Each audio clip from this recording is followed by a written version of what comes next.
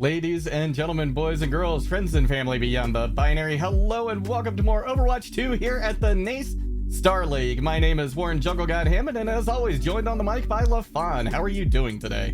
Doing pretty good as we get set to mid-season, essentially, at this stage of the game, right?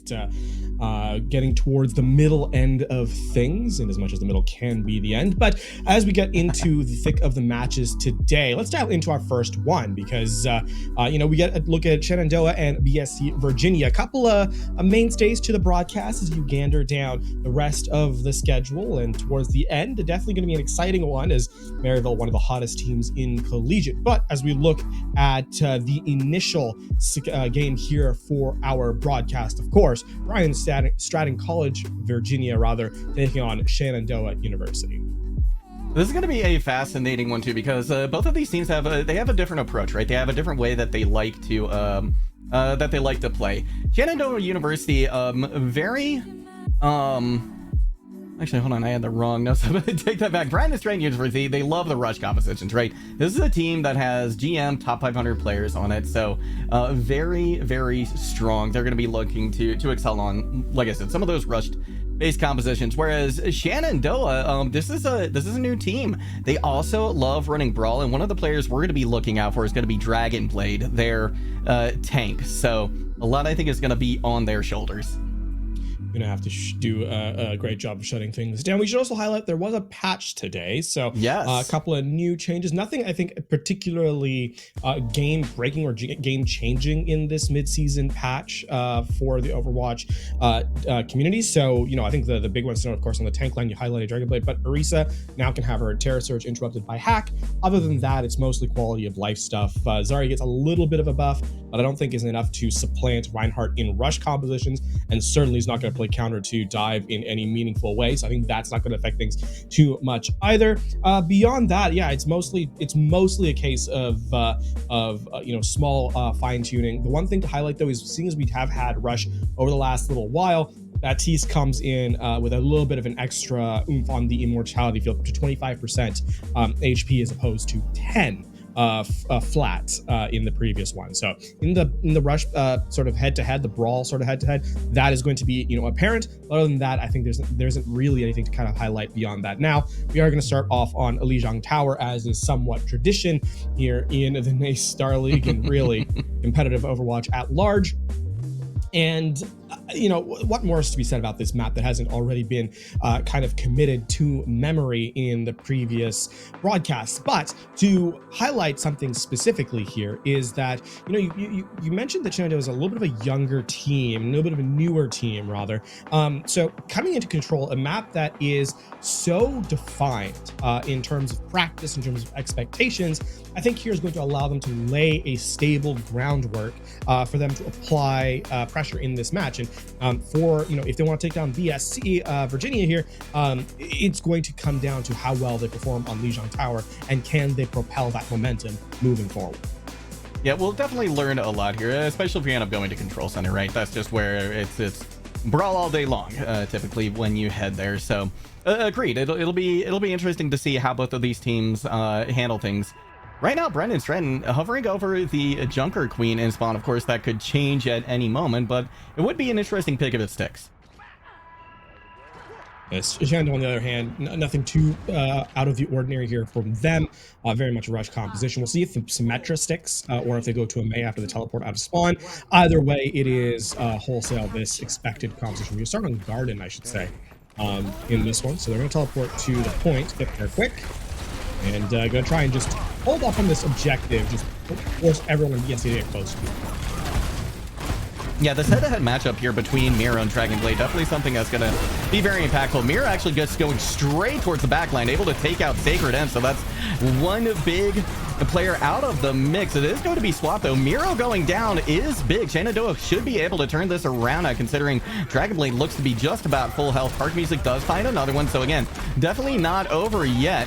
Trying to get a little damage from the outside. Kiriko was holding on to point there as well. Now being pushed back, that is going to be first possession as soon as they can get back in favor of Bryan and Strand College. They turned that around almost completely with Jimmicle. Jimical takes full advantage of the fact that Shenandoah is so bent on taking out the straggling members that no one focuses on the flanking Tracer. And when given that much space, Tracers of this caliber will absolutely take over the game. And I mean, an early pulse bomb on a half HP Reinhardt with no healers left alive, yeah, that's going to win you a fight all day long. And unfortunately for Shenandoah, the big problem there is they don't gain any progress on the objective. So now they have to start from 0 once more. And Dragonblade's shield is also looking really, really rough. There's a lot of damage going into it. Park Music's recognizing this, able to get a couple picks with a Deadeye. Usually you don't see that kind of value coming out of that ultimate, but that's fantastic for Brian Stratton.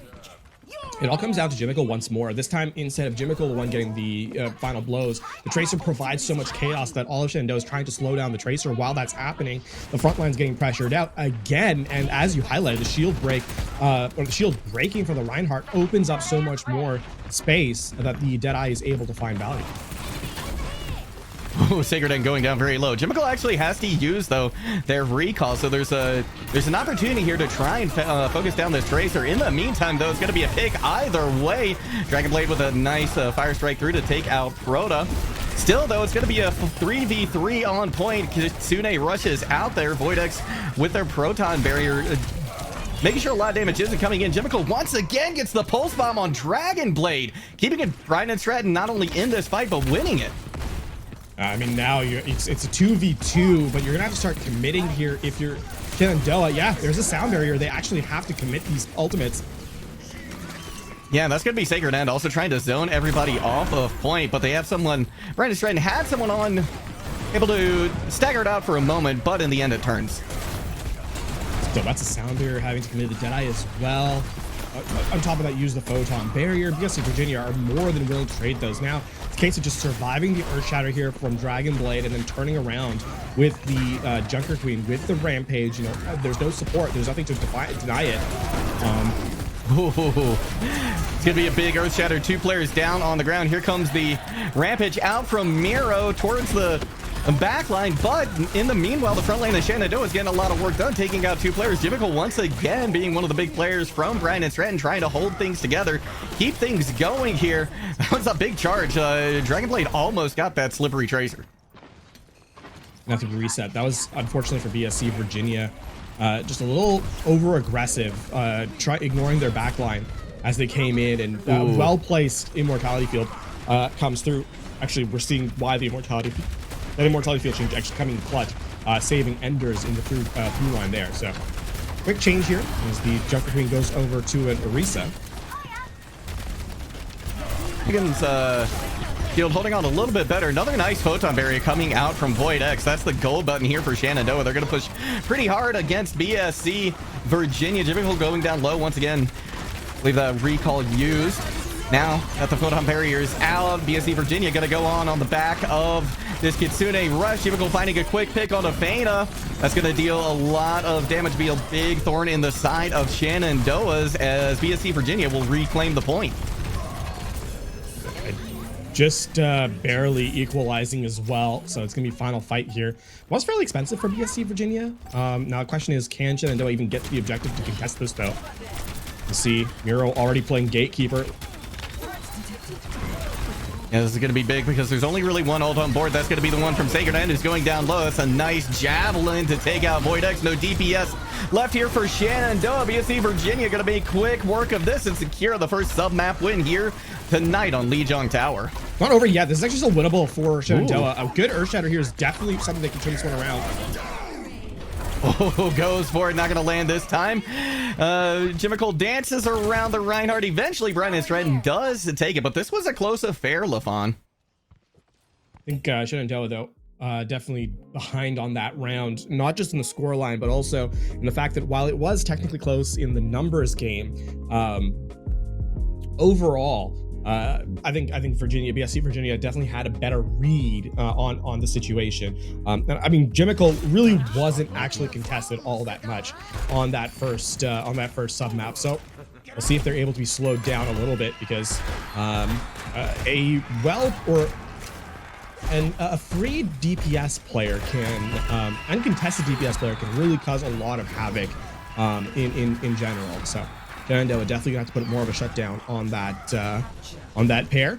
Yumiko gonna switch over to the Junkrat here at this stage though. And that makes sense. You want to keep Dragon Blade's shield hurting here. They are gonna, Shenandoah is gonna be able to take the high ground first. And a lot of damage coming in. So Miro also having a hard time keeping that shield up and alive. Real trying to get in a little bit more damage, but honestly, Shenandoah is putting in the numbers right now. Big immortality field has to be committed by both squads, actually. Gonna be a fire strike that takes it out. Nice, a May wall there, chunking down Miro as much as they can. The shield finally cracks. They are eventually able to take them out, and without that big omnipresent force at the front, Shenandoah will take control first. The big difference there is the mitigation of damage by Shenandoah. I mean, the May wall obviously bisecting the lineup or the front line from the rest of the squad. Miro was caught out alone, and with that, it doesn't matter that BFC Virginia technically has more damage, not as consistent applied as what Shenandoah can do with their May and Symmetric. Trying to kite some of that damage right now is the Brian and Stratton College going around that amplification matrix now, using one of their own. Huge fire strike coming out from Miro. That's going to net 2 kills. Open this point wide open for them. Sacred End just trying to get as much percentage on the board before it flips. Good turnaround by BSC. They don't actually use that much, just the amp matrix. There's that 100 damage fire strike coming in, by the way. Shenandoah has an opportunity to keep this or to win this one outright, but it's a small one. They need to get the wall up and get a blizzard down to freeze 3 players that they can take out. If this Earth Shatter or this Riptire get any number, then it could be lights out. Earth Shatter gonna go through, but it doesn't land. Big blizzard, like you said, from Sacred End, gonna be the story here on this fight as the rest of Brian and Stratton backs up. It's really big, actually, that Shenandoah was able to get the blizzard. But also delay enough that they were able to get set to commit the sound barrier, because now BSC Virginia, where they were once, in contention for holding a significant lead, are actually going to be behind with that pick off on the set once more. Then I know we're going to be able to farm up, and I mean, you're looking at a Shatter now that realistically has no counter to it. Oh, that's gonna be a big charge off the point. Dragon Blade forgot to stop it though, so both tanks gonna be down here with Sacred End falling too. Brandon Stratton has a little bit of an advantage. It's gonna be Void caught in a trap as well while they're trying to back up the point. Fana in the meantime though finds Jimmicle. Sound barrier gonna keep everybody alive for Shenandoah, so they managed to hold on. Let's see if there is a nice little fire strike. Bit of an early window though. That means that the window for that particular value is closed. Oh, wow. So a couple of picks coming in here for Shenandoah. Again, Dragon Blade just finding phenomenal fire strikes. Doesn't need a window in this case. Sacred End and the rest of Shenandoah chasing everyone down. We are in last fight territory here, LaFon. They don't even get up to the point. I mean, 10%. Still an immobile composition. This is being played awfully slowly by BSC Virginia. Oh, wow. Yeah, that shatters. It should just about do it. A couple players do touch set. Eventually gets there on the Lucio as to be expected. One last moment contest here. There's going to be cleanup though on Mira Park, trying to do everything they can, but that photon barrier keeping everybody at bay as well means nobody's going to touch. And even if they do, there's a blizzard waiting for him. So we're going to head to map number 3 here on Lejong. What a what a skirmish map that was so far. I mean, Shenandoah took a dominant position on the map and really never gave it up. Aside from that one fight that was just awkwardly engaged, Shenandoah not only effective with their resources, but using them in places where a lot of teams wouldn't otherwise do so, right? I think back to that sound barrier to keep the Symmetra that was caught in a trap alive. That's one kind of highlight there. And on top of that, BSC Virginia just not respecting the level of lethality that the resources Shenandoah has available to their usage. So we'll see if they're able to recover on this third submap. Another tank, by the way, being played by Miro, third in as many rounds. Give me a TP to point. Both squads opting to do it this time around, so it's an all-out brawl here. Miro falls under the weight of that rocket hammer from Dragon Blade X. 2 players down on each side though. BSC Virginia actually looking a little bit better at the moment. Blade does find Jimmicle. Ender's now getting peppered from the back by Park Music, who is now rotated to point. That's going to be a nice sticky bomb to take out Enders and give BSC the first capture here on Gardens. A little chaos there. One thing though is that all of BSC Virginia got into the objective and the Mei wall was not able to section them off, right? So the Mei was just not as much damage throughput as what BSC Virginia could bring. And so they'll get that first progress on the map. Here now playing Gatekeeper. Turret's doing a lot of damage initially to Dragon Blade. They back up only to charge in with reckless abandon. Mirror now trying to do as much damage as they can and play a damage control too. But BSC Virginia going to be able to make quick work of Shenandoah once again. Really good kiting there from BSC Virginia. They allow Shenandoah to overstep their bounds just a little bit.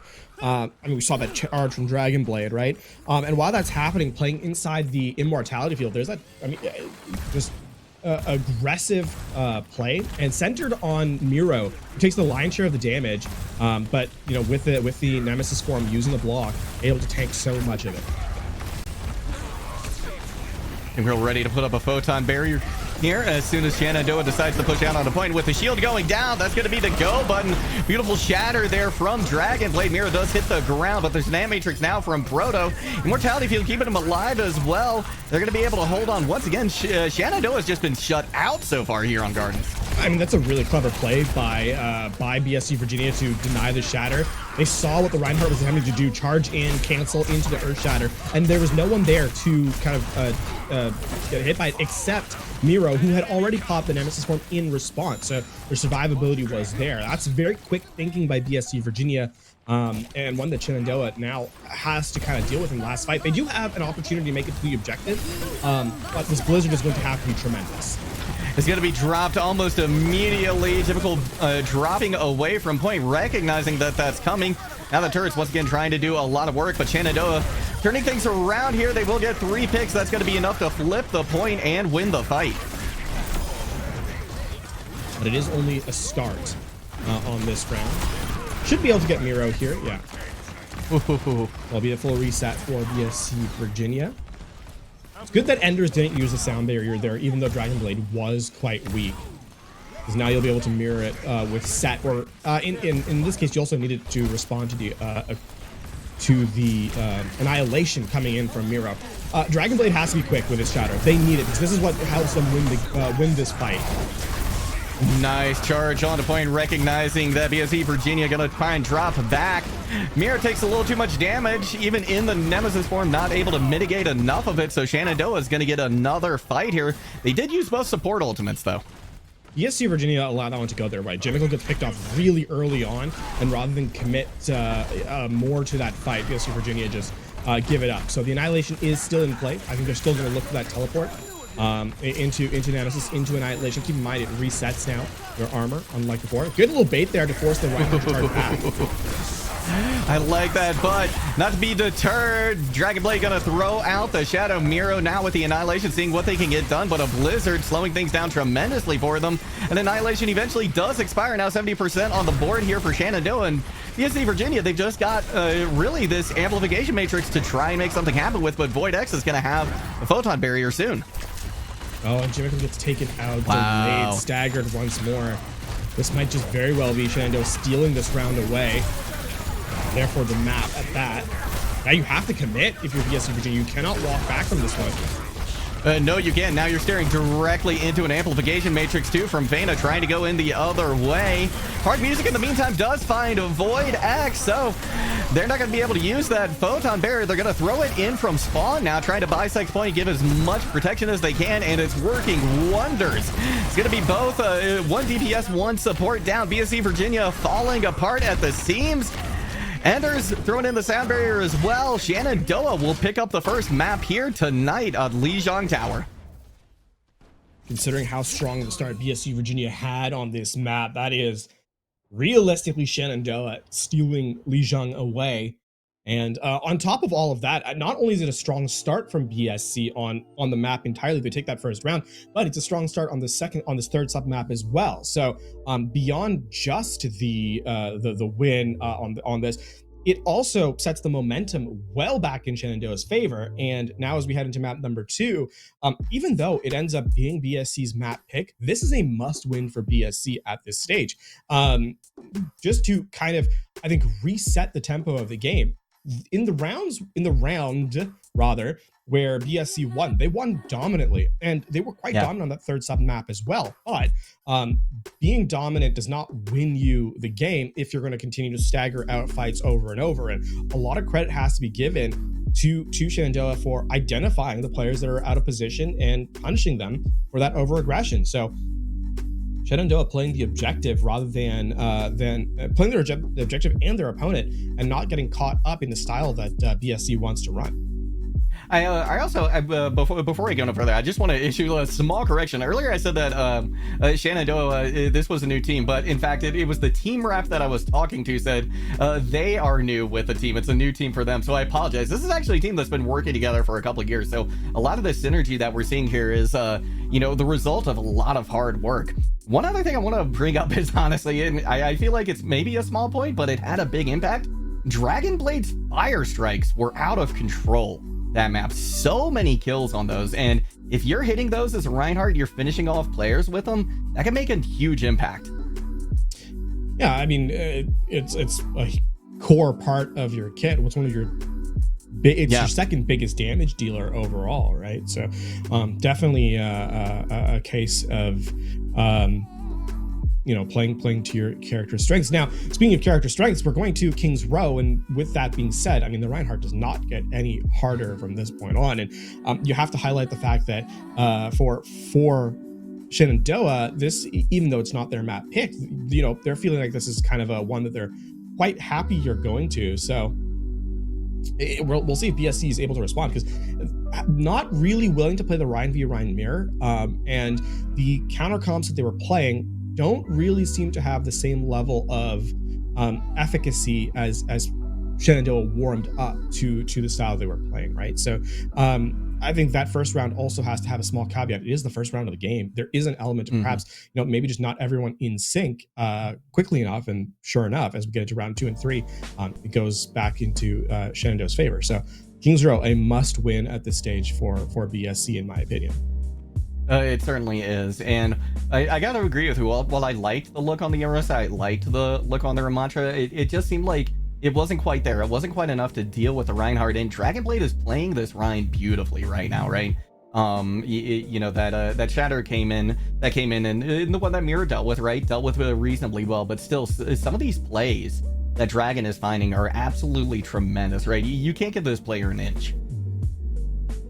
Indeed. And I mean, that's what you need from your tank player, right? You need them to be able to set the tempo of the game, to be able to kind of hold that front line aggressively. And if there's one thing that Dragonblade actually it is aggressive. There was a couple of times where it cost them a fight, but overall, playing on that edge really forces your opponents to respect you and just the chaos that you're able to cause. And if you're able to cause a lot of chaos, eventually you're going to find an opportunity to execute on them when your players are as good as the ones in this lobby. So Dragonblade just sort of making waves and kind of having everyone else play inside of them. And the Imp is surely here on Brian and Stratton to make things work. This is, in addition, we talk about how this is definitely playing into Shenandoah's, but like most teams that we see here in the collegiate level, I mean, King's Row is definitely a map that these teams are practiced on and well versed on, and Brian and Stratton does cite this as one of their strongest maps. Definitely not out of it yet by any means. I think what we might need to see, though, is a little bit more of this, just this success on the flank that we saw early on from the Tracer on Lijiang Gardens, right? Now, certainly there's not necessarily as many opportunities or options on King's Row, but they are there. Yeah, I mean, it's tough if you're playing in that close range area, as BSC ended up wanting to do. We'll see if they're able to find a resolution from it. The Tracer just doesn't fit in that sort of 5-foot range that the teams were operating in. You change your style up a little bit. They did it on round 1, obviously. We'll see if it makes a return for round 2 and beyond. Well, we are going to throw to a short break, though, while we get everything ready in the lobby. Don't go anywhere. We'll be back soon.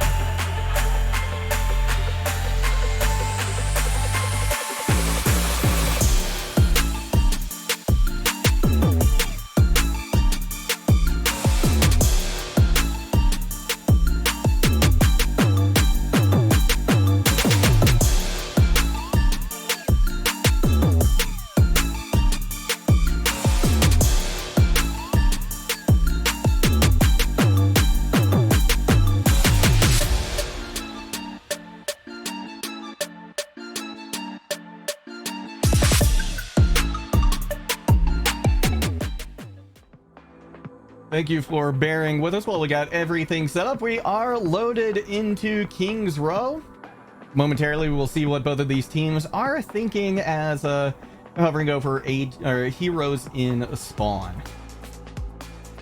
I mean, my expectations for Shenandoah's, and I think most people's at this stage, is going to be that they're going to continue to run sort of some form of the brawl that they essentially only showed on Lijiang Tower, and obviously King's Row plays even better to that style than Lijiang does. So I don't expect much from that. The question really, I think, for us is, does BSC find a way to play up to that comp? Right? Do they have a mirror in tow? And if so, how do they kind of respond? Or do they find something else? And if they do, how do they make it find value? Because realistically, the choices they made in Lijiang Tower to try and counter the Rhine composition did not have a ton of success overall, especially when it came to kind of dislodging them from the objective. So which is, you know, the majority of what you have to do on this hybrid game types. Definitely a lot of work going to be cut out for it, especially Miro, but the DPS, I think, on top of it. Ren is trying and opting for Orisa-based composition once again, feeling that's going to be one of their best options moving forward. I do like typical back on the Junkrat too. Once again, going to cause a lot of problems for Dragon Blade. Maywell doesn't quite second people off. Park with an early pick though on a Void X is certainly going to open things up. Mira now trying to punish for Dragon Blade for maybe pushing out a little too aggressively. They are going to go down. A couple of arrows from the Hanzo dealing that final blow. Sacred End trying to hold on. Does find Miro, so it's not over yet. Shenandoah could come back in for a contest. Ooh, this May is caught out. Staying alive for a very long time. All right, they'll finally get through and Park music now. Eventually, as the camera kind of pans away from them, that's how it goes. That's when the Hanzo decides to hit shots.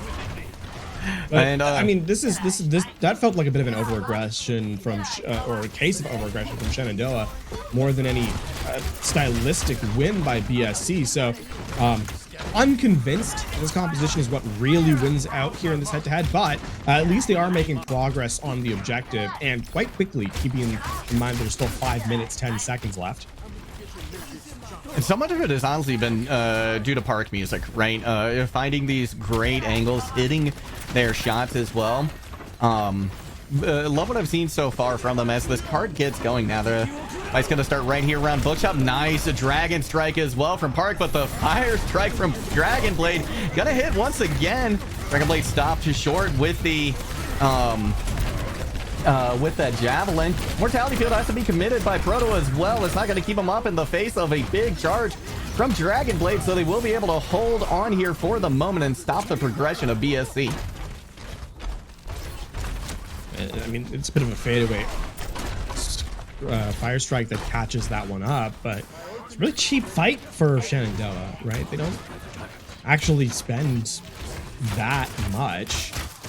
It also allows them to build up to a blizzard here, which can be game winning, or fight winning rather. I think Jimical is going to have to try and come up big with a Riptire. Immortality Field committed by Proto. Here comes the sound barrier too to pick up where Proto left off. Terror Surge coming in now, but 3 players down on the ground from an Earth Shatter from Dragon Blade once again. They need to get the rest of the picks though, as already Sacred End has fallen. Sound barrier now from Enders, trying to keep things going here for Shenandoah, but they're having a little bit of trouble with it. Eventually convinced BSC to back off, but only for a moment potentially. Well, they do have the better respawns, right? But with Proto being dead, you can't really overspend or overstay here. Well, that's going to be a nice window as well from Fena, but that is going to give Brandon Stratton an opportunity here to catch up, regroup just a little bit. Dragon Blade going down to about a quarter of a health as well. Brandon Stratton smells blood in the water. The shield is low. Immortality Field once again has to be committed by Brandon Stratton. Fena's still holding on to theirs though. Dragon Blade does eventually go on. Jimical getting that finer blows. Still holding on to that Riptire, but they might not even need it to win this battle. Vortex does find Jimical set with another pick. Shenandoah falling apart here and forced to back away. Does buy some time. There is going to be a recontest available, so Shenandoah, I mean, one thing that they have successfully accomplished is that they haven't really been stopped yet, have only had to really force one fight. Now, the question is, can BSC Virginia continue to keep that progress going? Here comes Dragon Strike from Void X. Sad going to be able to take out Dragon Blade. That is big. Jimical does fall after utilizing their Riptire. Not going to find anything from it. Shenandoah coming back in this fight. Sacred End getting very close to this Blizzard as well. As soon as they finish off Miro, that's going to be a great thing to have in the pocket for their next fight. All right, that's a nice take by Shenandoah. A little bit of an unfortunate situation for Jimical. As they're activating the Riptire, the Dragon Strike is sent sort of in their general direction, and so can't dodge it, obviously. Made ever more painful by the fact that Shenandoah, or rather the Riptire, doesn't find any eliminations. BSC going to now switch to basically mirror Shenandoah's composition here, and they'll have to wait as soon as Amp Matrix comes through. Just buying time now for the defense. Pretty nice. Maywell doesn't quite catch Miro all the way out. Now we got a Blizzard coming in again from Shenandoah. That's going to freeze Miro and Jimical.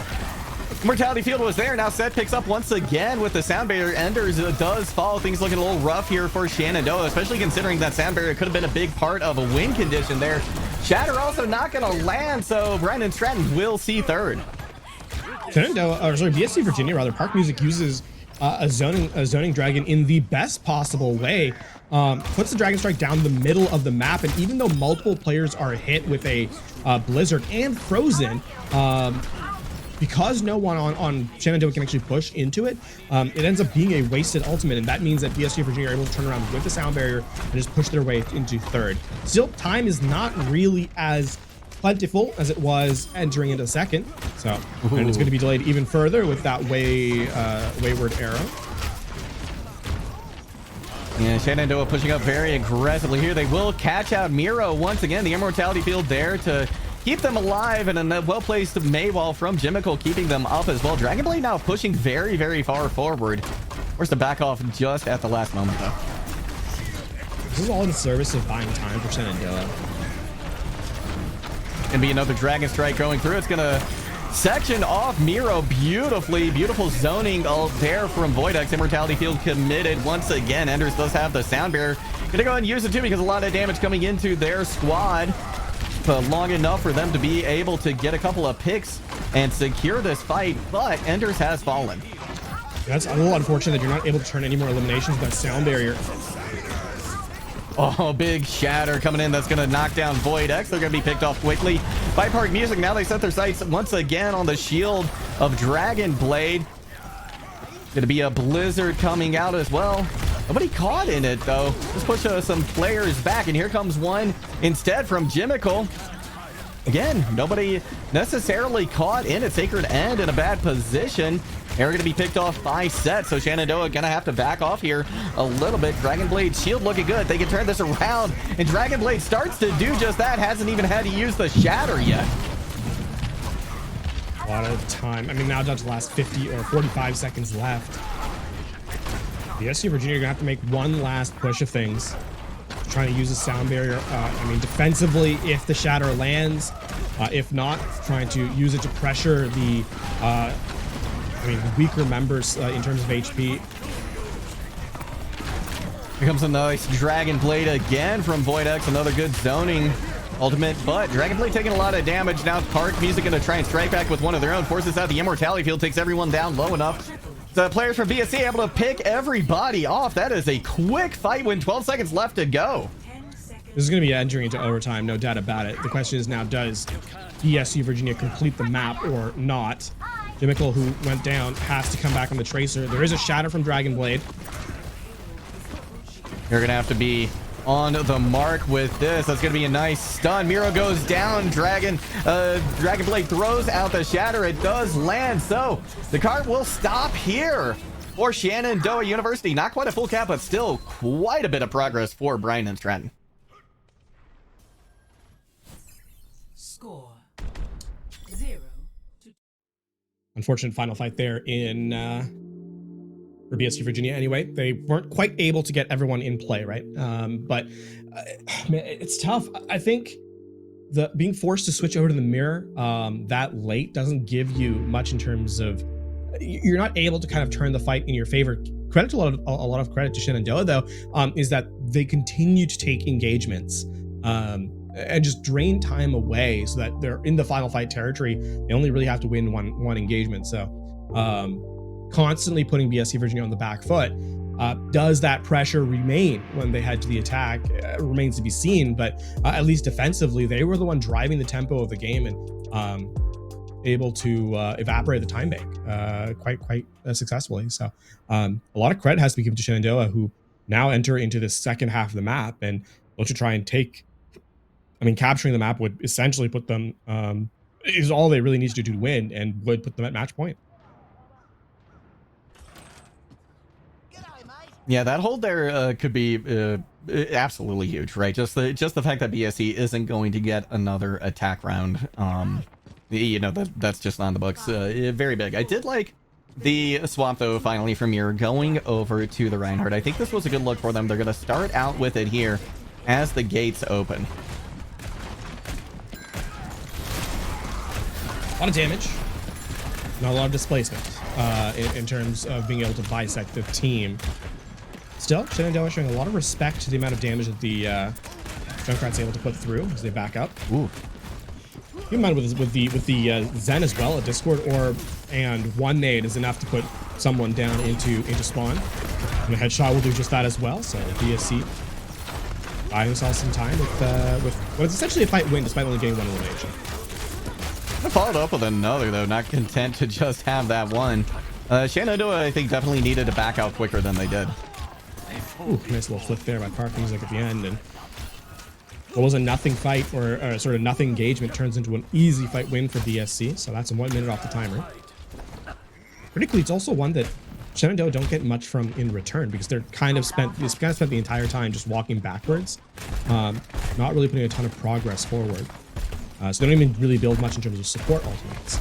Sacred End switching over to a Sombra now. Full dive, or rather more of a dive comp rather from Shenandoah. Yeah, this is interesting. They're going to have two very big ultimates to end with, though. they're looking to try and burst down Zen here really quickly. Dragon Blade is taking so much damage to the entry. This is just buying time for Park Music and Jimical to get over these first resources of the round. Dive comes in by Dragon Blade, but Park going to be able to take out Sacred End almost immediately. Immortality Field is up. Discord set onto set. Be shook off relatively quickly. Ando backing off into a very unusual position. Diving back out now once again. That Discord Orb on top of Mira going to get the job done though. So things have been cracked open here for Shenandoah.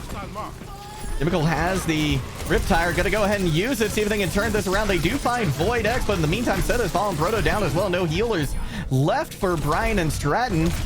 Ando is hurting, but not enough to not give them the point. Very messy fight there from Shenandoah. But I don't really care how you do it, so long as you get the fights won. Also didn't really cost them that much, despite being such a scrappy affair. And I mean, keep in mind now that for Shenandoah, getting any pick off here is tremendous on the offense. So Sacred End taking these really aggressive setups because they're gonna be able to get out. I mean, barring like a full 5-orb from set or Park Music hitting a really crazy shot is a fairly safe thing to do. There's a Dragon Strike now from Void X. And right down the middle helps to keep that amplification matrix at bay, but only for so long. Shatter does come in. Enders is there though with the Transcendence to keep everybody up. Void X not going to be lucky enough to be in there though. Immortality Field committed. Brian and Strand though will take a win on this fight. It's a little awkward there. I think that Dragon Blades look at that bubble. I was wondering how did that kind of go through there? It really blocks the shatter, but not close enough. Another switch. Dragon Blade throws away a primal. Does it go over to a diva? We'll see if it ends up being more effective. Keep in mind they haven't really forced the Transcendence out, and they've allowed the DPS to kind of cycle back in their picks. Big EMP though, gonna net 1 kill immediately. Set being the primary target. Dragon Strike thrown out by Park Music is going to go into Dragon Blade. They dance away from it, though, relatively quickly. Jimical trying to get something going once again, as now Sacred End is still trying to get their way back. Nando needs to get these picks a little bit quicker. They had the advantage, but now BSC Virginia able to kind of kite away and regroup. There's a really good burst onto the Zen, too. The one that had the Transcendence. Nice deny on the Riptire on top of it all, actually, from Dragon Blade. It looks like they're going to be stable to stay alive, so they've just evaporated that particular tool and set. And now though, Shenandoah not left with much. They kind of in that neutral zone where they're trying to find resources for themselves to work with here. They keep in mind, Shenandoah doesn't have a lot of damage. They can't just burst down a target. They do force a Transcendence despite Sacred End being taken out, so that's one upside here. Both Transcendents actually have to be used here. Dragon Blade falling back now. A Discord Orb on top of Miro doing a lot of work, but Fena falls once again. So Shenandoah really having a hard time cracking through the street space of King's Row. And they get the D-Mech on top of it, so Dragon Blade is going to be staggered as well. I mean, Shenandoah, I don't see where the win condition in their composition comes from. There are certainly selected heroes, but like, what is, if you look at the EMP, right? Maybe the EMP combos into a play, but even when that came through, BSC Virginia were able to respond fairly quickly and without much fuss, despite the Transcendence being eliminated. Shenandoah makes another change as Fena goes over to an Ana. And overall, it feels like BSC Virginia just has a more cohesive composition at this stage. And it's even stranger that Shenandoah is the one that switched back to this comp, considering they were the one that opened up on Brawl. Interesting choices, to say the least. And now Brandon Strand looking at about 4 ultimates. Self-destruct going to go through, trying to use it aggressively. Not going to find anything this time. 40 seconds left to go right now, and Brandon Strand looking primed to hold here on the streets. And I mean, Void X gets headshot while the Dragon Strike's being activated, so that gets denied. Self-destruct is easily stymied with an Immortality Field, and I mean, Shenandoah has nothing, right? They don't have anything here. Sacred End's EMP is going to have to be followed up with, but how do you get around the shatter? You have to fight in close, and with 10 seconds left, you cannot afford to make any mistakes. You only have 1 fight left. Hopefully, find some way to close out this sound barrier. Here comes the nano boost. That's going to be 2 quick picks in favor of Shenandoah. One way to get rid of it is to deal damage before damage is done to you, but Jimical with a 3K Riptire, and then the shatter from Miro going to clean things up. That's going to be Brian and Stratton evening the score here with a win on King's Row.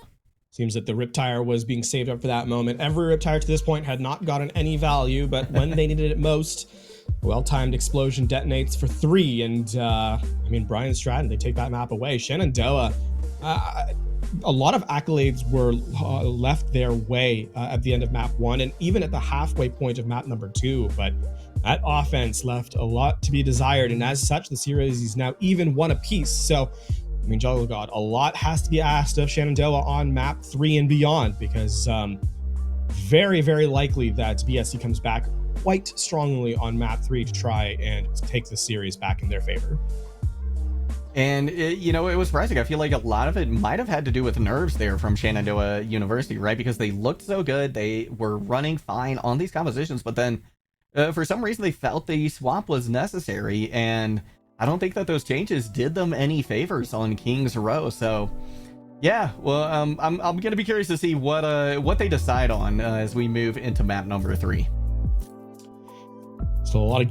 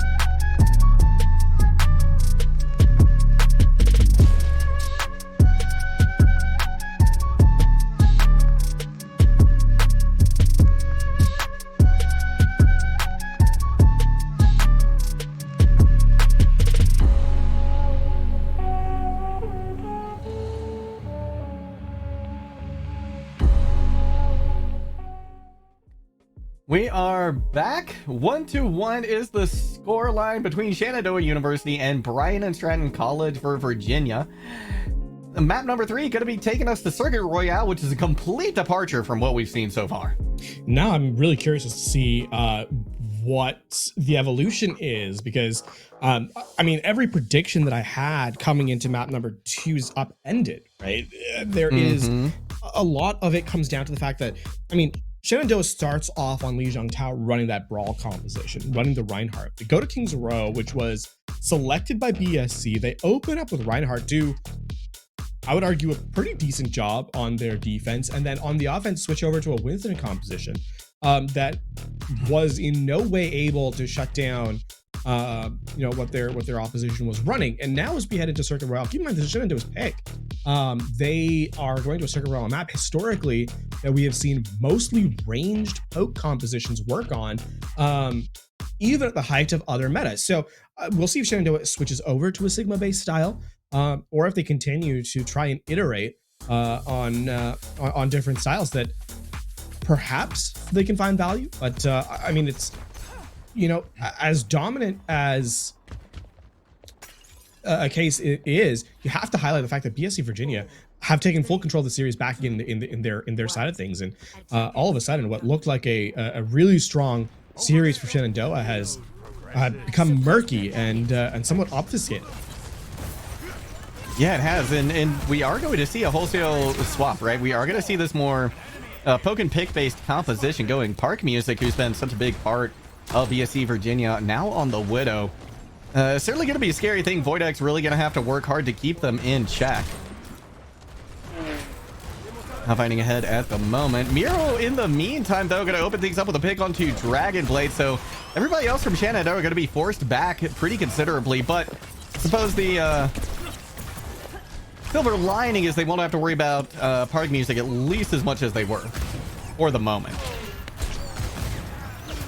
Jimmicle does have the upper hand in this head-to-head, or correction, Miro does, simply because the shield is broken so easily by Jimmicle. But I'm going to switch over to Reinhardt now. Shenandoah changed up the style of their composition.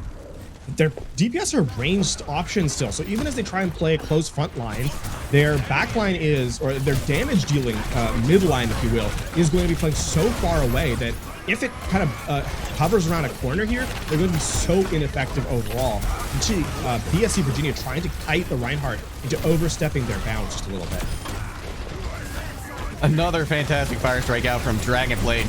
Gonna be the go button here, and even despite the shield being down, still continuing to find value and get picks. So nice regroup here from Shenandoah. Remains to be seen though if they're going to be able to hold. I like that they didn't fall for the bait that BSC Virginia tried to set for them. Instead of, you know, kind of running forward with their Reinhardt, which, as we said, Dragon Blade has been wont to do at stages in this game. They kind of bide their time, force BSC Virginia to take a step forward. Keep in mind, time is actually against BSC Virginia. They're the ones that have to worry about the time bank. And so that's an item that they're willing to spend. Gonna be a nice Dravidic Flux coming in. Bob gonna be committed now. That's gonna go towards the back line. But in the meantime, in the front line, there's an Ant Matrix with a Bastion behind it. They're gonna have to use Transcendence to stay alive. Enders does fall. Shenandoah looking a little bit rough, so they back up and concede first point. Still 4 ultimates for the fight, though. Right? Shenandoah are, I think, okay with that trade. Keep in mind, that was also a fairly inexpensive fight for them prior. So, tools definitely able to to be spent here. I mean, the problem still exists for Shenandoah. Perhaps slightly reduced here on the second phase because of the fact that it's closer ranges. Ooh, Shatter is gonna land. Park Music down. Jimmicle's ult didn't hit, so Shenandoah definitely feeling a little bit more confident they can move forward, get a pick or two here, and they do it again very economically. Yeah, just the Shatter being committed there. BSC Virginia now getting off the Bastion, going for a more backlight free approach. Now, this is where the composition that Shenandoah is running, I think, actually starts to show a couple of issues, especially if Jimmicle, rather than trying to take this frontline duel, goes to harry the backline, goes to harry Void X way far behind, because that will then expose the lack of damage, rather, that Shenandoah has. Still, with that being said, Park Music finds a great pickup on the Widow head sent sky high. And Dragon Blade forced to back up as well. That shield got practically deleted. Or it did actually get deleted. So BSC Virginia going to be able to push forward here. And no one on the back foot. They're going to have to regroup relatively quickly, but they'll have tools. Still, I mean, engage with a sound barrier here, one would expect, right? The longer this fight goes, though, the better for BSC Virginia, because they'll have the Transcendence to be able to extend their engagement. Here comes the Bob to try and put a stop to that. That's still holding on to the Transcendence. Both support ultimates forced out here. Jimmicle now hunting for somebody with this pulse bomb. In the meantime, Park Music falls to the Bob. Sacred End continuing to find value now that the Transcendence has expired. Dragon Blade pushing go. They smell blood in the water once again. Nintendo has changed the angle of attack, or the angle which they want to take fights. They're playing very, very passively until BSC Virginia takes a step forward. Then it's sort of an extreme re-aggress to close the gap. And it's not allowing enough time for Jimiko to get on the flank here to actually put pressure onto the Widow to open up Arc Music at range, right? A lot of the shortcomings of this composition being defended quite well here by BSC. Gonna be a massive shatter coming in though for Dragon Blade. Proto already falling. Gonna be a counter pick. Is it gonna be enough though? Because the only heals are from Zen. They are gone now. Well, Brian Stratton putting some damage into Shenandoah. They did make him hurt. Making them hurt's not enough. You actually need to win these fights. And I mean, Jimiko and Park Music providing a big account for themselves. What? And Jimiko once again given space, trying to just take over the game. Yeah, that's huge because now Park Music is just free firing. They don't have to worry about the shield. Everybody from Shenandoah backing up pretty quickly. Jimiko finds Enders again. This has been a fantastic swap for Brian and Stratton College, and they will get the point captured. Sometimes it really does come down to, can a player, given enough space, just take over a game? And the truth of the matter is Shenandoah won that fight, but Jimiko was able to, I think, perhaps a combination of Shenandoah overstepping a little bit, Dragon Blade trying to run down that front line and leaving the back line exposed, and Jimiko being able to take 1v1s isolated and then win them without taking much damage. But sometimes you have to have a player of the caliber to be able to do that, and Jimiko clearly has done it multiple times in this game. I mean, we saw it on Legion Tower, again here on Circuit Royale. Yeah, it seems anytime BSC can find an opportunity or an excuse to put Jimiko on the Tracer, good things are happening. Dragon Blade, I think, recognizing this, has once again swapped over to the Winston on defense. Will has the Pulse Bomb, though, available. Here comes an Ant Matrix 2 from Fena. And we're trying to keep everyone at bay. It's going to be a nice dive onto the back line. Dragon Blade gets stunned, forced out that Discord Orb, causing them a lot of problems. A big headache. Jimiko forced to use the recall as well, but going back in, they've got a couple of blinks. Gonna be able to finish off Fena. That's a big part of the equation there. All in the meantime as well, this card is getting pushed forward. Shenandoah can't put pressure. They can't try and stop the bleeding. They can't get the card. Something other to also highlight is that Shenandoah just don't fight. They don't take a fight. They allow themselves to get picked off at range. And not only is that least effective in terms of taking resources away from your opponent, but it also doesn't contest the cart at all. Now, I mean, we're literally in the final stages of this map. Yeah, and Dragon Blade has it. They don't get the Primal. They had to get the Primal. That was such a big part of the equation there. Now with a big Gravitic Flux as well, that's going to take out Fena. This Enders comes in with the sound barrier. It's not going to be enough, though. So 21 seconds on the clock here as Brian and Stratton finishes Circuit Royale. The only thing worse than losing a fight is not taking a fight at all. And for some reason, Shenandoah back up consistently.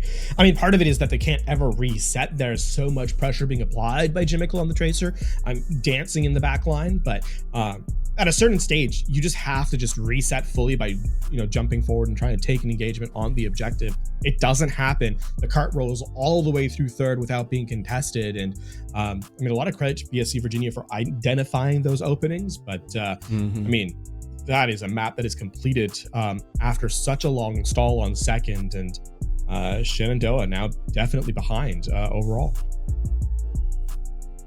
Yeah, things seem to be unraveling at the seams for them. And a big part of it, I think, who's pulling the string, honestly, has been Jimiko, right? At least in the last half of that map. So I like Dragon Blade going over to the Winston to try and stop them, but the execution was left wanting for sure. Yes, if you're going to continue to just mirror the composition they started off with, or sort of ended the map with. We'll see if Shenandoah can reply. There's a lot more agency on the offense here with the style they're running, certainly. And get Sacred End into position a lot more easily. Dragon Blade can sort of time their leap with them. But, I mean, to also note, if Park Music can get a headshot onto onto Dragon Blade as they're entering the fight. That's a pretty easy cleanup if you consider like an accretion, Discord orb, etc. The big dive onto the back line. Sacred End, though, taken out quickly by Set. Hack doesn't seem to affect them too terribly much. And in fact, Set getting a pair of picks where they are eventually taken down, but this fight is already done. And yeah, this bubble's gonna break too, so they're gonna be able to contest it. The other thing to highlight too is that with the fact that Jimical's playing Tracer here, you don't need to contest the payload as a tank. You can have your Tracer do it and use mobility instead of HP. In that particular instance, Jimical overstays their welcome a little bit, but I mean, the truth is you're still going to get that recontest at the corner with the Tracer back in time. It doesn't meaningfully change the approach that BSC Virginia takes here. I'm going to try and hold on to this high ground as long as they can, but there should eventually drop. Going to be a jump shot taken as well by Park Music. Doesn't net anything, so Dragon Blade getting this much needed high ground here, but goes down very low as soon as they turn that corner. But in the meantime, they're going to be able to help find 2 picks, so that's a big opening here for Shenandoah. And it's Stratton. Right now, Jimical having a hard time finding the same kind of value they were last on the first half of this map. Still contest, I think, okay, with that elimination of Jimical, perhaps not, but you can see that Shenandoah are trying to prevent BSC Virginia from posturing for setup on the point.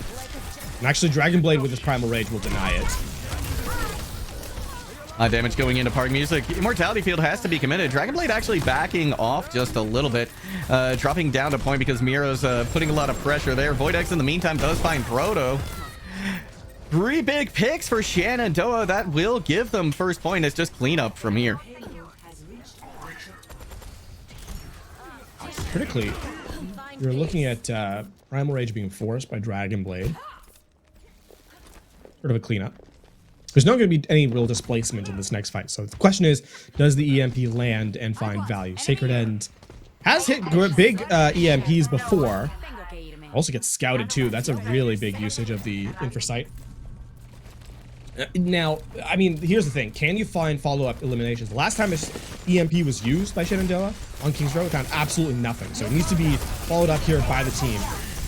It's going to be a big nano committed. Dragon Blade able to hunt down Set before they get the Transcendence online. Now their sights are set on Park Music. They do not last long, but 3 picks now in favor of Brian and Stratton. Dragon Blade has to draw back to try and help their team, but a lot of the damage already been done. Just going to be Dragon Blade on point. They're forced to back off. Yeah, BSC Virginia says, you want to run dive? Let's run dive. They're going to go wholesale to it.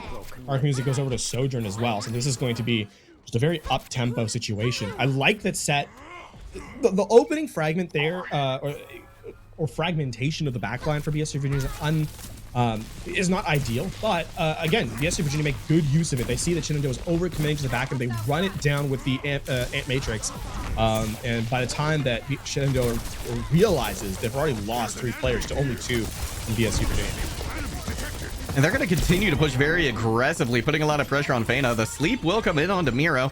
Jimical, it's a whiff with the pulse bomb once again. Sacred End looking to make something happen with the EMP. A couple of players down for BSC Virginia. This should just be the finishing touches on the fight, and everybody falls almost immediately. I think Miro might elect to stay in this one with Primal. But thinking about it, decides not to. Here's the thing, though. Shenandoah, there is going to be another fight for this for this point here, and they kind of had to use everything there. Dragon Blade realistically shouldn't find a ton of resources with this Primal Rage. It's gonna be nice forcing out the Transcendence though before the fight is taken to point. Now Dragon Blade has used the Primal Rage. They're going down very low though, and Jimical is able to take out Voidex. Mirroring with the Primal Rage now. Able to chase down the rest of the players from Shenandoah. BSC Virginia with a very crucial hold. Yeah, there's only one window here for Shenandoah on this approach, and that's going to be the nano onto Dragon Blade into hitting the back line, trying to find Set once more. But flushing out the Zenyatta is certainly easier said than done because of how far back the Zen can play now. And it's going to be a blind dive from Shenandoah at this stage. They can't just go in for free, and Set doesn't even stay on the Zen, so not a free kill anymore. No, it's certainly not. The sleep is massive onto the nano boosted Dragon Blade. That gives enough time for Brian is trying to get 2 picks. Both supports gone, so there's no option left but for Shenandoah to regroup. And once more, this is kind of evaporated from Shenandoah's grasp. There's no win condition for them on this final fight. It's going to come down to sheer mechanics at this stage. Voidex at least will be assisted with the Infrasight. They're going to have an understanding of where everyone's coming from, but that's all they'll have. And in the last 50 seconds, you need to find a pickup here with mechanically. There's nothing to play through otherwise. They can hope that they can find something with this Kitsune Rush, but now there's 3 picks and nobody able to hold on to their life at all. Enders does fall as well. 30 seconds left to go. Dragon Blade needs to just die or disengage. Yeah, now it's final fight here on this phase, right? The Nano Boost was committed, but the win condition hasn't changed. It has not changed for Shenandoah. They'll at least have a Kitsune Rush on this one, but they'll still need to get to the objective, and that's assuming they can sort of get through for free. Keep in mind the Pulse Bomb from Jimmicle could end things. A pick off here would be disastrous. Sacred End gonna have EMP as well. Remains to be seen whether it can be big enough. That's a couple of big picks in favor of BSC Virginia. Despite the Kitsune Rush on point, nothing much left to be done. Ryan and Stratton will take another map and make it 2-1. They take the lead back in the series here. BSC are not willing to surrender that over to their opposition at this stage as we get set for map number 4. But keep in mind, BSC Virginia has elevated their gameplay and I think also has denied Shenandoah an opportunity to have a cohesive win condition at any stage of the game. So a good read overall from BSC, and I think a return to form of their opening frame on Lijiang Tower. Now, as we head into this map number 4, what could be the final map, seeing as BSC are now sitting at match point, we have to highlight the fact that Shenandoah just realistically not putting themselves in positions to succeed. Win conditions that are just, or compositions rather, that have no functional win condition, not taking engagements, and that's going to have to change in a big way heading into map 4, which on the bright side is at least their map pick once more. But yeah, it's going to need to be big from them here as we head into push. I want to highlight one of the things you said, and that's just not having necessarily clear win conditions on the board. I feel like when we saw the swap come out to dive from Brian and Stratton College, one of the big things that I noticed was they went with the Sojourn. Voidex stayed on the Widow for a while, right? And that just, I don't think that pick was doing them any favors, especially at that point, right? They're fighting this uphill battle, literally, because of map geometry trying to get value on Widow. So I think I would like to see some more proactive swaps from them, which we did see on King's Row, but again, they were a little odd. There was, I mean, proactivity is one thing. They switched compositions on Circuit Royale too, right? They opened up on a Sigma style and then went to a Reinhardt, then went to a Winston. So it's not like they're not willing to make changes. It's that the changes they're making seem to be made for individual strengths rather than as a team whole. And there's nothing wrong with playing to your strengths, right? I think this particular patch has a lot of opportunities for teams to showcase themselves in ways that are not limited to a singular style, right? It's not like you have to one trick a composition to find success, but your composition has to have a through line. It has to have identity beyond just being good at the character. And I don't see the win conditions. When I talk about win conditions, right, I mean, how do you engage in a fight? Like, what's the process for engaging in a fight without resources?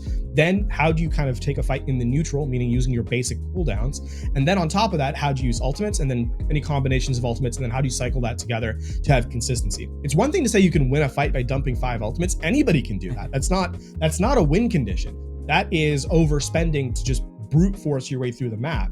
You need to have consistent methodology to establish yourself, establish map control, establish presence over your opponent. And functionally, I have not seen that from Shenandoah since map number 1. And a huge part as to the reason why they're down 2-1 at this stage. Well, Esperanza is going to be where they're trying to turn things around here. Momentum certainly in Brian and Stratton College's favor. I think we're going to learn a lot too in based on what Shenandoah decides to come out on first, because I think their initial compositions have, at least in my recollection, the most synergy, the most obvious win conditions. It is when they swap, like you said, that things seem to fall apart. So what they start out on here, I think, could determine a lot about how this map goes. Extremely critical, that's for sure. And as you highlighted, more so than I think most teams would expect the first fight to need to be critical. I think if we dial back to BSC for a second, though, one thing to note is that they have, I think, played... they started off playing mirror to their opponent, right? Playing, sort of trying to counter what their opponent ran, but now have, I think, coalesced into just playing to their identity and something they find strong. And so I think identifying this dive composition makes a ton of sense. I don't really see a reason to switch off of it. And it's a holistic composition that, especially with Jimmicle on the Tracer here, is going to give them more opportunities to find damage and value in the backline. This definitely looks to me like Brian and Stratton stepping off on their best foot. And to be fair, I think it's Shenandoah as well, right? This composition, again, looks good. A lot of it will come down to execution, but yeah, Jimmicle being on that Tracer is going to be absolutely huge. Dragonblade with a big flank. Tries to go in for a charge. Going to be stopped short by a boop. Sleeping on the job for just a moment. They're going down low. Clear advantage for either team at the moment. Jimmicle has been spotted out. Now Voidex trying to get a lot of damage in on them. Immortality Field has to be used by Shenandoah, though. So now Brian and Stratton going to be much more confident about pushing in very aggressively. Dragonblade in the meantime has their sights set on the back line. 2 players down. So Brian and Stratton going to be able to turn things around and take this first fight win. Yeah, and with the elimination there, a lot of that is set up with a fadeaway, and I mean that in literal sense, as Proto was eliminated. Anti-nade actually that just bought enough time that the healers could not burst everyone back to full HP, and I mean Jimmicle made the most of it, as did Miro for that matter. Now BSC Virginia, with this advance on the bot, is also going to start to develop a pretty hefty lead in resources. Proto, a lot of damage onto Miro. You're expected to see a nano boost here in a moment, and I think you apply it to Miro and just try and force this fight into an opportunity here with a Primal Rage. These anti-nades have been absolutely huge. Again, Immortality Field has to be forced out. It's not even enough to save anyone. Dragonblade does get a pair of kills with a Fire Strike. Well, the nano boosted Miro. Not going to be much that they can do in the end. Now, these trades are a little awkward, but in the end, it is still going to be BSC Virginia continuing their lead, and that's Dragonblade spending the Earth Shatter. So Shenandoah very far behind now, resource-wise, after trying to spend in a fight that probably should have just tried to cut their losses in. And I mean, now you're looking to try and defend the checkpoint, if anything else. This Blizzard from Sacred End gonna have to be big. Voidex already down. Set finds another pick right as the Blizzard is committed. Immortality Field has to come up from Fana again. Not gonna be enough to stop BSC in the least. And that's another 2-for-1 special for BSC Virginia. They're okay, I think, using the Primal Rage there, considering it basically confirms them the checkpoint. Now Shenandoah playing from behind once more. There's not much available to them. BSC Virginia, the way this one should look, right, this fight, realistically Shenandoah should be able to win it because the sound barrier just has better sustain value than the rally if you use the window of opportunity. We have more HP better. But BSC Virginia, I think, are going to try and trade this rally for multiple eliminations on the back end. And here comes the rally. The sound barrier committed almost immediately. Sacred End does find Proto. Pulse Bomb going to be a whiff this time. Early advantage here to Shenandoah. Question is, can they transition this into a fight when Voidex making it more likely that will happen? Shenandoah does pick things back up. That, I mean, unfortunately, the rally just is not able to save this on in time, and with no main healer, right? You can kind of just play that one a little bit more aggressively. But now you're still just trying to build ground here. Another big anti-nade from Proto. That's going to build ever closer to another EM or nano boost, which you apply to Miro once more, which should be able to build into a Primal Rage. They're going to get a first pick off too. Yeah, beautiful rail shot coming in. Miro does pay for their over aggression though. Dropping down onto the point now. It's 2 for 2. Dragonblade looking to hold on here, keep things going. The second to be caught out in an awkward position, able to kind of kite around that wall, which falls now, giving Shenandoah once again an opportunity to get a little more damage in, but an anti-nade and a sleep on the Dragon Blade gonna make things more difficult. Plus, the card still hasn't really moved a whole lot, and Brandon Stratton comes back in and is gonna win off of, again, some heroics from Typical. I mean, also got a lot of credit to Proto and Set. If that Sleep Dart doesn't slam there, Dragon Blade absolutely goes for the Shatter. And then both supports down. It doesn't matter if Jimical's heroics are you know, what they are. That fight would have been over in the opposite favor, and you're looking at a checkpoint being earned. Instead, BSC Virginia turned the spot around. They're going to get back that forward spawn. And again, that's Shenandoah spending. BSC Virginia, the fight now is really about sort of numbers. Shatter gonna go in. Proto does hit the ground, but not before they get the nano boost off. 2 trades for both squads. Mira popping the Primal Rage now. Dragon Blade gonna try and take them as far out of the fight as they can. But in the meantime, they get themselves caught out. There's no way any of the rest of their team can support them. Because of that, Brian Stratton wins another fight. And I should highlight what I meant by numbers there is how many resources are spent. Instead, BSC Virginia used the Primal Rage and the Nano Boost and nothing else. Instead, Shenandoah are the one that overspent. So while losing, BSC Virginia has been quicker on the uptake, I think, and realistically been putting the pressure forward. This has been the first pick that's been given up, really, or BSC Virginia has given up in quite some time. Nice charge on Miro as well. Jimical out, and we need to really pepper the backline. Things are a little bit rough, so Brandon Stratton College backs up. That's going to be a 4th spawn, though, for those 2 players. And BSC Virginia have sent everyone back as well. I don't know that you necessarily are able to catch them out. Arc Music, perhaps ill-advised pathing. Nonetheless, it's still a 5v4 here. You can't use any ultimates here if you're Shenandoah. Yeah, no, you certainly can't. It looked to be just like a case of not the best regroup. And Stratton just staggering themselves for the most part. And yeah, Dragon Blade, once again, you give him an inch, he will take a mile. But now Park Music going to try and turn things around with an overclock, putting a lot of damage now into Dragon Blade shield as they've gotten a little bit aggressive. They will get forward spawn here. Vortex able to take out Park. That's one big threat out of the way. Shenandoah looking a little bit better at the moment than they have in recent history. Yeah. Now, very much doable in terms of taking the lead here because BSC Virginia doesn't have much. Still, Jimical stealing this bot away is actually tremendous. Actually, okay, gets contested at the last second. Take rate is so low. The fact this fight is taking place here is tremendous, though. Yeah. And another big anti-nade gonna take Voidex out of the fight. Brandon Stratton College gonna come away with a fight win here.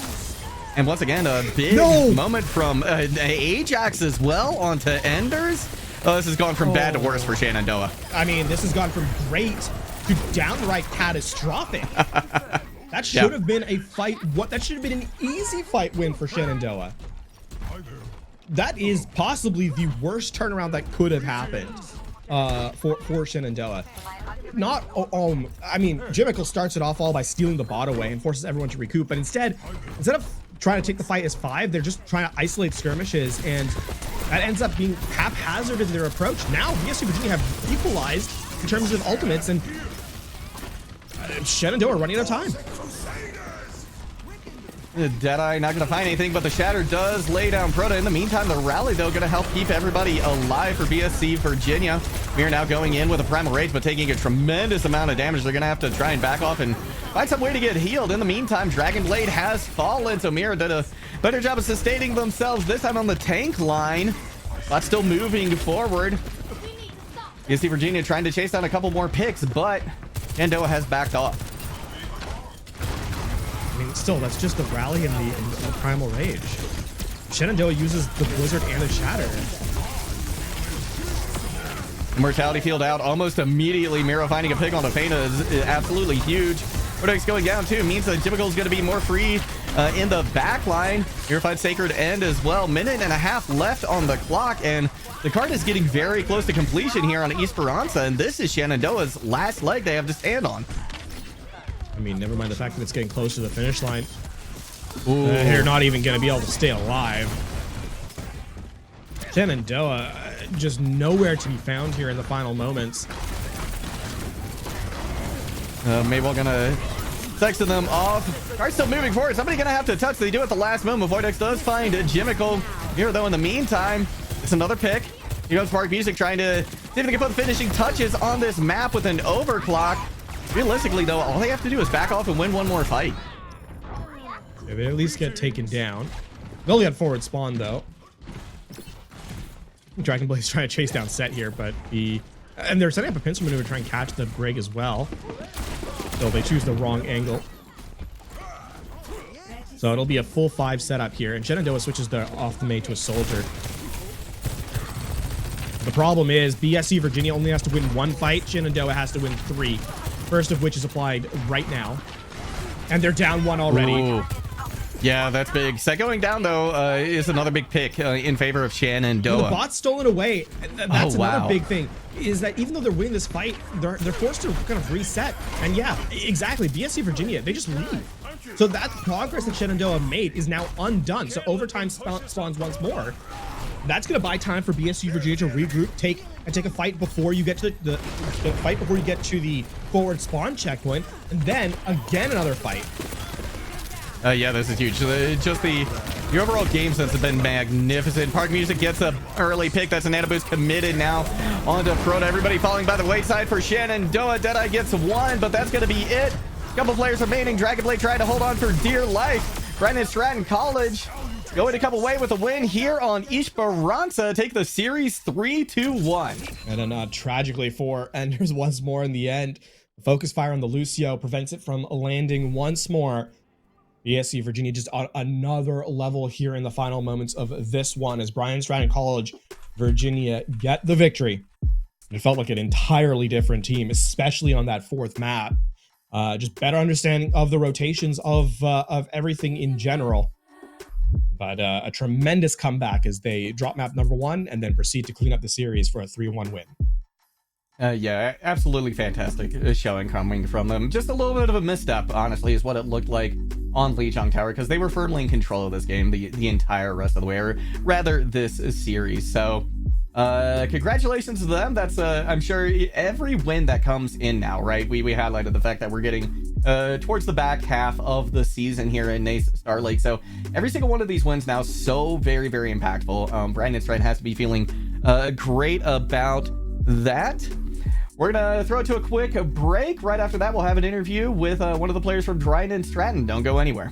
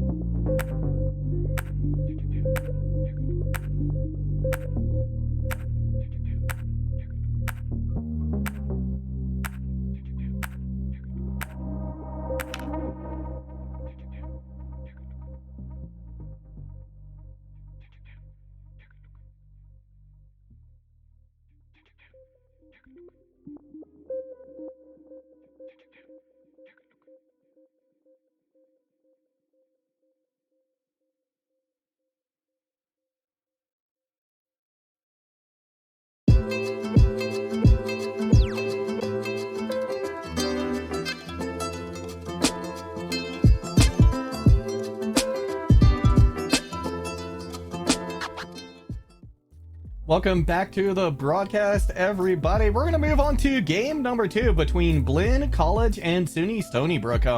Both of these teams we've seen on stream before, and if I remember correctly, I believe this is Blinn's third time actually on the broadcast. We've seen them a third time on this broadcast. Yeah. A team that is not afraid of the show. You love to see it. Yeah. But I mean, for Blinn, which means that we've now been accustomed quite frequently to what Blinn likes to run and sort of their evolution since of their progress, right, overall. So that is something that's been really quite good for them, for Blinn College. Stony Brook, of course, on broadcast I think 2 weeks ago. And for them, yeah, even still, I think this is going to be an element now. How, with that information already being out there, in terms of how they like to play, I think now it's going to, we get to see have they sort of evolved from those prior games. For Blinn College, they've already showcased that they're able to evolve and play better week over week. Now it comes down to how does that evolution continue? Exactly. And I mean, one of the big things I think we have to highlight is that, and we said this before their last match, right? Their entire roster is top 500 now, right? And two of the big pieces that they just put in would be the support roster, right? Knuckle Money in particular, I think, has just shown up in an absolutely huge way. We're going to start things out on Lijiang Tower again. No surprise there. Both of these teams are really, I think, going to be focused around the brawl composition, right? Stony Brook maybe a little bit different. They tend to like to go with what's a meta more, but at the moment I think that's still in flux to a degree. So I think there's a lot of things we could see coming out from either side. Yeah, Blinn College has also highlighted that they don't want to be a one-trick team, that they want to be able to just kind of run what is correct. I've heard that in this patch right now, like having talked to a couple of people, sort of seeing reviews around the game, and obviously the Pro-Am qualifiers are on right now, so having that elevated level of gameplay step forward, we have heard that there is a lot of brawl being brought forward, so that being the Reinhardt composition, but dive is still, you know, at the top end when you are really good at it, still incredibly effective.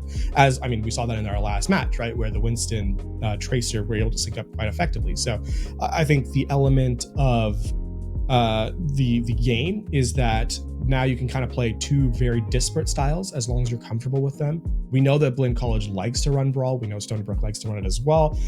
Now the question is, do we run that mirror, or have the teams elected to move to a dive style as kind of the, I would describe as two pinnacles of the meta at this stage of the game, and what that entails beyond that.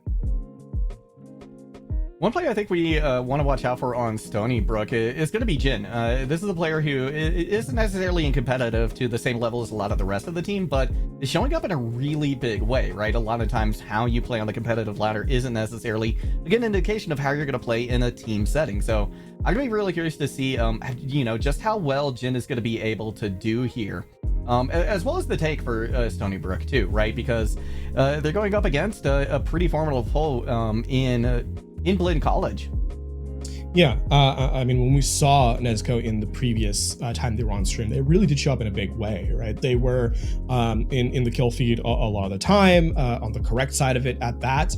And to kind of add to your point about them, yeah, I fully expect them to step forward here. For Blinn College, the pressure, it's tough to say pressure's on them because Blinn doesn't really struggle in that situation, right? We've seen them be in these places before, and it's just another game.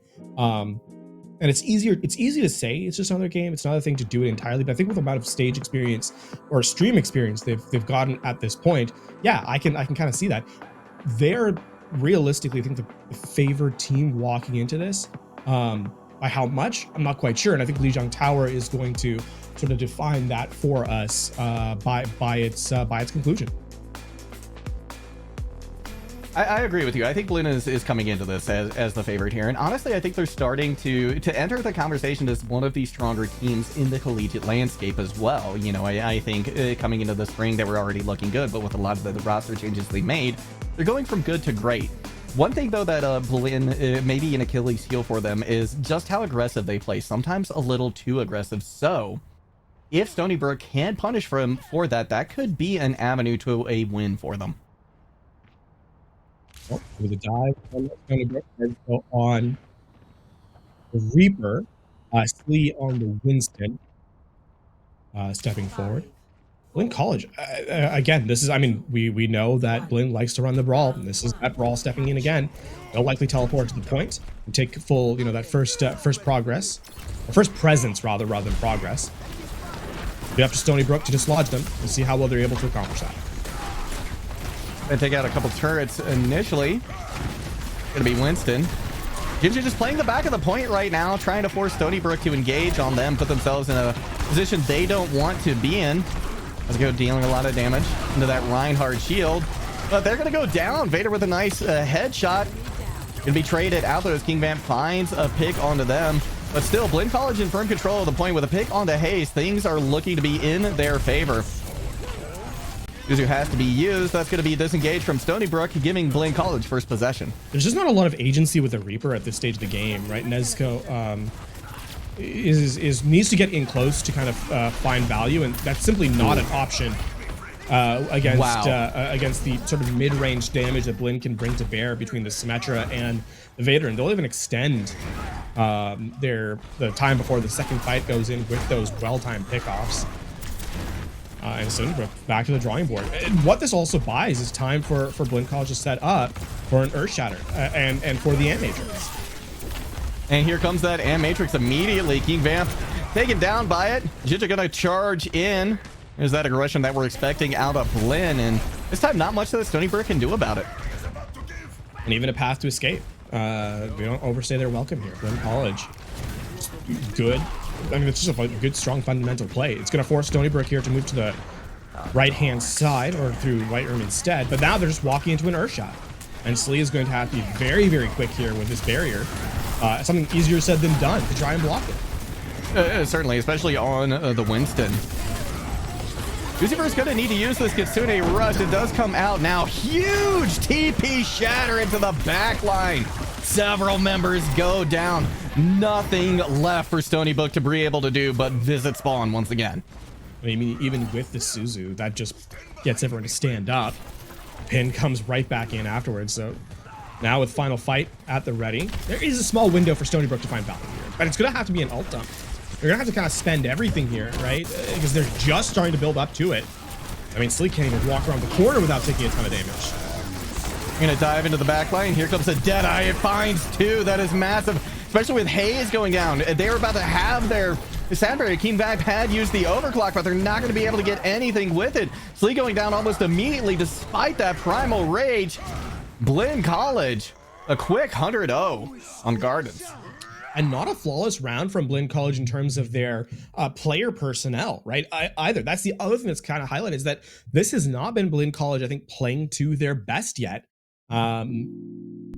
Definitely elements of them, I think, overstepping their bounds a little bit and still coming away with 100-0 with room to improve. That's just a scarier team to kind of think about. And Stony Brook has their work cut out for them if they want to try and equalize this map. Never mind the rest of the series.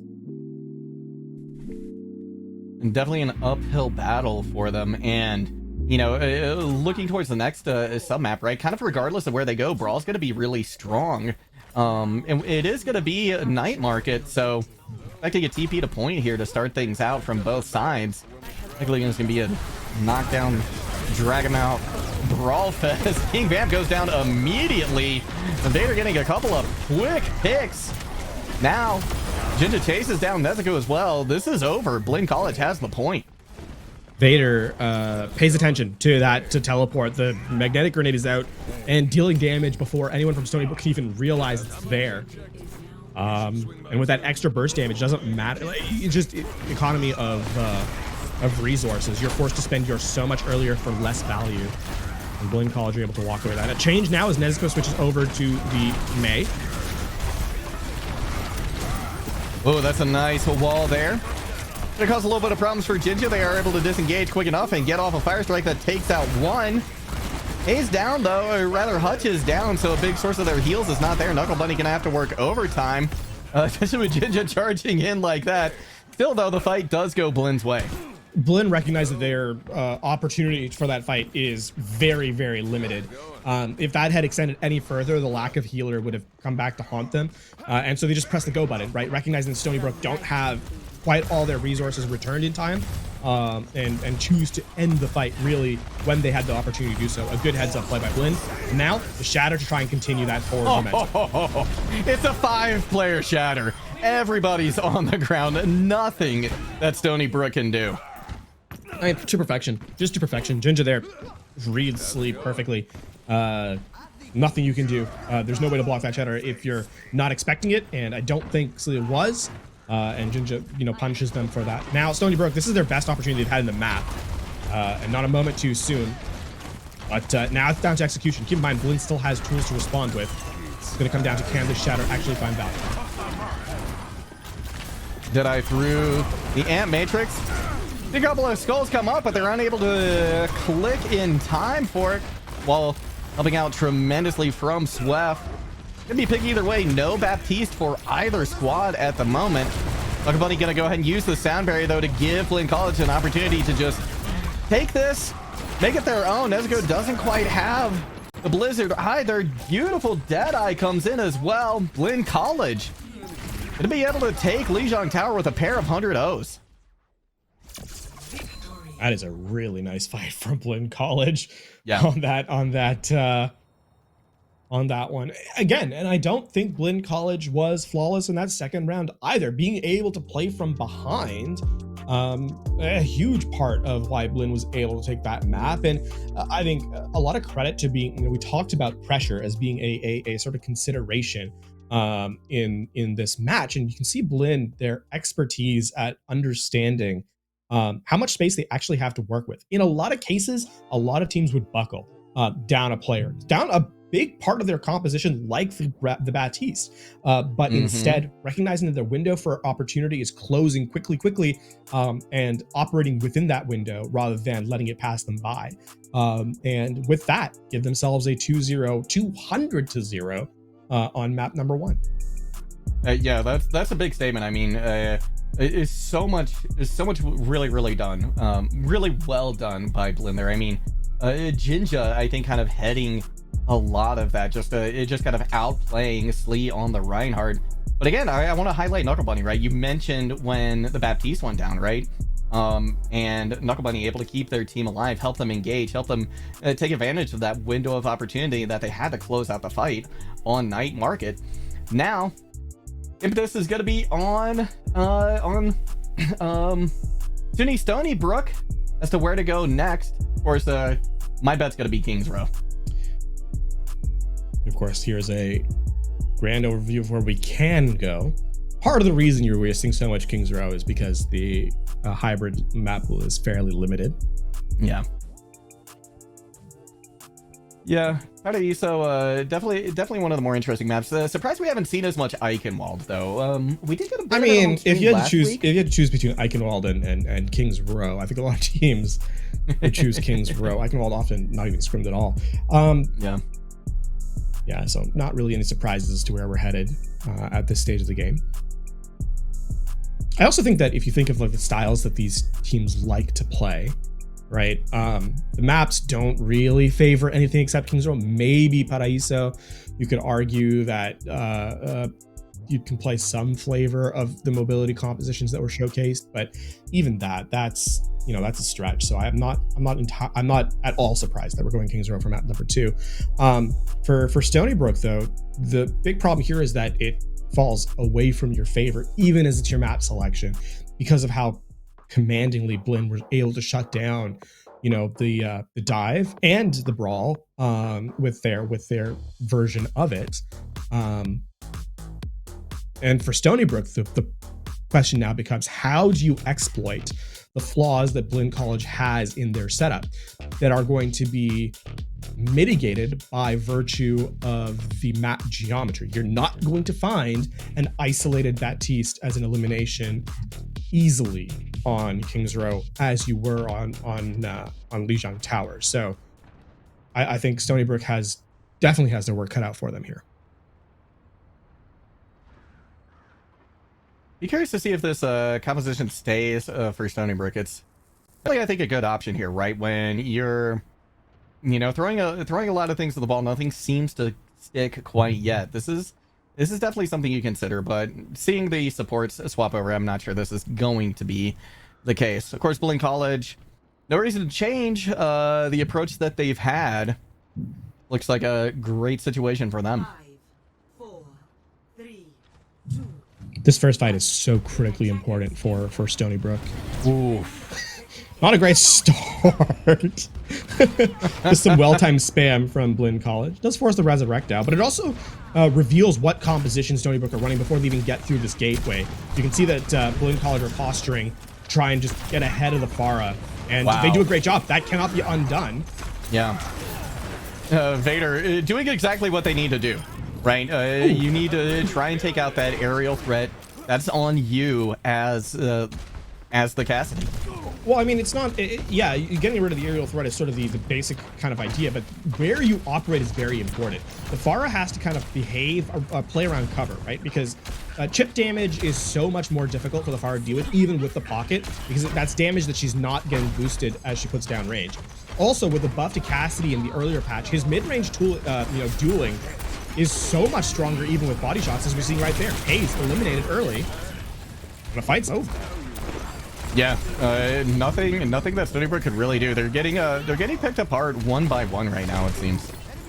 Yeah, I mean, for Stony Brook, they need to really displace the backline. All of Blinn College is playing together as a collapsed unit. They need their Wrecking Ball Tracer to get into the backline and separate that, just create a little bit more spacing here. They've gotten halfway to that job as both the Tracer and the ball are in the back. They're taking so much damage on the entry. Vamp, King Vamp rather, has to be so careful about not overstaying their welcome. A little bit of a mistiming as well there between the ball and the Tracer. Ball goes out, Tracer goes in, and Nezuko pays for it with their lives. King Vamp taken out quickly as well. Blinn College sending them back to spawn with relative ease. Yeah, this is going to be the changes from Stony Brook now. Yeah, Slee going over to the I think it's going to be a wholesale change. I don't even expect you to keep the Mercy. Good. Yeah, you switch a bunch of tools. Now, I mean, the problem is with 2 minutes remaining, you haven't even forced Blinn College to spend anything. So as you're trying to gather your resources, Blinn College already has theirs. They're gonna force you fight after fight, and they're not even gonna allow you to get in for free. Time is at a premium here for Stony Brook. Ooh. Oh wow, huge Suzu coming out from Haze. That's gonna put Jinja in a awkward position, but they still are able to force out the immortality field.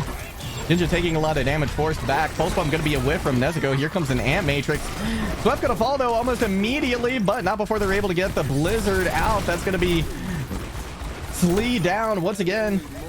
With them down, Stony Brook has no way to stop this damage that's coming in. At least it was somewhat expensive for Blinn College, right? That's 2-3 ultimates used there. Means that Stony Brook are going to be able to match blow for blow here in what is ostensibly a final fight.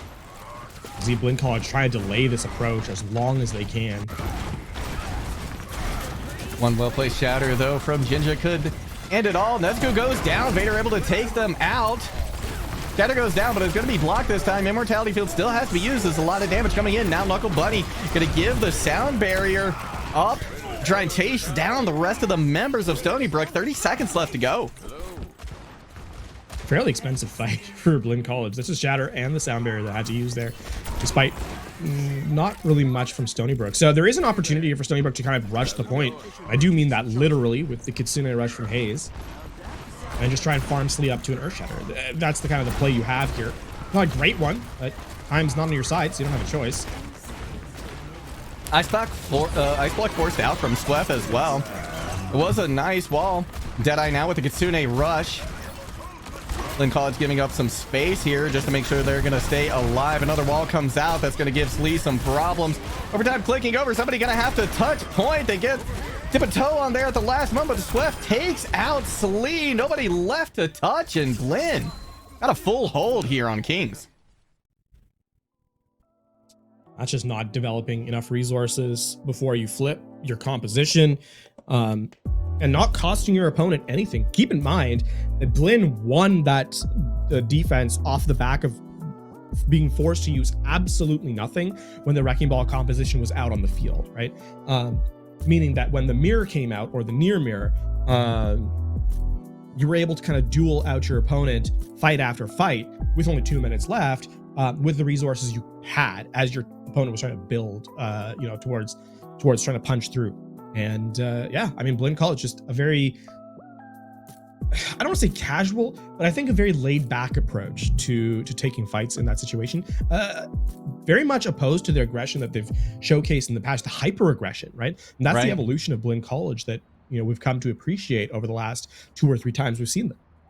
That's true. That over-aggression, really not much of a problem. I mean, they were just content to let Stony Brook bring the fight to them, and then when they did, take it as their own. So now Stony Brook going to be posting up here with a brawl composition of their own.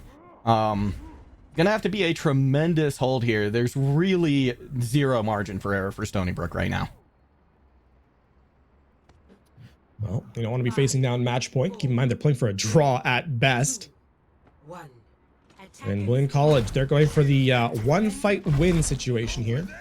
Burst down the shield. Ginger just kind of run past with the Nemesis form. The shield going to allow the rest of the members of Blinn to kind of rotate through around the Mondana statue. They're actually staying by near choke, just giving an off angle. Hutch, in the meantime, tries to flank through Hotel. Swift dealing in a lot of damage now, trying to make that Reinhardt shield of Slee's a non-issue. They're able to do just that. Slee going down very, very low. Have the point captured already. Somebody gonna have to touch point. Barely gets on there as Slee. They are taken out. No one else can get there in time, and Blinn puts themselves on match point. Double kill. That's that one fight win. Drain the only resources you have in a neutral game in that situation with that composition is the May Wall, the Immortality Field, and the Reinhardt Barrier. Just make all of them non-factors with the amount of damage throughput that you have. And yeah, win one fight. That's all Blinn had to do. That's all they did. And as you said, now sitting up 2-0, one map away. Before we get to that final map, though, we're going to throw to a quick break. Don't go anywhere. We'll be back soon.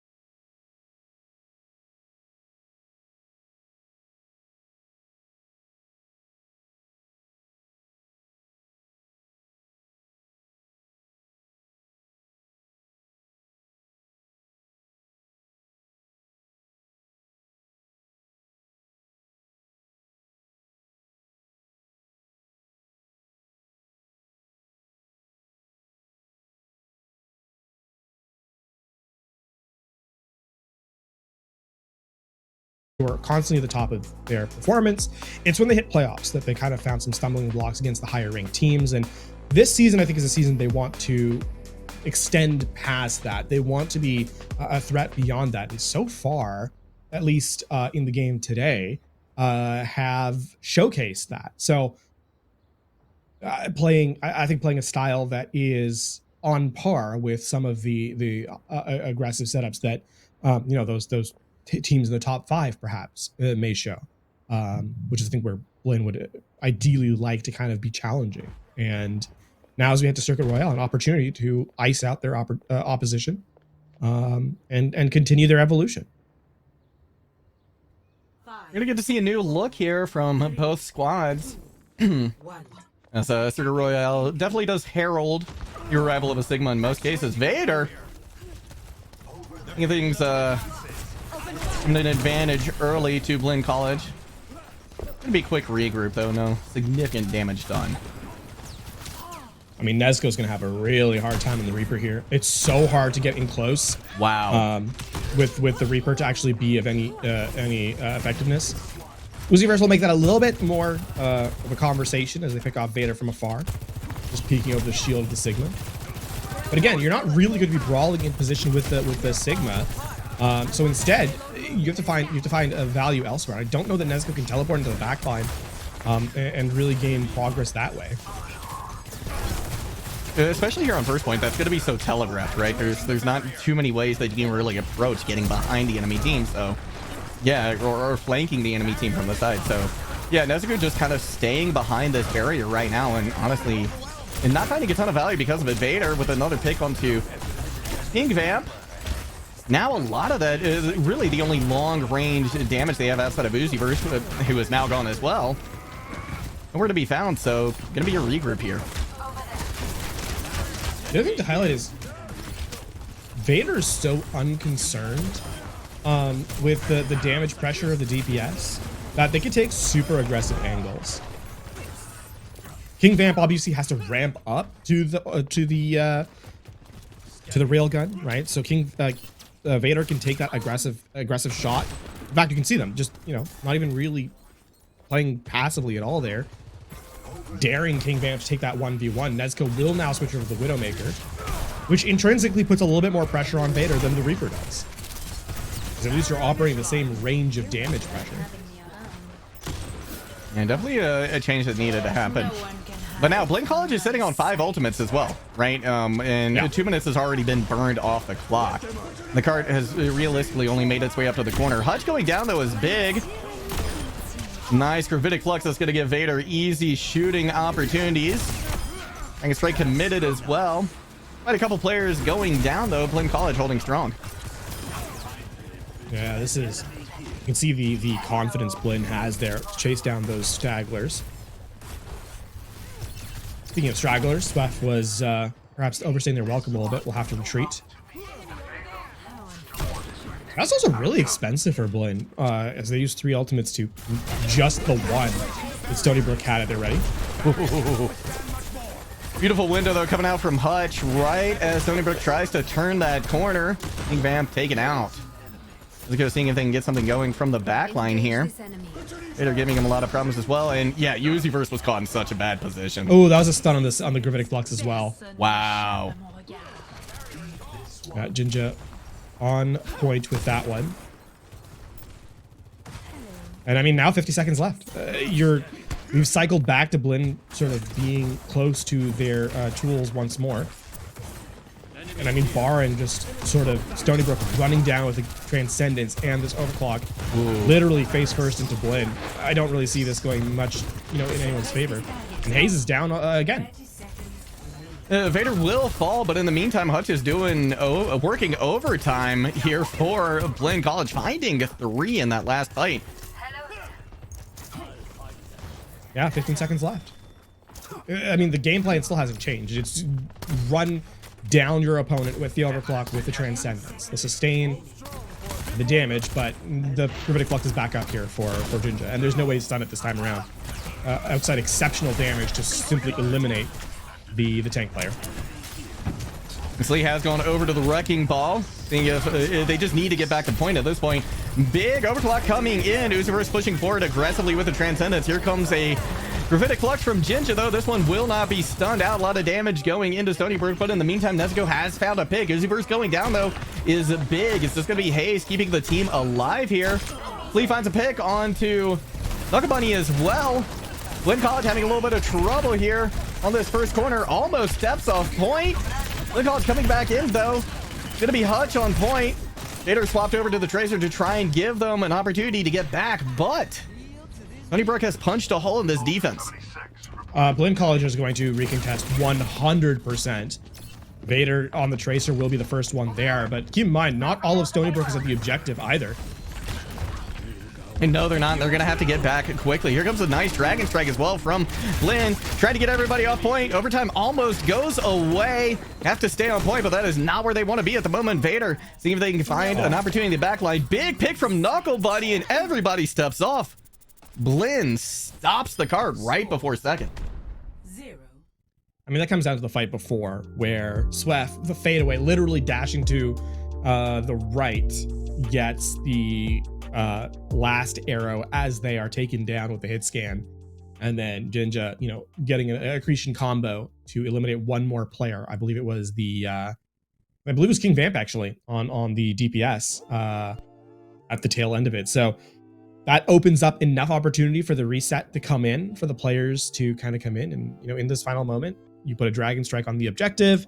No one can contest, and they all walk off point. So it's a tough place to be, but the map wasn't won or lost on that singular final fight. It was Blinn College setting up a formidable defense the previous 4 minutes that got them to that point. And Stony Brook now have the unenviable position of having to full hold to win a map to keep the series alive. I'm going to start on the Wrecking Ball composition. Will allow them to get back to point very, very quickly. So in one way, that gives them a lot of opportunities here, but they want to hold it just as strong as they can. Blinn College coming out with this poke composition. No surprises here. Attackers incoming. An enemy appears. Stop the payload. Or maybe It's gonna swap be on so this. hard. It's going to be so hard for Nezuko to get anything done with this Widow. They simply don't have a front line to operate behind. Couple that with a Hanzo or with a Genji opposing you. And unless, I mean, Slee keeps the Widow in check single-handedly, yeah. Yeah, Jinja just snuck up onto the high ground there. One accretion is all it was going to take to finish off Nezuko.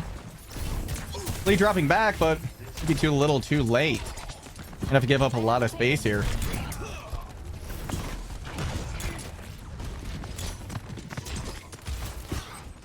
Everybody has just about returned. In the meantime, though, Vader finds Uziverse. Stony Brook doesn't have a whole lot of heals. It's going to be a Haze working overtime here. They're trying to cause as much problem as they possibly can, but with Haze going down, there's no heals left. Blinn College on the precipice, on the brink of victory here. Now Slee trying to get something done, but they're sitting with a Discord Orb on top of them. Mortality Field in to save Vader. They're going to be able to take them out. Nobody left to touch Blinn College. A fast 3-0. Continuing to secure themselves a top spot here at the nice Star League.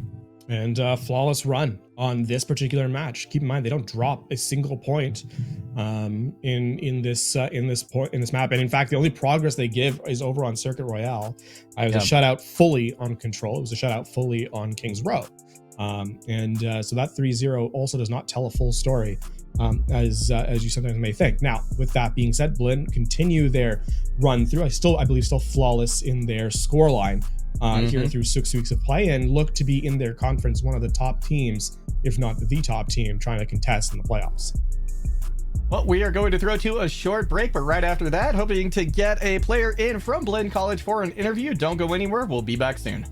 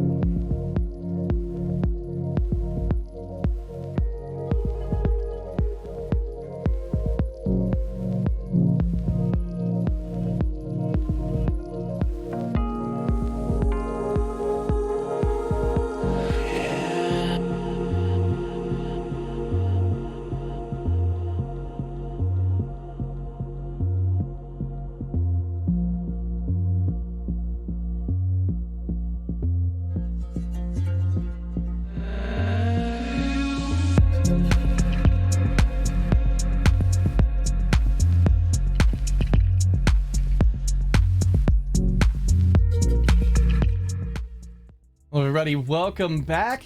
In the interview booth, we have Jinja, the tank from Blinn College. So, first off, once again, congratulations on a fantastic showing here today. Thank you, Joker. I appreciate it. Now, I want to talk a little bit about some of the roster changes that you all have made recently, because they have been incredibly impactful. I mean, you've always been a very good team, but with this support line getting shored up with Knuckle Bunny coming in particular, talk to me about how this has given a boost to the team this spring season.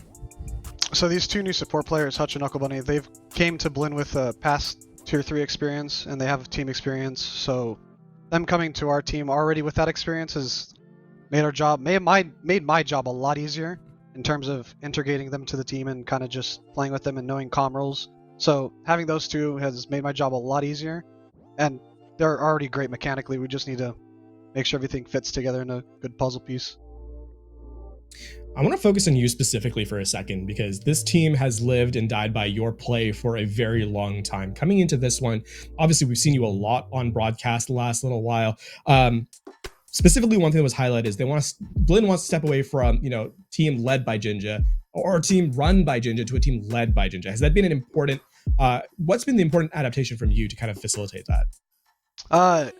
Trying not to do everything, because I think the biggest part, and what you've seen in the past semesters, is you see Brawl Comp is what we were really good at, because I'm able to control everything on Brawl. Tempo, ultimates, and how I want to play. Being the leader now, I have people who know how to play the game at a high level, so I don't have to be the guy to do everything now. I can take a step back and let everybody do their proper roles, and it allows me to focus on my game in particular, instead of like controlling everything and trying to micro. So it's been a lot better for me in that aspect. Bring up some of the brain power to elevate your gameplay a little bit, I suppose. Now, for Blinn College, I mean, right, a large part of this is to elevate the team to a position where you can contest for, some of the higher spots.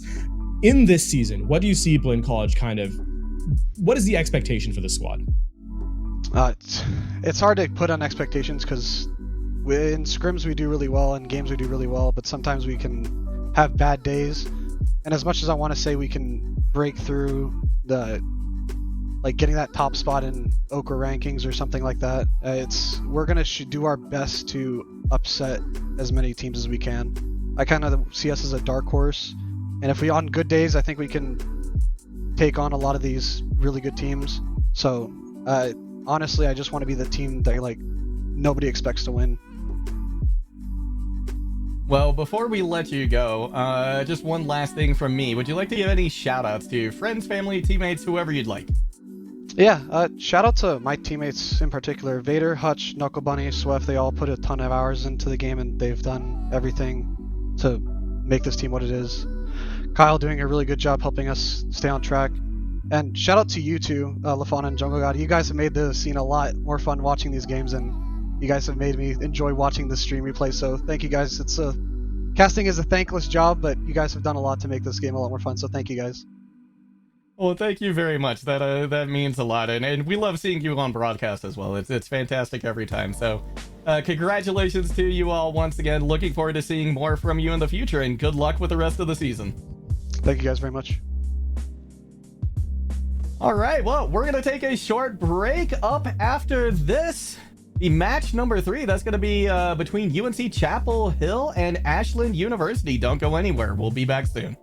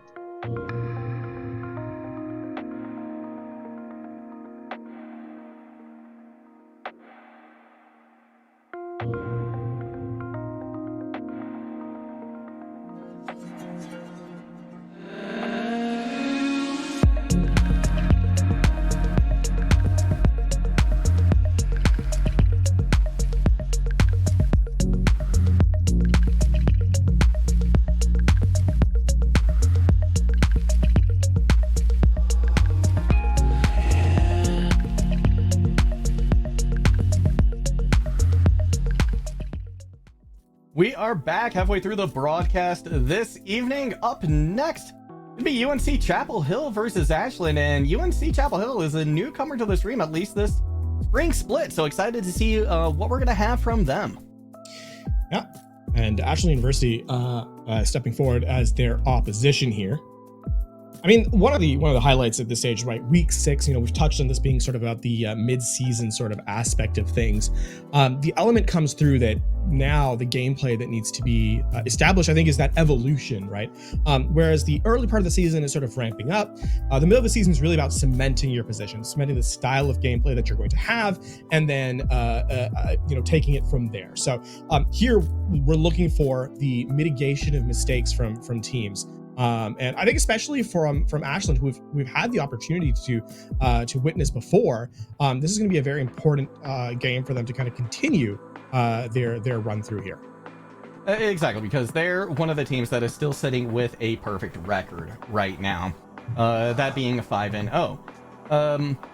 So coming in this University of North Carolina at Chapel Hill, right? This is a team where, again, we haven't seen them on stream yet, but we know that they like to run a lot of different compositions. So I'm anticipating a squad that's going to be very proactive on their swaps, and also a team that's going to be hard to pin down if you're Ashland, right? I think you're going to be constantly making adjustments.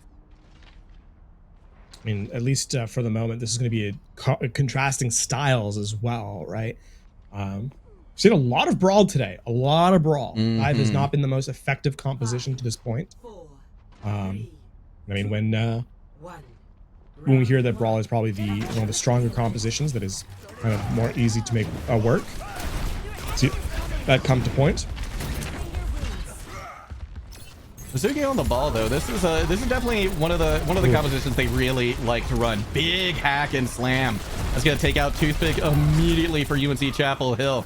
They have control over this courtyard, over this ground, but they're losing it relatively quickly as now Cheesy Dance tried putting a lot of damage. That's gonna be the other DPS down now for Chapel Hill.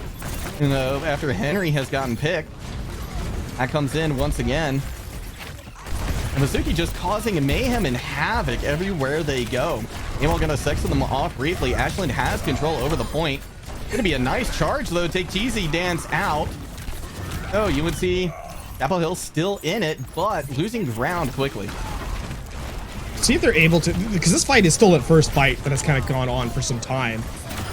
And it looks like at this point, Ashland is losing ground. Not out of it yet with that elimination onto Henry. No, they're certainly not. Varsity is doing a great job just being a menace and also being very difficult to pin down. And all this time, Ashland is just building the capture percentage on this point. So now that the reinforcements have come back in, this is big for them. Missed, able to take Revelia out, but again, we're at 40%, and still this very first fight isn't even over yet. Henry with a couple big picks for Chapel Hill does eventually flip the point, but there's a minefield there. Definitely not over yet. Vasuki still trying to make something of this evening and turn around. Forced to eventually back off, though, and concede the fight. This has been, I mean, utter chaos right there from that fight. Credit to UNC Chapel Hill for keeping the progress or keeping that skirmish going without overspending players. If they had lost that fight, that would have been a disastrous choice, but instead ends up just being a chaotic one. Ashland on this retake, though, is going to be trying to run it down with their resource advantage. Immortality Field already forced, or Suzu rather. Let's kick your ultimates out too. That's going to be a Blizzard on point. You see Chapel Hill doing a good job of just riding these ultimates to a pretty quick victory. B1H gets an exit pick, but it won't be enough to turn the tides. I think Ashland's really happy that UNC Chapel Hill uses the Blizzard there, because that is one of the, especially with the fact they're switching over to a near mirror here, that is one of the game-winning resources that Chapel Hill had at their beck and call. They're swapping over as well to a composition that's not necessarily their favorite to run. They try they like to stick to these ball or risk-based compositions, and a big shatter coming in as well from UNC Chapel Hill to take that fight and give themselves a nice lead here. That is a really big pickup. That shadow was actually really big from Mist, because I mean, if they allow that regroup to come through, Mist was so very low, there's an opportunity that Ashland kind of turns on its head. So good heads up play by Mist. Nice Maywell to try and stop things from getting a little bit worse with B1H. They pick up as well on the memes. They had the sound barrier. EZM's going to try and turn things around. Immortality Field, though, has to be committed by Revelia now. By backing up to point, Ashland assuming control over things very, very quickly. Will get the point, but 99 for Chapel Hill. Don't have to use a sound barrier though, right? So now with double support ultimates, you can sustain kind of through the next fight that UNC Chapel Hill are going to run. I think the big win condition here is the Blizzard, especially because again you're playing a slower comp, a comp that plays closer to itself rather. Mortality Field already committed. Missed with a beautiful charge to take out Revelia, who just used their amplification matrix. Now with a Blizzard on point, UNC Chapel Hill is in a commanding lead. TZ Nance is able to take one to pick. It's not going to be enough as Masterwood sends them off point, and UNC Chapel Hill gonna take the first sub map. And again, that dynamic fight that opens up this map ends up being the difference maker here. UNC Chapel Hill turning at that 44% marker is tremendous, right? That is, it gives them more room to work with. Just keep in mind, if that had gone to like 60, 70%, right? Because they'd lost that fight, all of a sudden you're in final fight territory and that one flip becomes a problem. Instead, Ashland are forced to kind of recover with nothing. And then you having a near guaranteed fight win with the Blizzard. So again, just a good heads up play by UNC Chapel Hill as they'll take round number one. Then opting to go back over to the Wrecking Ball composition, and this is definitely the one of the best maps that you can have here. Nice boop from Masterswood to take Vasuki out. So that's your tank there. It's gonna be tough. University of Chapel Hill definitely gonna be able to secure at least a lot of progress on capturing this first point, but Vasuki is back in it. It's not over yet, and they will in fact contest before the point opens up. B1H with a beautiful rail shot off of that slam from Vasuki. Now Mist taking a lot of damage. Damage going into their shield. It's going to be another slam coming in, and beautiful. This coordination between B1H and Vasuki right now is absolutely fantastic. That is what's winning them this first fight. Really clean play there. I mean, this composition obviously thrives in the chaos, but if you can deny UNC Chapel Hill the opportunity to set up, right, which is what they were unable to do in that first round. They still had this chaotic phase. The difference is that Ashland never truly shut it down. This time around, they end it outright and don't allow UNC Chapel Hill to generate resources. So that's a good first fight here from Ashland. Now, UNC Chapel Hill going to switch over to a Diva here, the only change they're making. B1H just patiently charging up this rail shot. Haven't been able to find anything with the first one. Taking a lot of damage. They're going to have a Kitsune rush coming up. With B1H down, that's going to be the go button here. Vasuki forced to back up to point as they're at about half health. They're going to be able to get a minefield coming up here relatively quickly. Point given up, though, at the moment by Chapel Hill. It's going to be contested at the last moment. Sound barrier in from memes to give a little bit more staying opportunity, a little bit more sustain. Mist has been D-Max, so they should be able to chase them down relatively quickly. Minefield doing some work as well. This is a duplicate from TZ Dance. This point firmly in the hands of Ashland. And this is the difference between round 1 and 2 at this point. This is the fight that UNC Chapel Hill was able to turn back in their favor. Now that is no longer there, and with UNC actually committing into that fight, they're going to be behind significantly as we head to final fight. Keep in mind, now Ashland, as UNC tries to reapproach, are going to have the Kitsune rush. They are going to have the mobility to escape this Blizzard. And all of a sudden, things have gotten very, very difficult for UNC Chapel Hill. Yeah, that was a beautiful... nice way to save your life there. Some acrobatics coming out from Vasuki. DGX is down though. Big boop from memes. Mist did not have their boosters on at that point. 95% and counting. Ashland will cruise to a victory here on Gardens. Not done yet though. Yeah, still a little bit. Henry's been hitting some shots here. Oh, wow. Yes, they have. And now with the Deadeye coming in as well, keeping the point alive. 3 players left. They will, in fact, be able to flip it back in their favor. Vasuki gonna have to back off. A lot of credit to I mean, Henry, really. Toothpick to a certain extent as well, but Henry, the primary driver in that situation, gets 3 critical picks to win that one out. And on top of that, now Ashland uses basically everything. So a lot of benefit has to be given to the team in control of the objective. Ooh. Yeah, B1H also finding off a little bit more than get you caught out in the open. We're doing a lot of work. Actually not really content to give ult a lot of space. They want to try and hold this position as the respawn comes in onto B1H. I mean, this just what they're trying to do here, right, is build ultimates. They can't allow Ashland to get out for free because Ashland's just find an opportunity to re-engage. There it is, the sound barrier to go as aggressively as they can. Memes, though, going to be taken out very, very quickly. Self-destruct now, going in for the remake.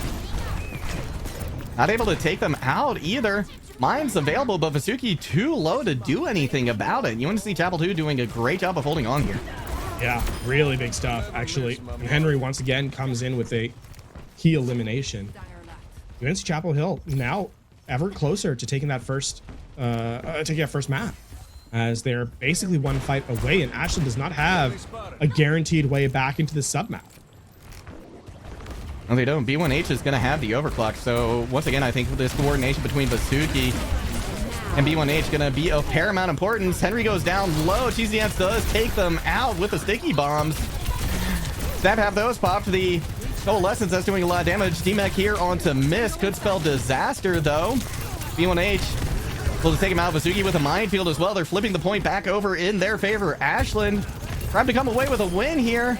The waning moments of this map, they have flipped it over to their favor. We've got last moment contest from SnapHap. It's not going to do a whole lot though. Henry is able to touch for just a moment.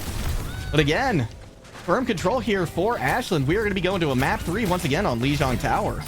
Yeah, this is an unfortunate situation here. Even the Blizzard is not going to be enough to kind of really throw everyone down. Unless there's a sound barrier. This is entirely winnable now for UNC Chapel Hill. It certainly is. There's no supports left here for Ashland. They're going to have to do this without the support of anyone on their squad. B1H going to go down. Now it looked like a sure thing for Ashland. A sure way to send us to a map. Number 3 here on Lijiang Tower is in question and likely going the way of UNC Chapel Hill. A beautiful recontest. We cannot count this team out ever. Oh man, the signs of time evaporate from the overtime, and like the sand, it slips through the fingers of Ashland as this map disappears from them. And UNC Chapel Hill, they take map number 1. What a performance. I think in 99% of games, that is a fight that is won by the team in control of the objective at the start of it. However, the reason why that ends up being a victory position is the Blizzard comes in. We didn't quite see the angle of approach, but I'm pretty sure the May walls herself up to get a better angle and just tosses it to the point to the right side where it bisects half the point. You can't play on that end. Forces a very early Suzu, and with the Blizzard, with the Wrecking Ball coming in and the Blizzard, the Kitsune Rush is entirely nullified. So, I mean, University of North Carolina, Chapel Hill, very creative play. But it's the entirety of the earlier part of the map where they, especially if you look at Henry, stealing away fights that realistically they had no right being in, and Ashland not respecting the lethality of the Cassidy at mid-range ends up costing them dearly. It does. If Ashland's going to come back in this, they're going to have to certainly tighten things up, right? Because I feel like they're playing a good game, but they're just not. I think giving the respect that's due, right? Like you said, especially to Henry, and that needs to certainly change as we move forward here, because right now their perfect record is on the line. This is a very significant threat in UNC Chapel Hill for them. Yeah, and I mean, UNC Chapel Hill is not doing this via any sort of crazy heroic plays, barring the Henry popping off, but it's within a system. It's not like it's just because Henry is given room to work because the tank Mist takes enough space in the forward line to open up that mid-range where the Cassidy excels in this patch. And for every opportunity that is taken advantage of by UNC Chapel Hill, it's because of the setup by the rest of the team. So it's small things, even to that point, knowing that the blizzard is probably your win condition. It's the only ultimate that realistically was generally available to UNC Chapel Hill. The sound barrier was some ways away, but recognizing that was your win condition, playing around it, having everyone kind of sacrifice their life to get that in play, and then use that to win out the fight is what gives UNC Chapel Hill the edge and the lead in the series so far. To just highlight the DPS again, I mean, this is something that UNC Chapel Hill highlighted, right? Is one of their strengths. They're both very talented and capable of making these flashy plays, which is exactly what we've seen happen so far. Gonna run out on the brawl composition here, which is one of the things they really like to do. Be met here by Ashland as well. There's a lot of damage though on Ashland's side. Mist is gonna have a hard time with their shield. Yeah, shield management is critical importance. Toothpick tries to waylay the tank, but the wall misses ever so slightly. Ooh, Mist in a very bad position. Gonna be punished for it immediately, and now Ashland has firm control over this point. Toothpick tries to stop things, tries to stop the roll, but can be able to take out that wall as well, and now Varsity pushed up all the way to Bookshop. This point is theirs. It feels like Ashland is somewhat irritated from their performance in the last round. That's just a high pressure setup that UNC Chapel Hill I don't think has a way to really recover from. The Junkrat isolates, the Junkrat and Bastion isolates the tank, and there's not really much you can do to support them in time, especially with that wall going a little bit wide. Yeah, and Mist Shield just taking a hammer, and it's honestly great that they've got, what, 800, 900 of it left here. They are doing a good job of managing it, but they have to in order to be able to stay in this in any way. Here comes the Kitsune rush now from Snaphat. Gonna push forward very aggressively onto Ashland, but Bastion is in the turret form. Striking back means that Chapel Hill just briefly gains control of the card, doesn't get any picks from it. Yeah, now, I mean, here's where things get very, very scary.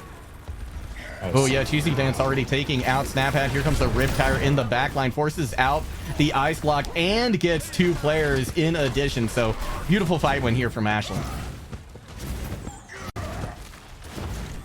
I mean, that's the question there is, how does UNC Chapel Hill now respond? Because that's 2 big resources off the table. You don't have to worry about as much damage now, right, in that head-to-head matchup. But you need to isolate the front line here. The problem is, how do you do that? It's not easy to do it, considering the Maywall can get bursted down between the Bastion and the Junkrat quite quickly. Cheesy gonna throw out their ultimate. Mist gonna be caught in the middle of an Immortality Field, not there quick enough. The Blizzard comes out, but it's going to be denied, and Chapel Hill continues to fall by the wayside. Ashland showing no remorse, no signs of slowing down, and taking no prisoners. And that's the big win condition removed from UNC Chapel Hill as well in that Blizzard. So they're going to make some wholesale changes, I think. See if Ashland replies. See, V1H was thinking about it, but elects to stay on the Junkrat. I just don't see how you deny enough damage here with this D.Va to get your DPS in play. Because ideally what happens here is Mist absorbs damage from the Junkrat and Bastion. It opens up Henry and Toothpick. Good start. Yeah, that was a beautiful shot from Toothpick. Sound barrier now trying to keep everybody alive, make them go a little bit more aggressively. Cheesy Dance looking a little bit worse for the wear. Henry, though, going to be able to find him. Toothpick picks him up again. So UNC Chapel Hill holds on, but it took a while. It did take a while. It also required Ashland to perhaps misspend some of their stuff or some of their tools. Basket goes for a shatter and it just goes wide. Right? That's one fight, one though, right? And small steps where UNC Chapel Hill has excelled. Deadeye not going to play do enough. Amplification matrices on both sides. Going to expire. Hill holding on strong, but B1H is going to have a Riptire for this next fight. Let's see. This is the key fight for UNC Chapel Hill. This is the one if they can stave off disaster here. Things are looking pretty decent for them. Good start. Wow.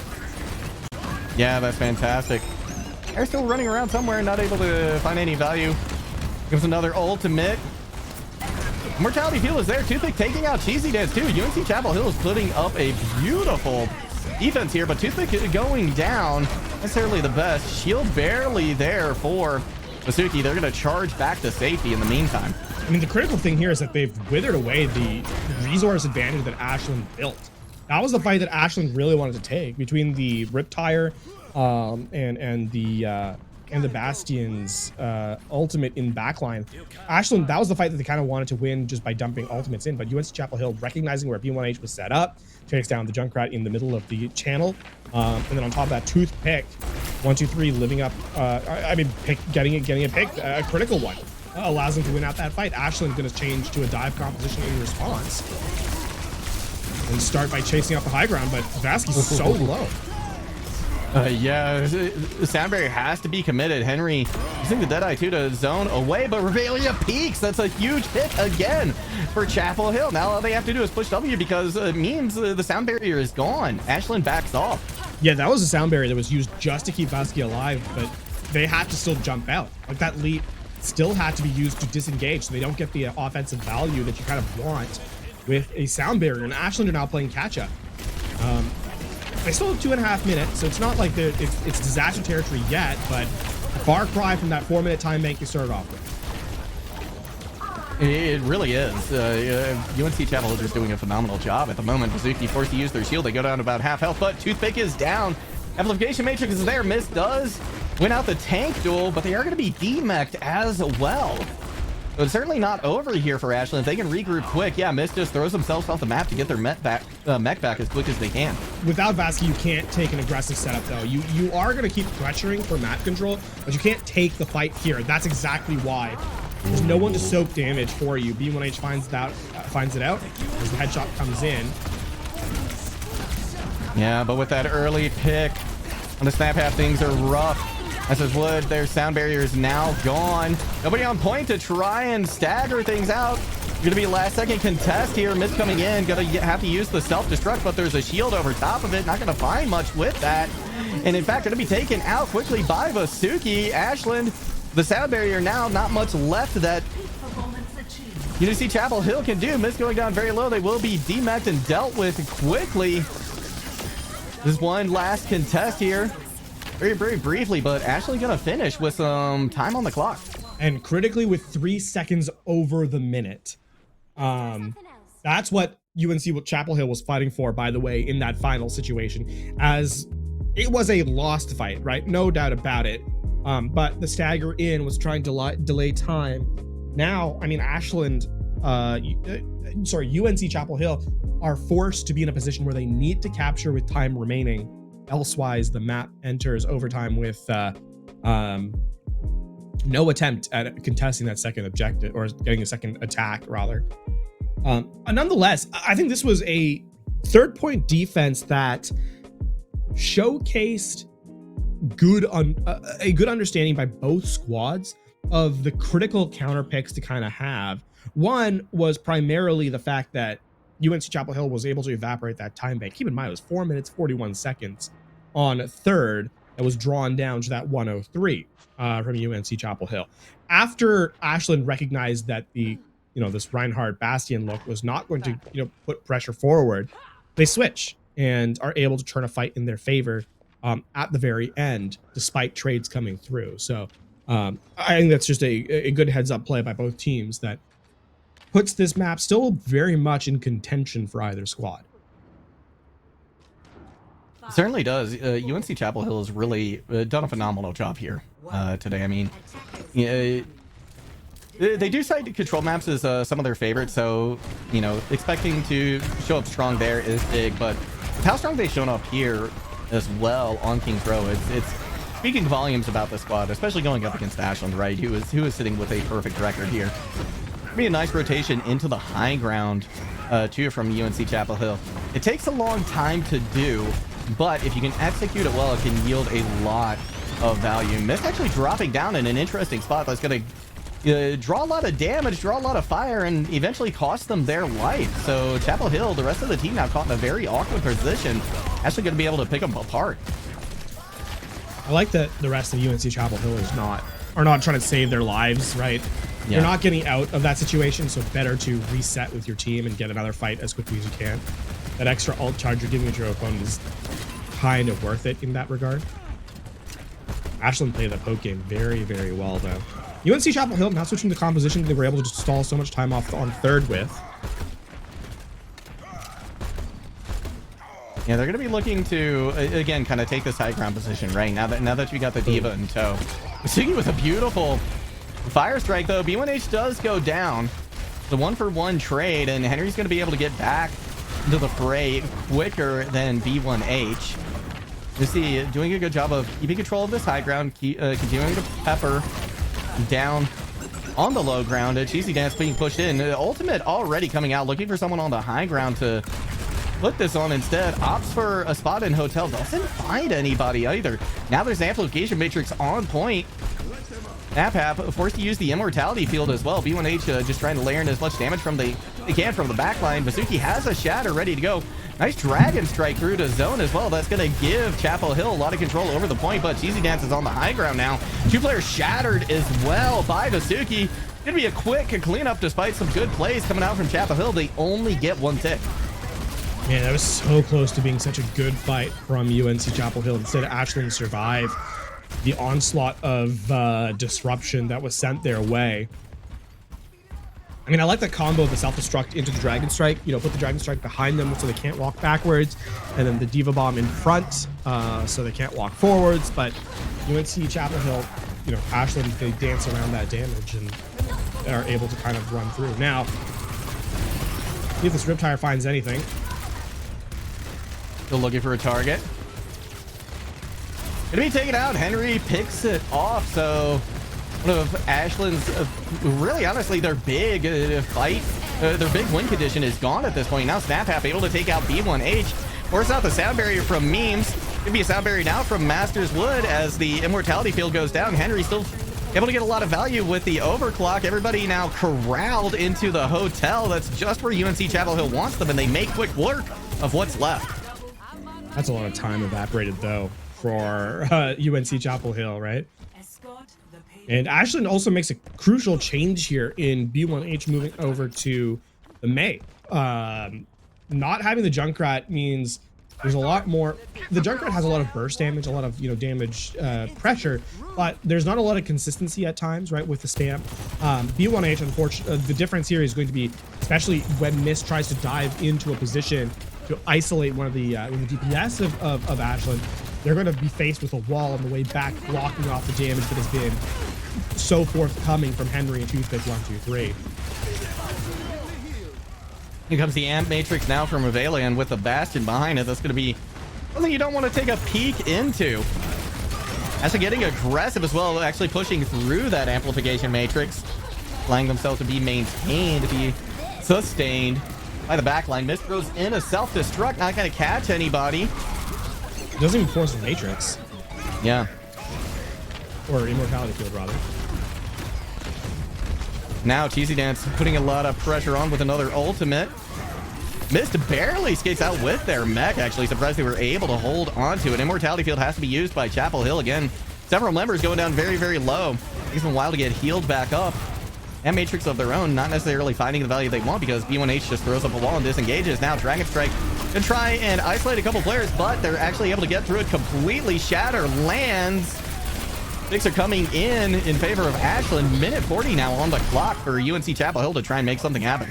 I mean, this is a damage race, right? I mean, in the most pure sense of the word, can Mist deny enough damage to allow the DPS on UNC Chapel Hill to eliminate Ashland players before the sustain of Ashland just breaks through? And on this defensive side of things, it has not been as effective for UNC Chapel Hill. So Ashland in the last 60 seconds, 70 seconds of the game, they're going to have a Blizzard to isolate two players, even would win them a fight, a sound barrier to survive if things go badly, and card control as UNC Chapel Hill tries to flip the map. A lot of pressure being put on Basuki once again, but they're dealing with it relatively well. One DPS down from both sides. Immortality Field committed once again. Beautiful fire strike from Basuki. Two players down for Chapel Hill. 40 seconds left to go. They need to lose this fight or turn it around quickly because things are not looking great at the moment for Chapel Hill. And Master Swoon, unfortunately, loses the sound barrier mid-activation, so you just don't have that sustain. Memes is uncontested in their effort of it. And now being forced to fight on the objective is where Ashland University is going to excel. Between the Blizzard and the Bastion here, I mean, Ashland has all the tools they need to just keep everyone off the objective, which is where UNC Chapel Hill need to stay. Oh, and here come both of the DPS ultimates. Missed, unable to get back into their mech. That's a huge pickup for Ashland University. Henry, though, able to try and turn things around with a pick on the B1H. Chatter is here for Vasuki, is going to lay down two members, both DPS gone. Miss swapping over to the Reggae Ball, seeing if they can get back into this fight, to get back into the fray, but everybody falling quickly. The Rocket Hammer working overtime on the cart. And a couple players still touching here. As this wood goes down, there's going to be Miss left. Which is, can they survive long enough for reinforcements to get there? And even then, can they do anything? Nobody going to be able to touch. Ashland evens the score at 1 apiece. And that map was so dominant from Ashland University as a response. And you have to think that coming back from Lijiang Tower, right, with the way they had that round taken away from them, that they were not going to let this map slip away. The performance they provided on King's Row was tremendous. I definitely think that the elements of adaptation from UNC Chapel Hill rather were good. They were able to kind of equalize the map a little bit. But Ashland University were not to be denied at the end as they close out the second phase, not even giving up that much of King's Row. Well, we are going to throw it once again to a short break, but don't go anywhere. We will be back soon. The series tied at 1 apiece.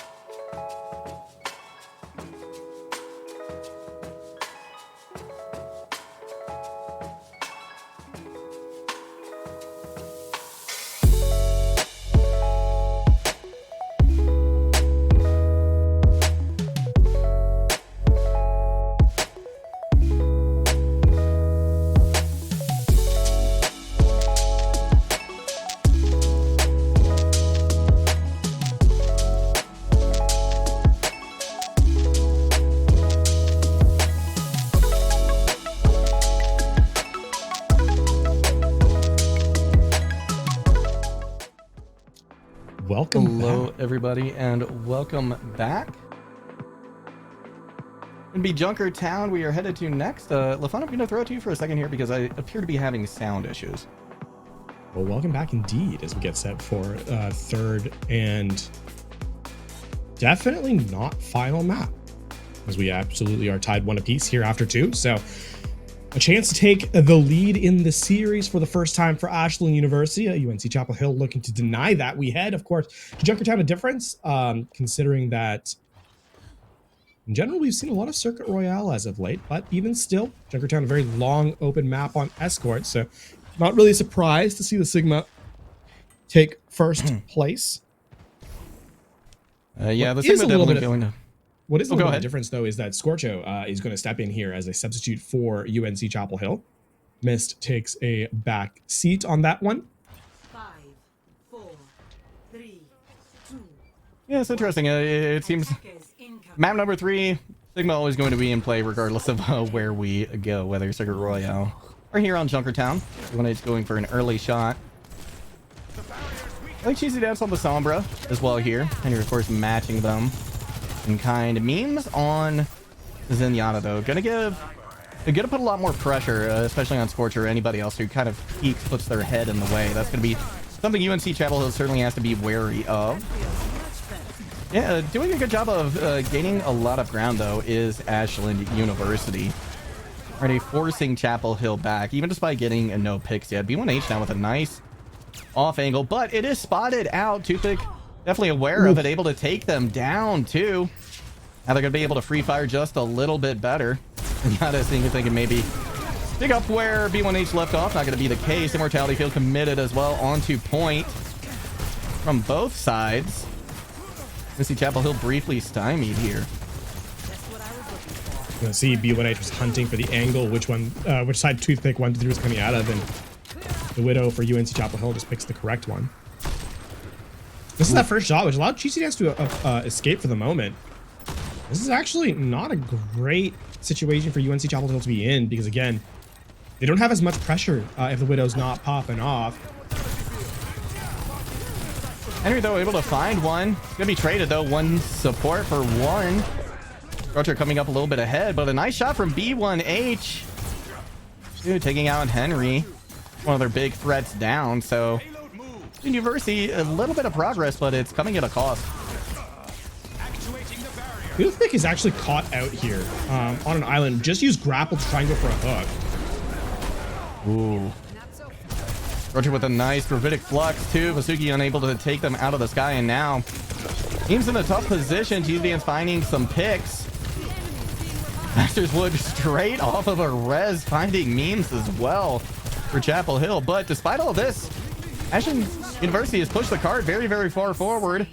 Master Swood now with the Valkyrie as well. There's Vasuki with a gravitic flux of their own. B1H still not quite able to find the shots that they need. Only a minute 35 on the clock here. UNC Chapel Hill's done a great job of burning off a lot of time. That's getting in close, actually, with the overclock. Cheesy Dance plays in melee, and instead it's Scorcho picks it out. UNC Chapel Hill have done a great job of slowing this game down. And it feels like Ashland are trying to do too much all at once, identifying targets that are well and truly out of position, but identifying too many of them at the same time and trying to push all at once. And instead of that, I mean, UNC Chapel Hill are able to collapse on the exposed members to punish Ashland's over-aggression. I think Toothpick might be able to be resurrected here. No, perhaps not with the... definitely not now. Yeah, Ashland has found the opening they need, and, you know, despite being stymied so much by UNC Chapel Hill, they were able to get the card very far forward, which helps to give them this first point off of a quick fight win.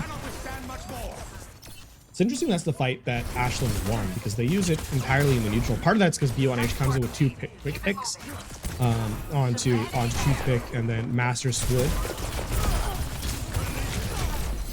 Toothpick finds another, but Vasuki chases them down, or rather sneaks up on them from behind. He's going down too. Not necessarily the best situation for Ashland, but B1H going to be able to deny the res, or at least take out Master where they can do more. That is a very funny sequence of events there as Varsity down to literally 1 HP attempts to kinetic grass. Scorcho has none of that smoke, walks up and punches him out. Yep.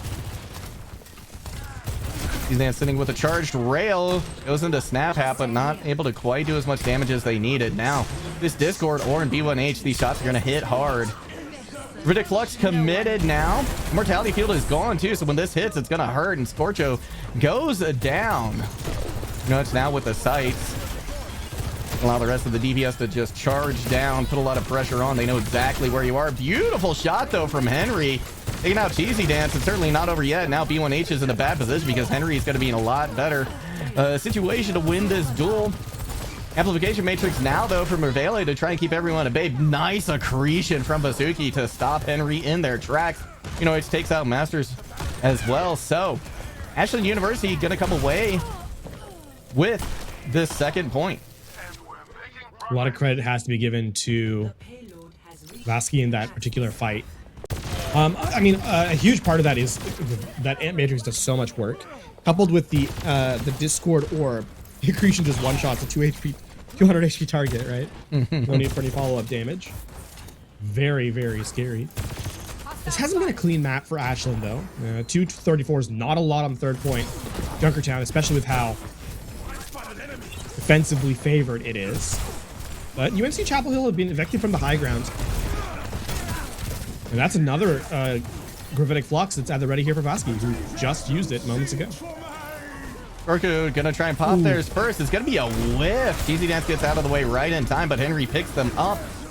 They push onto the card. Here comes Vasugi now with a Gravitic Flux of their own. See if they can turn things around here. Unable to do just that. Immortality Field faded out, though, by Snap Hap. You need to clear this high ground if you're Ashland University. They'll do part of it. Take the Mercy out. An unresurrectable character. Ooh. Nice shield there from Bazuki to deny the pick from Toothpick. The problem is now information's at a premium here for UNC Chapel Hill. Toothpick cannot play as aggressively as they'd like. That's giving you a lot of space over to B1H and Cheesy Dance. Even with this Ant Matrix, you're not really taking a lot of space back on the map because of how much high ground control Ashland University has. Just kind of bypass it entirely. Right, and especially since it's around that corner, you don't have it in favor of those long sidelines either. So, yeah, the cutaway is very quick. Nice rail coming out from Henry. Toothpick picking up as well. Minute 13 on the clock, and UNC Chapel Hill showing a great defense once again. That Transcendence ends up being entirely wasted, not just because the player is taken down before it's activated, but also because with the Mercy Pocket, right, that's still the insta-kill headshot that the Overclock lost some time back. Now Ashland University, in what is probably the final fight, are not in a dominant position. Not only do they have to work for map control again against a double range play or composition, but on top of that, they don't have any support ultimates, and UNC Chapel Hill has a sustained advantage as a result. Gonna be big, and now with the sights coming in from Toothpick, gonna be that much more difficult, but Henry getting a nice pick on the memes, making it even worse. Suzuki desperately needs to get this Gravitic Flux online, but Scorcher is going to have theirs first. I'm anticipating it coming out relatively quickly, especially now that B1H is down too. Henry coming up in a huge way here for UNC Chapel Hill.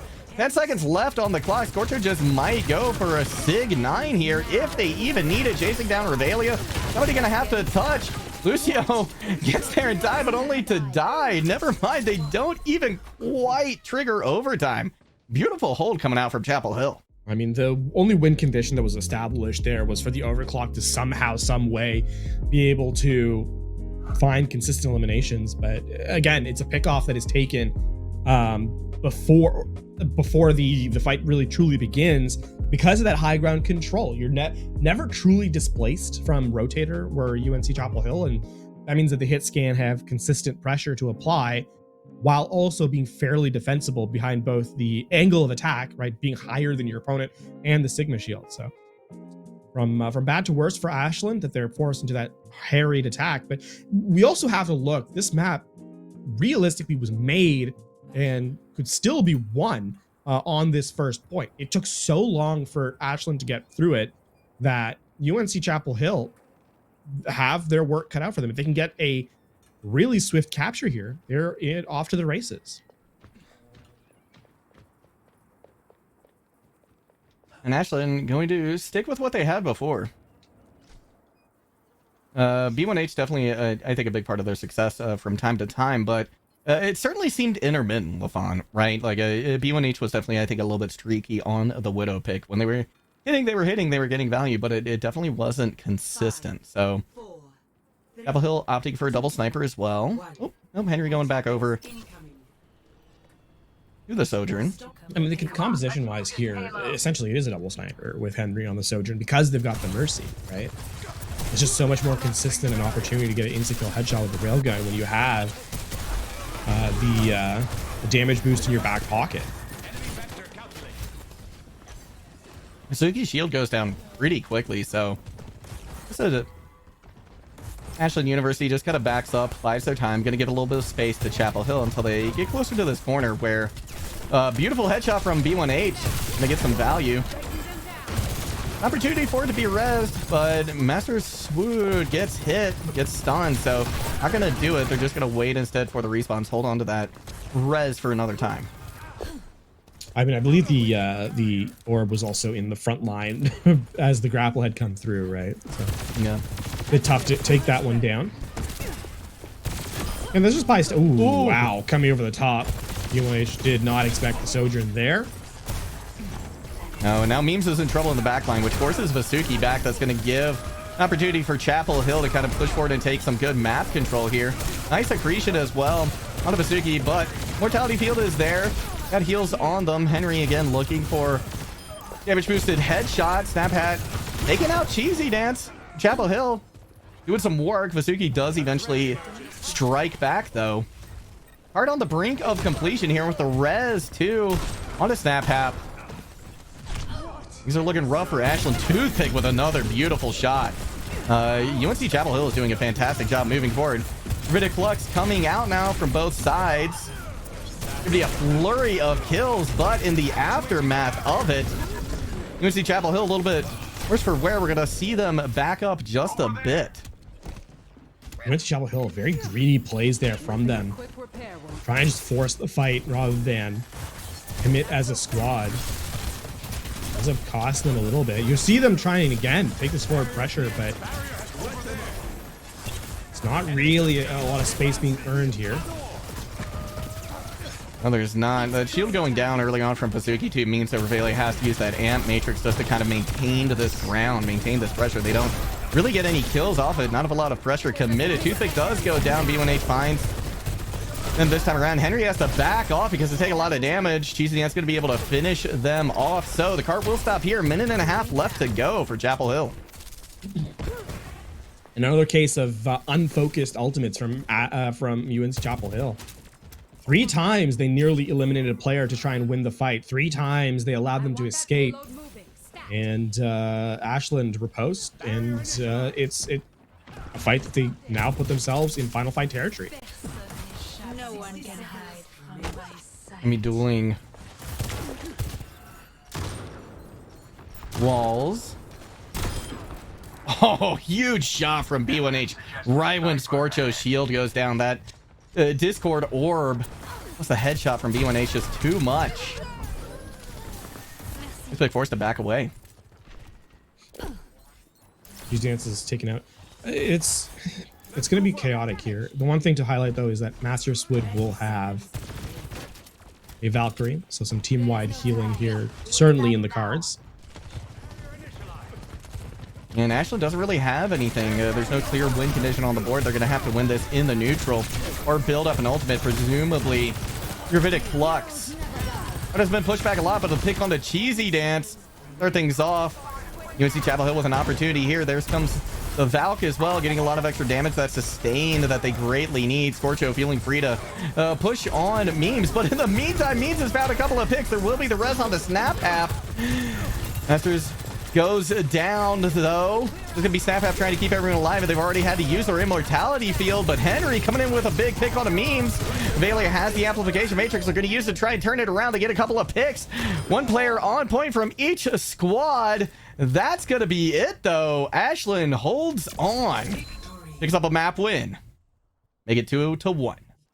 And holds on is absolutely the correct definition there, because that was by the tips of their nails they grasped onto that one. A narrower fight I have not seen. Even that end play there, the gravitic flux, was perhaps a fraction of a second away from being a different look. If a little less damage had gone to the Sigma, that's a very different story. So overall, I mean, this is back and forth, absolutely. And even the scoreline pays to that, as Ashland up 2-1, but not a convincing 2, to be sure. Right. Yeah. I mean, we look back at the other scores, right? It was 3-1 on the last map. This is certainly not easy right now for Ashland. Yes, they are in the lead, but this could evaporate at any moment.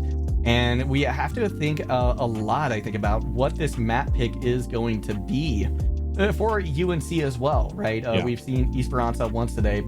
I don't know if that's going to be the best look for them or not, though. Of course, all of the push maps going to be on the board up for consideration. Yeah, I mean, keep in mind that even on Junkertown, like, it wasn't... It was a case where the composition or the fight setup was just a little awkward, where UNC Chapel Hill thought they had, you know, an opportunity, and so they would send players in, but it's not as a team. It was just a little bit haphazard. And that bought time for their opposition, for Ashland University, to kind of bring back an elimination, to claw back a pick, and, you know, even it up that way. So as you move to push, the problem with this, if we're to be quite frank, is that push really favors, or can really allow, that style of chaotic gameplay to continue to flourish. And considering Ashland is the one who won that style in the last map, perhaps an awkward position to be in. So for University of North Carolina Chapel Hill, this must be a clean map from them to sort of stay away from that chaos. And it's very doable. We saw that from them on Lijiang Tower as they got that 2-0, right? But at this stage of the game, perhaps Ashland University has found a way to just skirmish their way back into the thick of things. Going to Colossalo as well, I think, is an interesting pick because, you know, Junkertown, right, just went to Ashland University, and these snipers, I think, are such a big part of that equation, right? Yeah. By going to Colossalo, you're really kind of playing into that again, right? A pick like Esperanza, I think, might have served them just a little bit better. Something that's got a few more corners. You're not going to have those long sight lines, right? So I'm gonna be very curious to see, you know, what UNC Chapel Hill comes out on initially here, right? Because I think that's going to give us an idea of what their approach is going to be and how they're going to try and mitigate some of this long range damage that, frankly, I'm expecting to come out from Ashland. Yeah, I mean, if we look at like kind of standard compositions that the series has showcased, it's been mostly brawl with some elements of dive. And then, I mean, Junkertown is its own beast, as most escort maps are. I think Colosseo returns to more of a I expect we're going to see more brawl here, right? It's kind of been the flavor of the month for the last little while. Certainly a little bit more straightforward to find win conditions with. Of course, it remains to be seen the efficacy of it.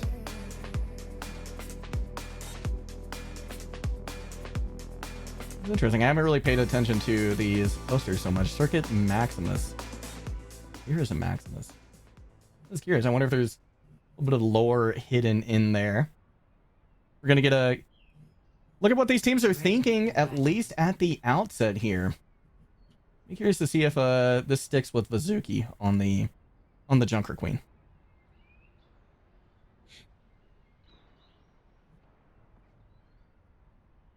Somewhat of a rarer pick these days. Yeah. Overall. 5, 4, Rare still, as Ashland switches back. 1. Objective. Actually, with the mirror bastions, did you see the Oh, that's unfortunate. we'll draw attention away from it. Did you see that the Overwatch League new skins came out? All the bastions have nice little hats on them. I had not seen the hats, but I heard a lot of good stuff. I haven't had a chance to see them, but yeah, most of my friends have been raving about the new Overwatch League skin, so I'm excited to take a peek at them. But these squads really fighting over positioning. Big wall coming out from B1H, though. Immortality Field has to be used by SnapHap, and Mist is still at half health. They're going to have to try and kite away, but the pressure is being put on hand over fist by Ashland. B1H able to get a pick on the Toothpick, and right after that, Mist as well. So Ashland University off to a great start here. Ashland just gets more value out of their transformation of the Bastion in that fight, right? The opportunity for Bastion to excel is so limited if you miss that cooldown, and Cheesy Dance doesn't. Instead, you saw Toothpick went to the caught in the corner, with the transformation on cooldown, and forced to kind of just be a big standing block as all of Ashland kind of run at them with that damage advantage. Also, it's going to be really tough for Henry here on Tracer. Tracer is so squishy in this composition. It's very little you can effectively put a ton of pressure on, with barring flawless mechanics. Ooh, and there, a big bomb coming out from Cheesy Dance to take that threat out. No more DDS actually left for Chapel Hill, so could be just easy swinging here for Varsity and the rest of the Ashland squad. So, well, I mean, that's Cheesy Dance setting that fight up to perfection. A well-placed sticky shot or grenade there from the Bastion into the body shot, and then obviously through the Amp Matrix, the transformation is so deadly. The lethality of the damage that comes through is unbelievable.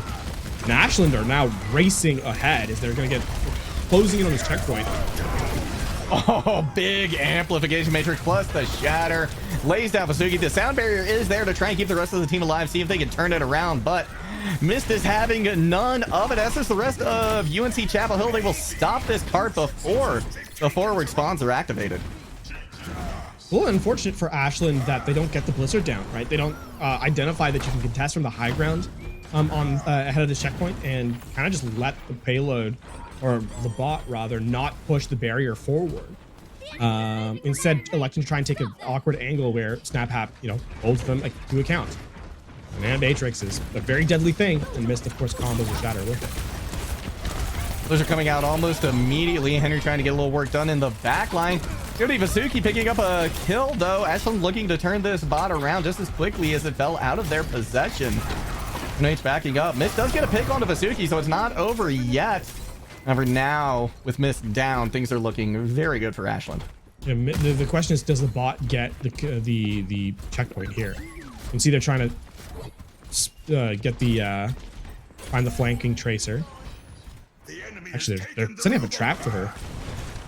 For Henry, rather. Yeah, this is interesting. Forward spawns don't quite get activated. They don't quite get that first checkpoint. It's now pushing back on the point. The sound barrier, Masters, are going to be saving it for Cheesy Dance if it hits hard. There's an amplification matrix online. Immortality Field has to be committed already.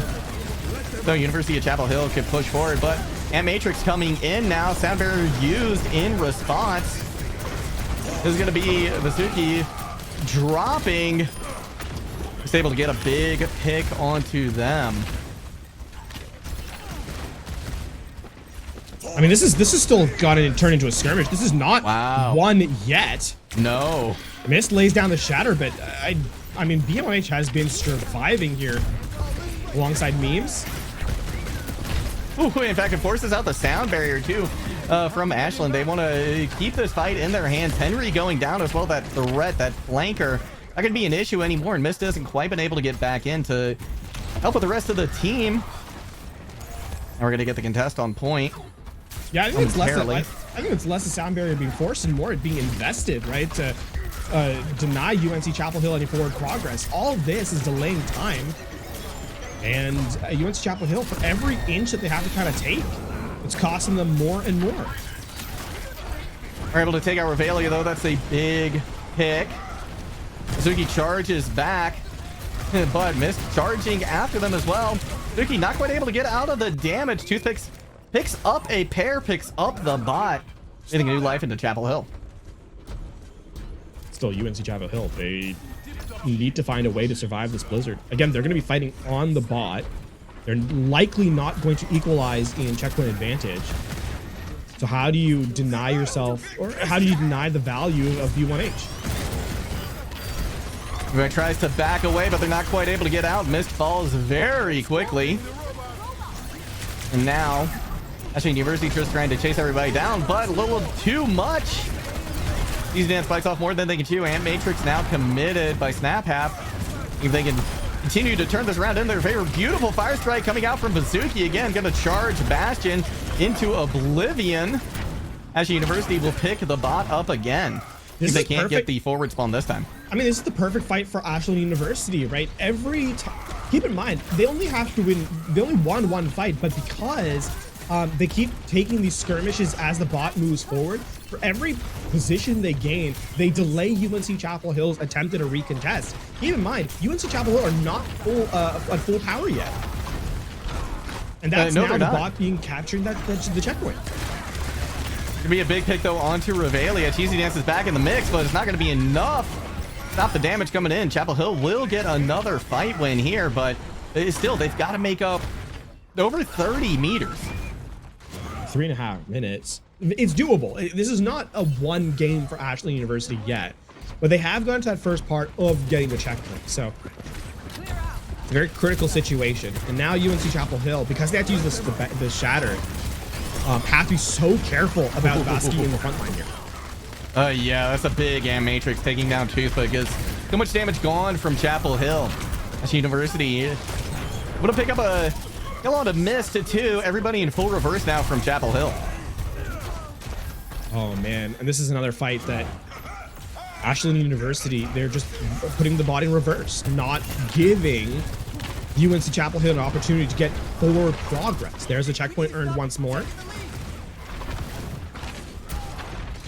Now they're just extending the lead. They have doubled it at this point.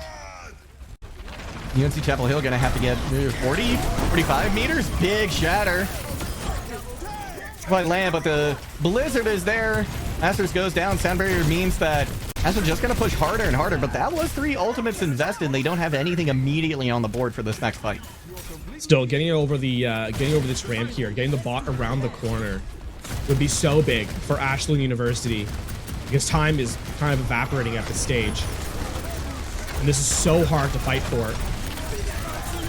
It's 2 ults from UNC Chapel Hill. But they get value from them. That amplification matrix beautifully placed after charge from Mist. Give me a quick team wipe for Chapel Hill. What remains though is how much progress can they get here? They're gonna have to string together so many fight wins. I mean, they have to win 3, 4 fights from here on out, assuming, you know, they don't lose this next one. They should be in good position to not lose this. Mist has an Earth Shatter, right? Ashland is still not online with the sound barrier. A nice ultimate coming out. The Immortality Field is there, though. SnapHap saves a few lives. Shen takes a lot of damage, though, trying to follow up on that. Forced to back away for just a minute. I'm behind a couple of walls. Here comes Toothpick now with one of theirs. The Immortality Field is out once again. Not going to be enough, though, to save them. He comes in on the Vasuki, but the support is not there. Masters, only person with any kind of sustain, any kind of healing, and now Ashland able to take a win despite all of that. 1 minute left to go. I mean, the time is almost irrelevant at this stage because Ashland University took the fight that UNC Chapel Hill should have won. That was a fight that UNC Chapel Hill absolutely should have won. Displacement from the displacement and forcing the Immortality Field with the Bastion, then the Shatter landing, and you get only 1 elimination. Ashland University quick on their feet, now in final fight. You have a blizzard. They've read UNC Chapel Hill's approach here. And they have. Blizzard not gonna freeze anybody this time around, but it does force them off the point. Henry going down is huge because that was one of the big win conditions here for UNC Chapel Hill. 16 seconds left to go. All indications are Ashland coming away with this win. 2 picks on the board. Sound barrier now committed. Everybody nigh on invincible for Ashland. Toothpick taken out. Not sure if anybody's even going to be able to touch. That's a big charge in from Vasugi to keep everybody away from the point, and Ashland will take this series a 3-2-1. And that's a dynamic performance from Ashland University at the end of push. I mean, I highlighted that chaotic style was where Ashland had made most of their value, or had found most of their value in this series. It remained that way to the very end, and unfortunately for UNC Chapel Hill, Ashland University will continue their flawless run to this stage. What a performance by Ashland University and their read of their opponent, truthfully, on this series. It started off well for UNC Chapel Hill, but it was all downhill from there. That it was. Ashland University, congratulations on them. We're going to throw one more time to a quick break, see if we can't get an interview. We will be back soon. Don't go anywhere.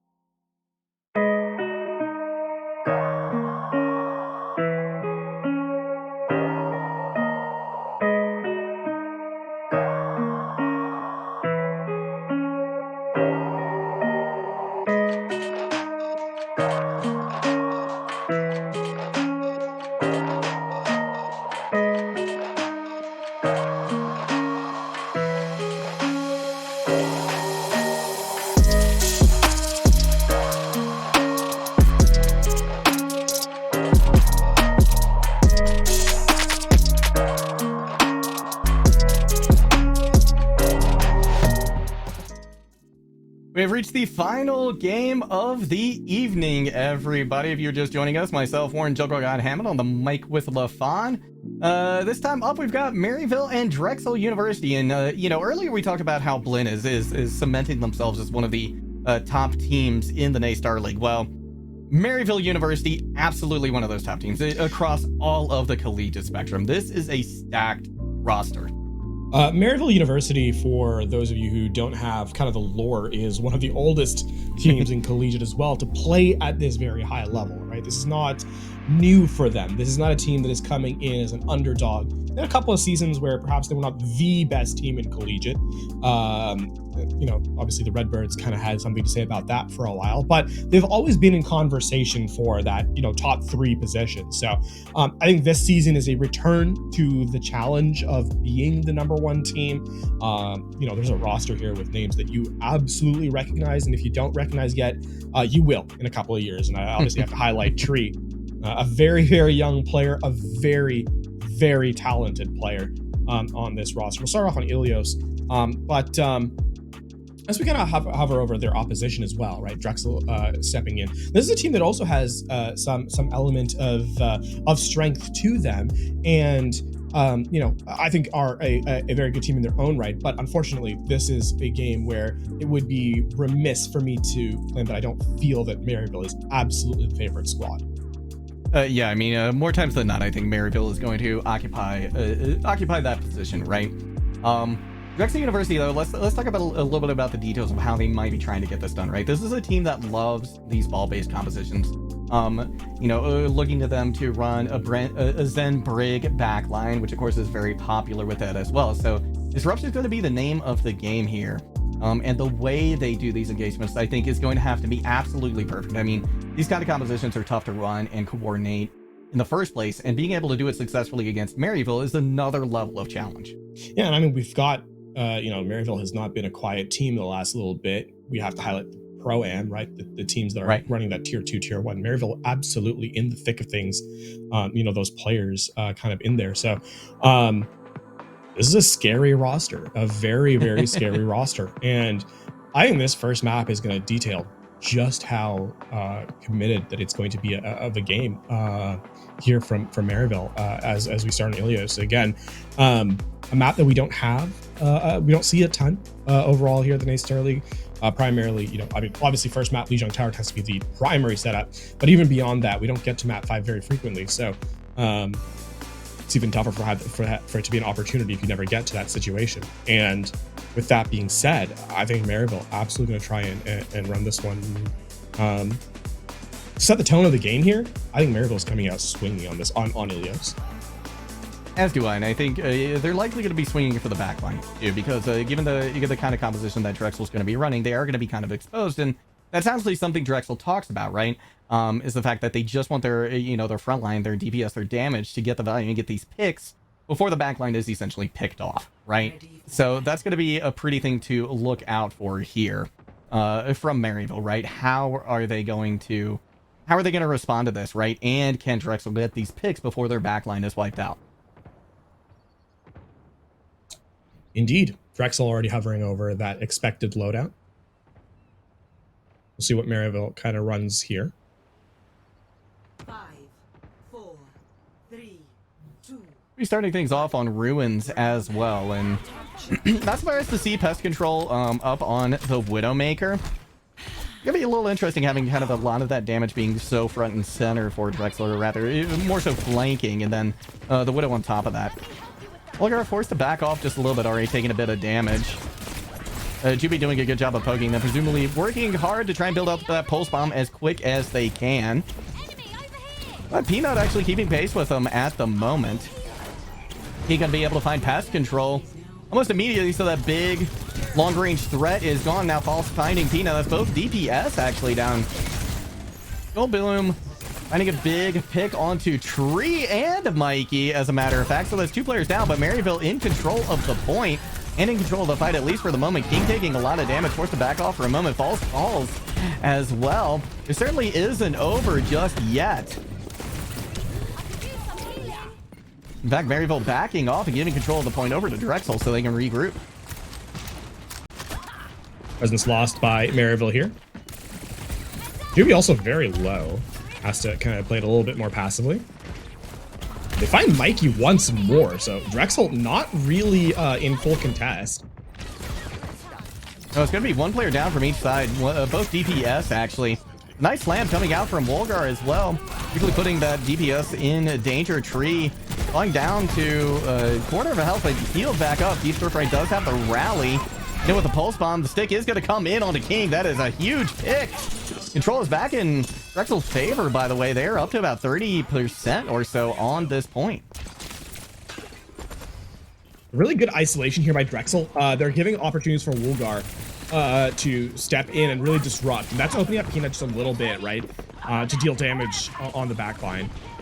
This is going to be a critical fight now for Maryville, though. Rampage in tow. That's just a big 3 players. Yeah, that's huge. Pest Control is out almost immediately. Both support ultimates out from Drexel, too, to try and keep their team alive, keep them in it, but the picks still keep coming in. Maryville not to be deterred. Finding the success that they need, the success that they want. Now they just need to get Wolgars before they get too much more percent on the board. Some big changes coming in. Tree goes over to the Ana. It's going to be a lot more difficult for Wolgar to find value here with the sleep darts, especially. Ooh. Big pick on the Peanut as well. Maryville recognizes the opportunity in front of themselves, pushing forward very aggressively, taking this fight quickly. That is new. The deflect animation there, or the deflect elimination, actually has a new icon in the kill feed. I did not notice that. That is absolutely new. Usually it shows what you deflected as being eliminated. Or it used to anyway. There's a big anti-nade coming out from Tree. King going to be able to follow it up with a pick onto Jeff Goldblum after Peanut fell as well. And Mikey just hanging out on top of the spaceship, waiting for an opportune moment to use this blade. Comes another rampage right out of spawn. Maryville not giving any opportunity for Drexel to try and group. But Pest Control comes away with a nice dead eye to remove Falls from the equation. They had Sound Barrier ready to go. Wolgar going to drop back on point. They've got the minefield, going to lay it down in front. Now that's going to isolate Juby for a moment. Keeping the point alive. It's going to be a pick on either side. Tree has committed the nano boost, though, to King. And Wolgar not going to be able to sustain through all of that damage coming through from the Tracer. I mean, this is Maryville as I kind of promised them, right? Spawn camping on control.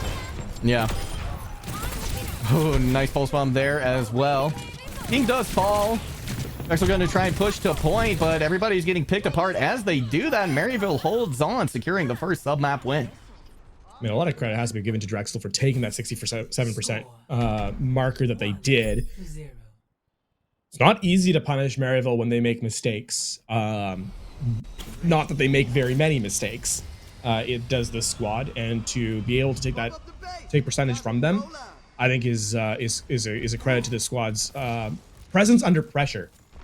Is just that Maryville right now, I think, is a team that is very clearly challenging themselves to be as good as they can, right? To kind of take that, be the most dominant squad just in collegiate. Round 2, capture. And so far on their way to continue that reputation here. Opting for the Winston this time around, so a little bit more dive coming out from Maryville. Gonna be Wolgar. Seeing if they can take out Tree, but a beautiful sleep dart puts him out of commission for a moment. You have a big opportunity for Maryville to secure a couple of kills. Hill Peanut now trying to come off this high ground, but King playing gatekeeper right there. Peanut actually chasing them down, saying, you think you've got me, I'm not gonna make it easy on you. Tree does find Pest Control in the end. King was just a sliver of health. Discord orb on them as well, but the heals are coming in. We're not being captured by Maryville. Somebody going to need to contest here from Drexel, but they're not going to be able to do that in time. Fight Tree going down. Be looking to exact revenge now. Point has flipped over in favor of Maryville, and they're continuing to press their advantage. Ooh, Juby is doing such a good job of staying alive here. Stick unfortunately goes wide, and Beast Stir Fry is going to send it back. To return to sender, as it were. King looking low again. King is really riding the line of survivability right now, but You know what? Health is a resource. If you're not using it, what's it there for? Point now being threatened to get captured by Drexel. Big EMP gonna come out though. Gonna be the go button for Maryville to do a lot more damage. Anti-nade as well from Tree means it's gonna be quick picks for them. I'll tell that to my doctor the next time they ask why I do certain things. Health is a resource. What's it for if you're not using it? Exactly, right? There you go. I'm sure you'll be quite as well. pleased with that argument. Yeah, it's Why how aren't you I play sleeping? my tank. I know my supports don't like it. Big anti-nade onto Jeff Goldblum. Here comes a primal rage. King actually goes off the mat, unable to jump back up. Big heads up play there from Wolgar. Might actually help secure them this point. The stick is going to come in. Wolgar decides to drop the minefield as Juby's able to get a pair of picks, but finds themselves off the map right as they get the nano. Just ran out of blinks at the end there. Still the point. Flip over to Maryville. The rally now with a blade behind it. A lot of pressure though being put onto Jeff Goldblum. The hack is there. Wolgar in the meantime finds Tree. That's a big piece of the puzzle gone. In fact, both supports are down despite the point getting flipped again in Maryville's flavor. Drexel primed to take it for their own. In fact, that has happened. King now trying to contest, seeing if they can turn it back in their favor. Advantage though still here for Drexel as the supports on their way back right now. See if Drexel are able to convert this next fight. We got Pulse Bomb and the Nano Boost as well. Maryville though, trying to play through the sound barrier. Just a really aggressive sound barrier at that. They just want to preempt this fight entirely. Yeah, and taking out Jeff Goldblum was a great place to start. They had the Nano Boost ready to go. There's no tools online for Maryville. Gonna get a Pulse Bomb here relatively soon. Might not even need it. Those picks are coming in hand over fist for them. We should flip back over in their favor relatively quickly. So there's not a whole lot left that Drexel has in their pocket to turn this around. Just trying to cycle the hack on the Wrecking Ball. This is doing a good job using map geometry to keep that away. All right, I mean, it's last 10% here. Drexel, they need to find a way to get this nano in play, but they're not even going to be able to do. Ooh, that's a really big nano. That keeps Brave Stir Fry alive. Yeah, it does. They're going to be able to get the point, actually start to put some pressure on, start to turn it back in their favor. In the meantime, King has gone down very low. They're going to eat an anti-nade as well, so even that hacked health pack not going to do him any good. Mikey is taken out. Point back in Drexel's favor. Dang, nice. Some quick thinking there by Jeff Goldblum to get that nano off and keep the Brig alive. And that actually allows Drexel to take that skirmish on the point. Still, this is a very difficult place to be if you're Drexel. There's no guarantee you win this fight. Still an EMP at the ready. And actually, with Tree out of the equation, there's no nano boost. King trying to put a lot of pressure on point. Nice boop, though, to take Beef Stir Fry off the map when the rally was imminent. 2 picks in. As both supports down for Drexel. Maryville has an opportunity here, but the minefield on point, keeping him away, at least for the moment. Juby with 2 picks right in a row, though. Drexel looks primed to get this to 99, but it might not go much after that. Might not even get there as Maryville turning the point back in their favor. Somebody's going to have to touch here, and there's an anti on the Beef Stir Fry. They don't last long enough to do it, so that falls on to Jeff Goldblum, who does not last long. Maryville will take the first map. I think an expected showing from Maryville University in terms of the fact that they win the map, but Drexel provide a strong account for themselves. And they force a 99% on the second map of Lighthouse there. So, I mean, just a lot of credit has to be given to Drexel University for the performance they provided, especially under pressure. Maryville, though, I mean, what more can you say? They're a team that excels at every aspect of the game and continue to showcase it.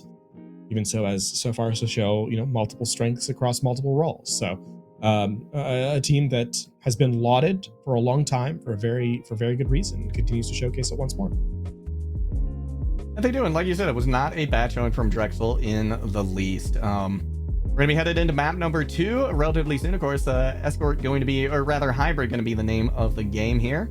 King's Row, of course, the most likely outcome. But if you're Drexel, right, what are your options, right? Eichenwald, Paraiso, do either of those really seem that inviting, really seem that good of an idea? You're probably going to be most practiced on King's Row.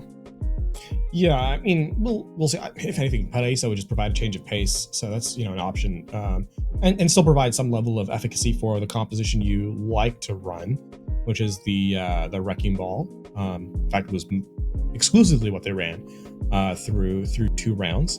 But yeah, I think it's a tough call. I don't see any map being particularly best suited for Drexel, and I think also counter to that is that Maryville University doesn't particularly mind any of the maps you can go to. Yeah, it's a tough position. So with that being said, just go to the map that everyone expects. King's Row, kind of get out of the way early and get it done. Yeah, and it makes sense, right? This is, when you're up against a squad like Maryville, right? You're not going to catch them off guard by a map pick, so you might as well go to something that's going to be presumably very, very well practiced here. I'm going to be curious to see though if they opt to continue with the ball. It's definitely doable here, right? Again, I like to highlight first point attack as one of the best places, I think, for a Wrecking Ball on King's Row. So that's a big question mark for me as we move into this map. Certainly a lot of questions here for Maryville. Primarily, which player plays which role?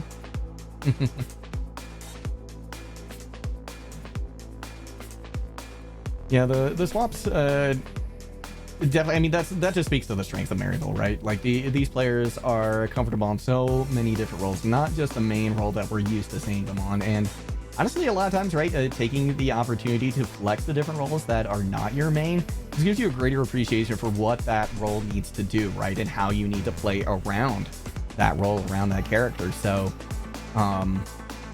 yeah, absolutely, definitely a question mark, but I don't see that really slowing Maryville down much, regardless of who they put where.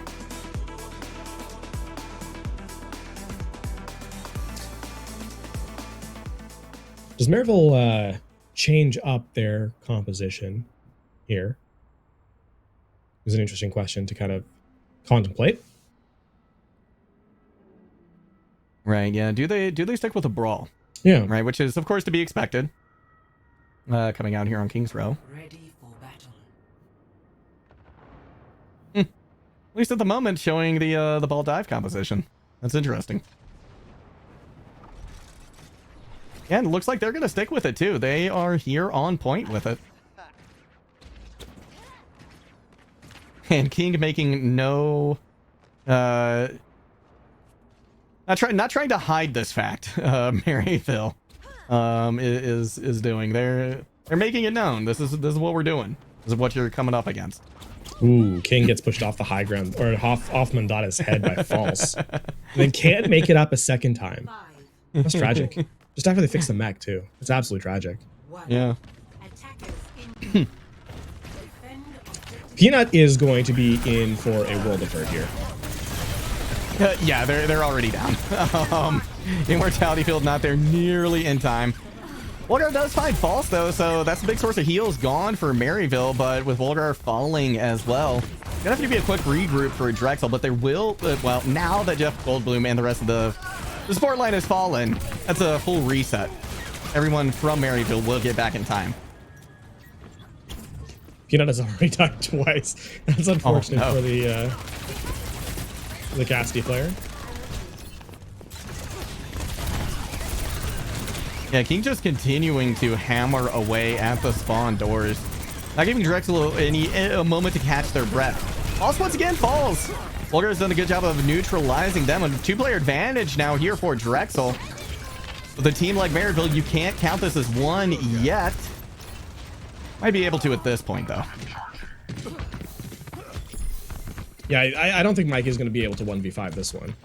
But they're going to try and get the hack in here for the Wrecking Ball to get to point. I think they do consider a recontest here.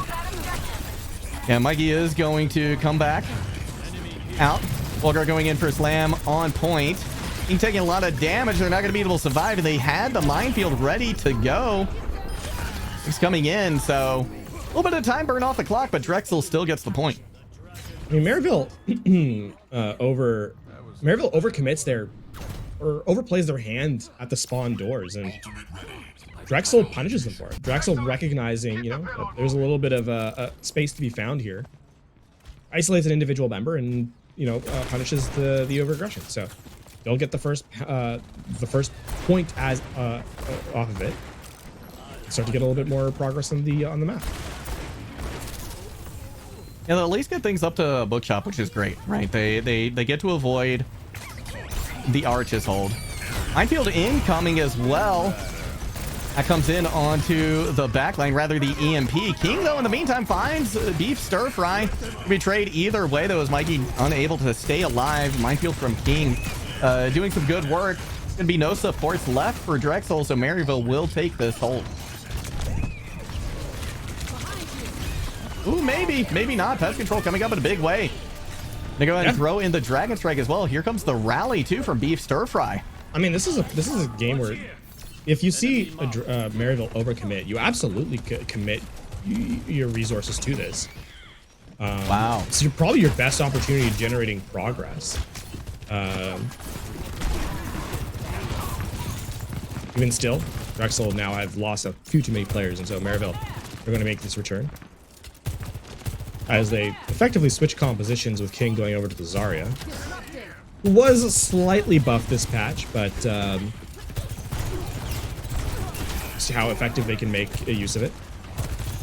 Ooh. Well, a quick picks here for Maryville. Before the fights even really started, while Drexel was just trying to set up, so fantastic fight win for them. Fade away onto tree there from Pest Control, but it's not much doing there for the Drexel squad as they're forced to retreat. Keep in mind, this has all been without no ultimates.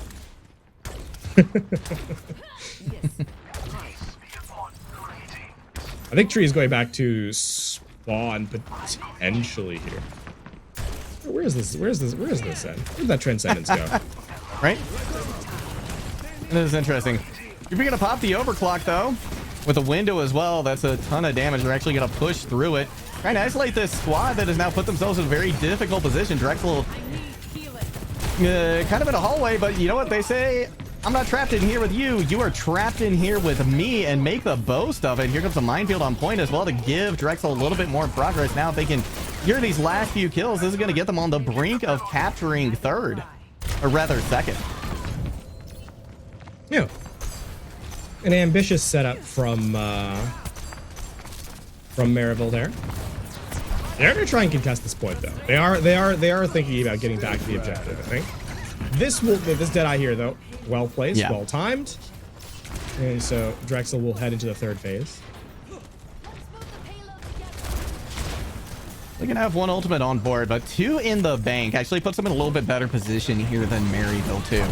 So Dragon Strike now, King forced to try and back away from it to use one of their bubbles to do just that, but the damage is there and it is real.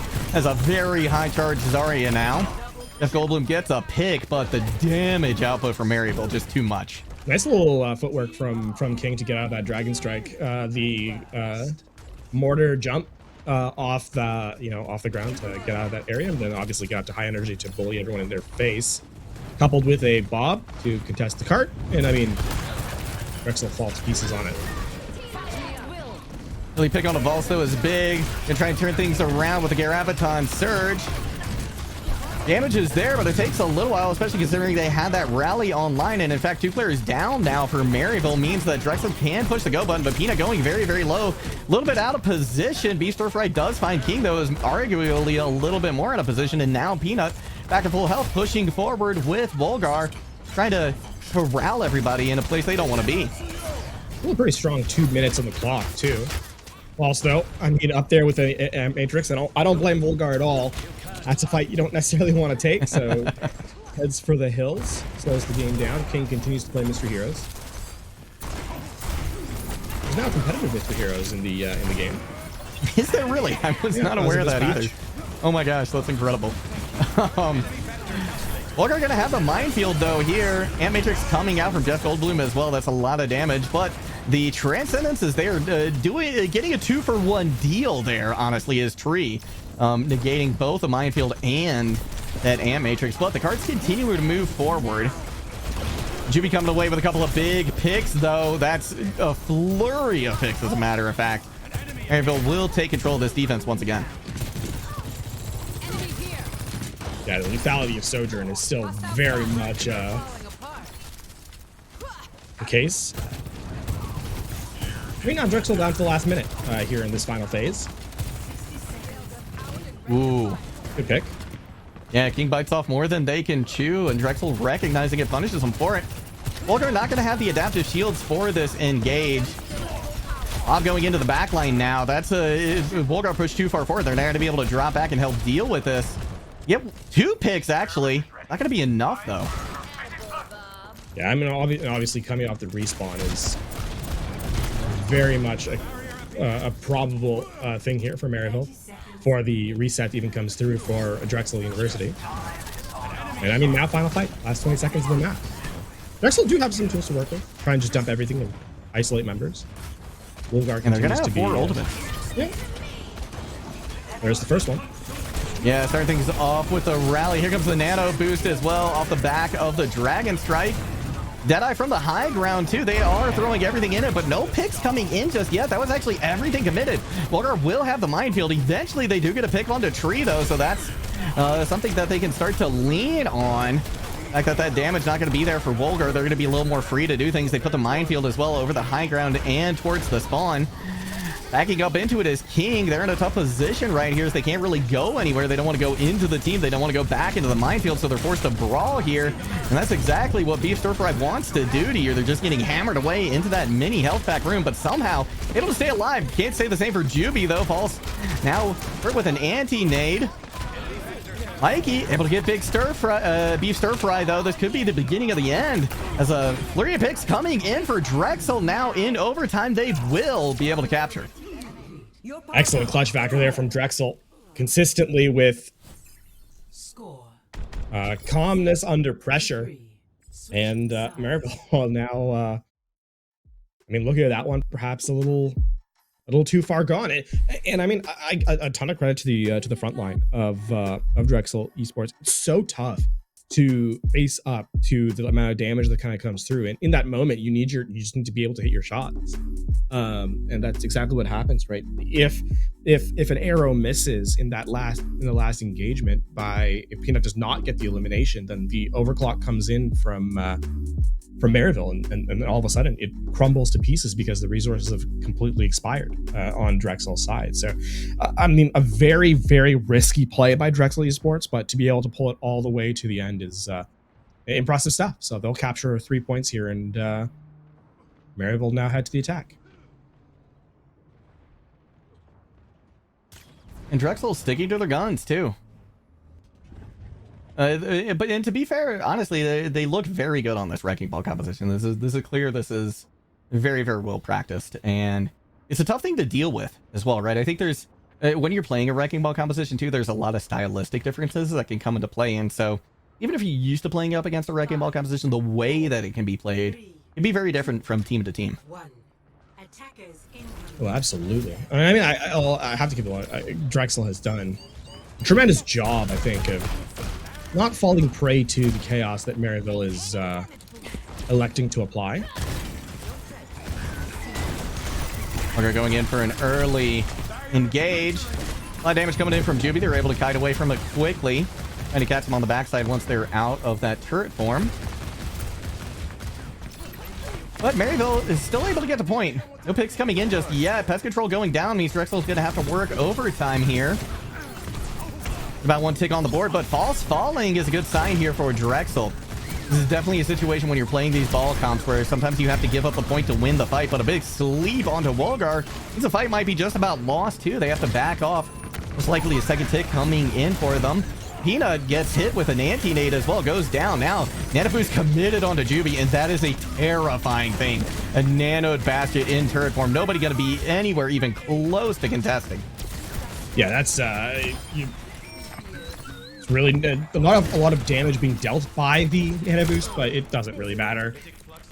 I think it's scarier to be you go where the Bastion is not, but alas, the rest of Maryville was there to collect on the lives of the remaining players. So Maryville will take that first objective in quick time and move forward here. So False sits on cart.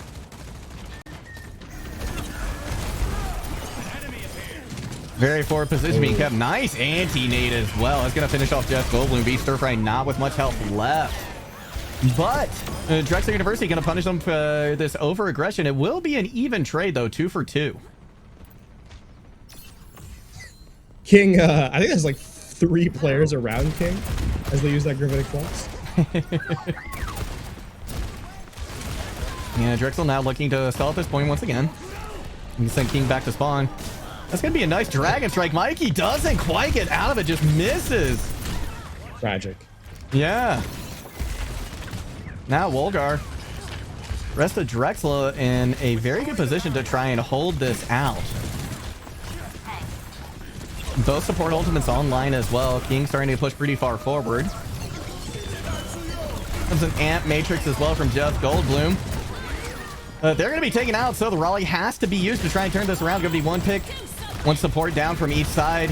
I'm now committed on a point as well, but they are getting just burst through immediately.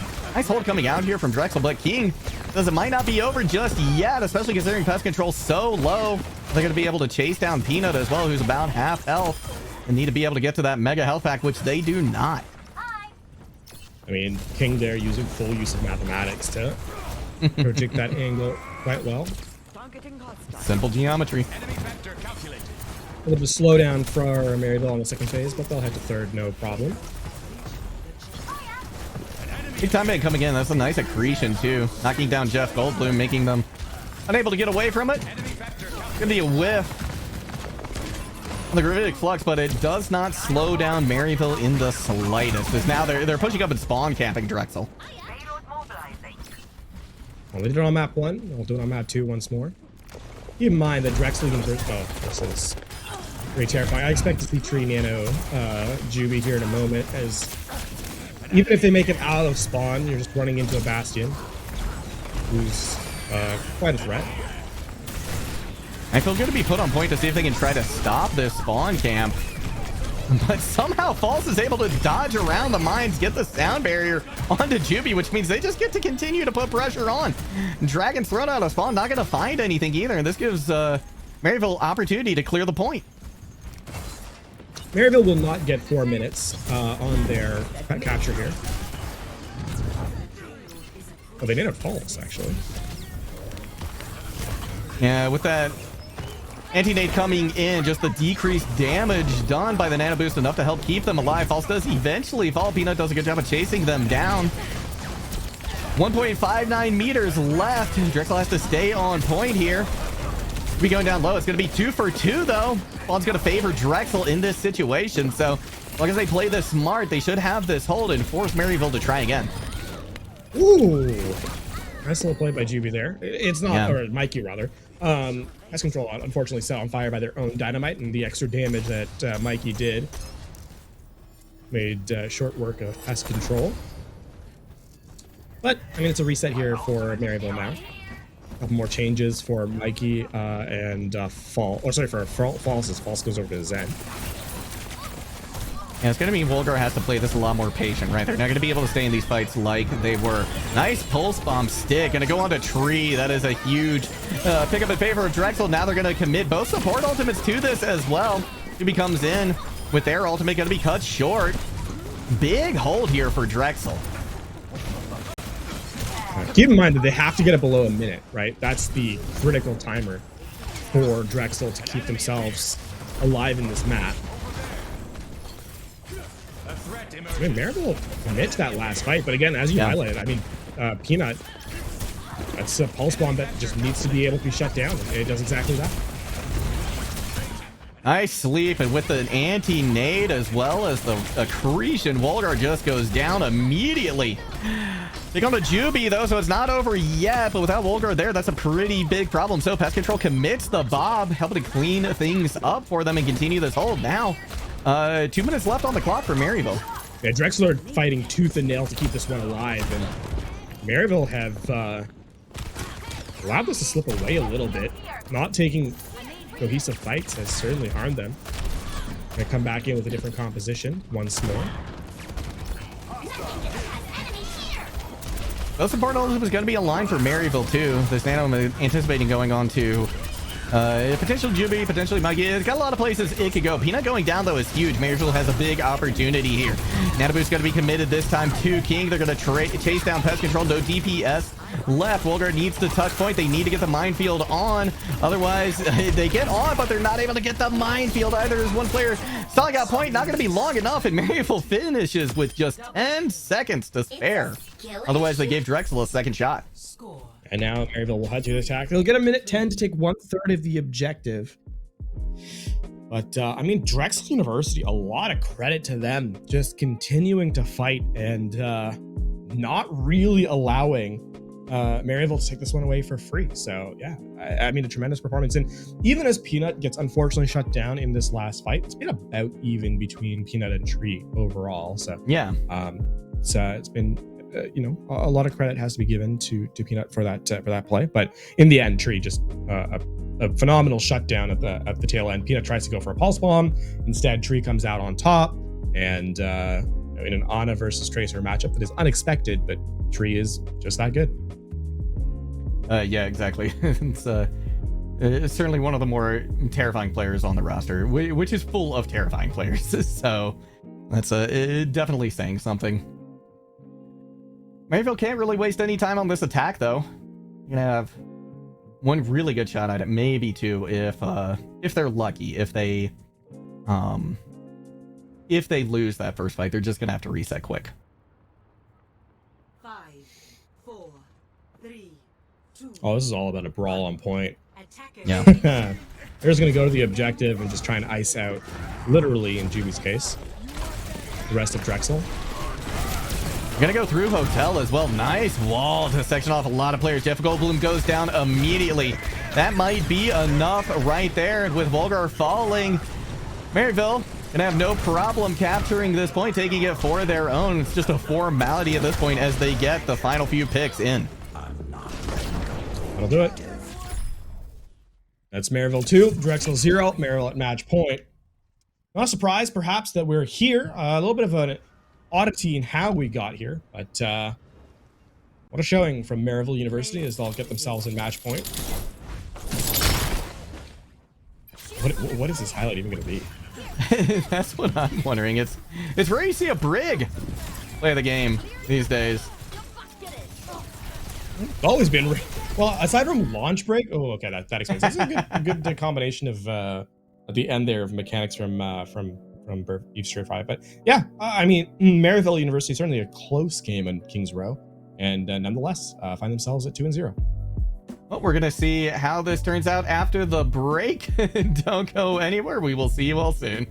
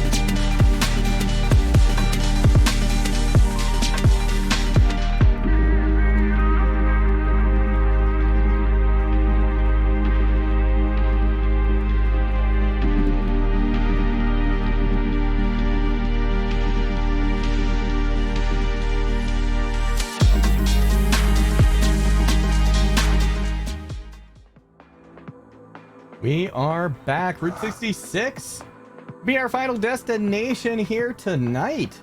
Glad to see this map. Don't get to see it a lot on stream. Yeah, it's often we go to like sniper maps for third map.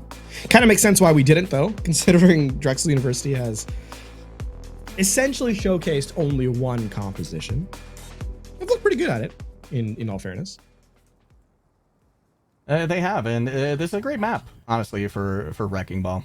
I like it. I like it for Ball. I think there's a lot of opportunities. There's a lot of ways you can flank and get into a position without the enemy team seeing, which is a big part of what you need to do as Wrecking Ball. See if Maryville decides to mirror or not. Maryville have danced to the beat of their own drum this game. Is a fair way of putting it.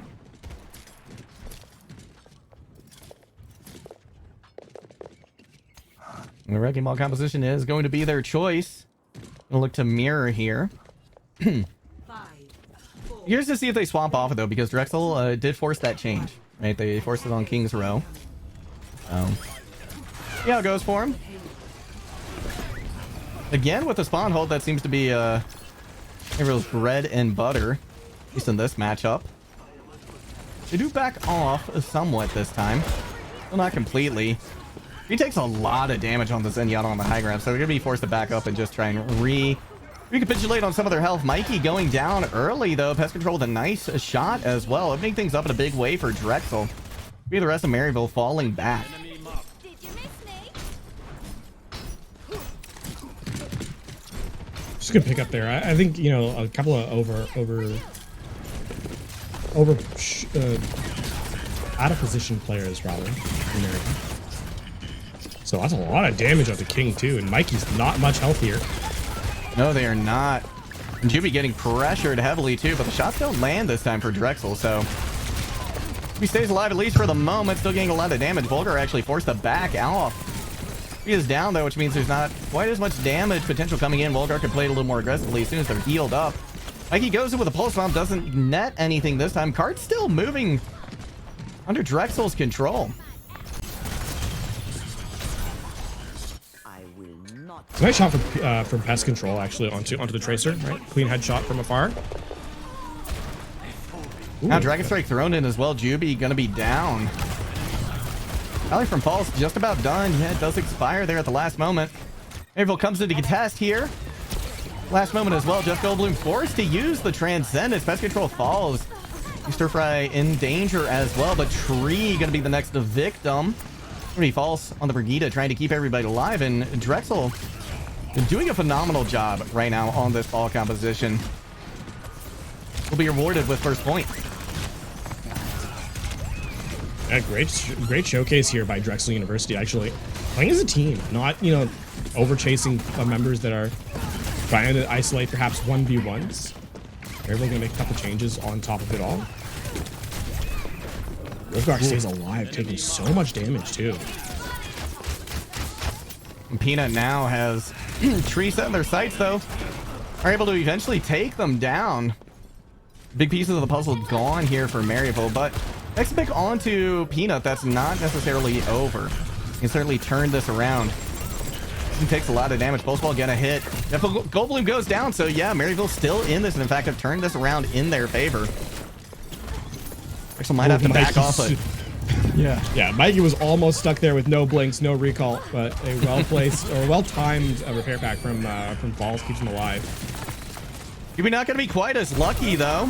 Minefield committed as well by Volgar. Here comes a nano boost onto Mikey, so that's a terrifying proposition to say the least. But Peanut doesn't care. It's a tree trunk through their head, and Drexel continues their march forward. That was a fight that Maryville invested in. So yeah, impressive stuff there by Drexel to isolate those members. Again, Mikey goes in. That's 3 players they're fighting with. Even with an nano boost, you're getting focused down by that much. And a sonic arrow. You put your crosshair at head height, and Mikey just walks into that arrow. That's another delay for Maryville. Nice zoning Dragon Strike too. King is out here kind of on his own at the moment, so they're going to be able to kind of pick at him a little bit. Rally comes in though, so breathing new life actually to both squads.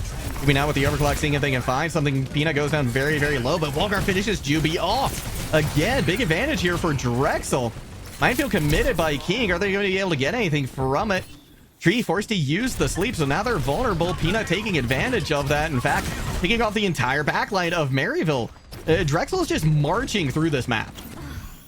Tremendous stuff. Maryville has not had any sync up between their tank and their DPS at this stage, and when they do, they win fights. Right? We saw that on the first half a second when Mikey was in close with King, but aside from that, it hasn't really happened, and now it won't happen at all. King goes over to the Roadhog.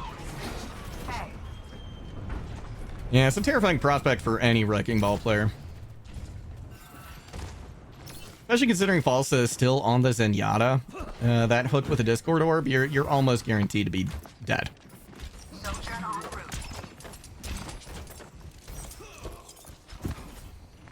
Drexel, a pretty decent opportunity here to kind of take this one through. This is, I mean, look, Peanut has also been, I think, waking up tremendously in this series. Yeah. We're going to go wide initially from King. Have it back though in a couple of seconds. Give her a flank here. This could be absolutely devastating. They do catch the stir fry, but the shield's there. Able to get that pick in. Dragon Strike coming in now from Peanut. Nice job, Volgar, pushing King back into it and making him take a little more damage and committing the minefield to point as well.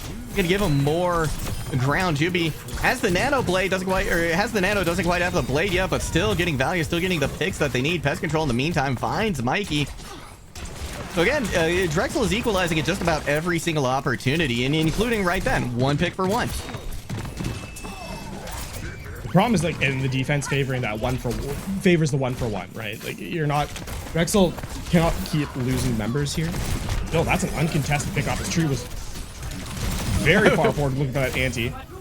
It was uncontested, but Maryville descends on the remaining members. Strikes back, takes revenge. I mean, Maryville, a well-practiced team. When required, they can turn things on a dime. That was just a forward aggressive setup. Ooh, Peanut 12 HP. You can see, Jimmy was thinking about it. They were. There's a rally now from Beef Stir Fry. Recall going to be forced as well onto Mikey. This is an opportunity for them to try and chase down that Tracer. That's control now with the high ground, and the overclock is a dangerous thing indeed. Able to burst down King, no less. That's a huge pickup. That means Volgar going to be much more able to cause damage, to wreak havoc in the backline. But here comes Juby now. With the blade, not going to do anything though, as Jeff Goldblum is there. And then at the time with the Transcendence as well. Also does take care of them though. And now Maryville coming back in this fight. They're gonna push the timer down below a minute, which is crucial for Maryville. This is a fight that is going to be easily won by Maryville. I mean, this is Maryville that we kind of promised at the top of the show, right?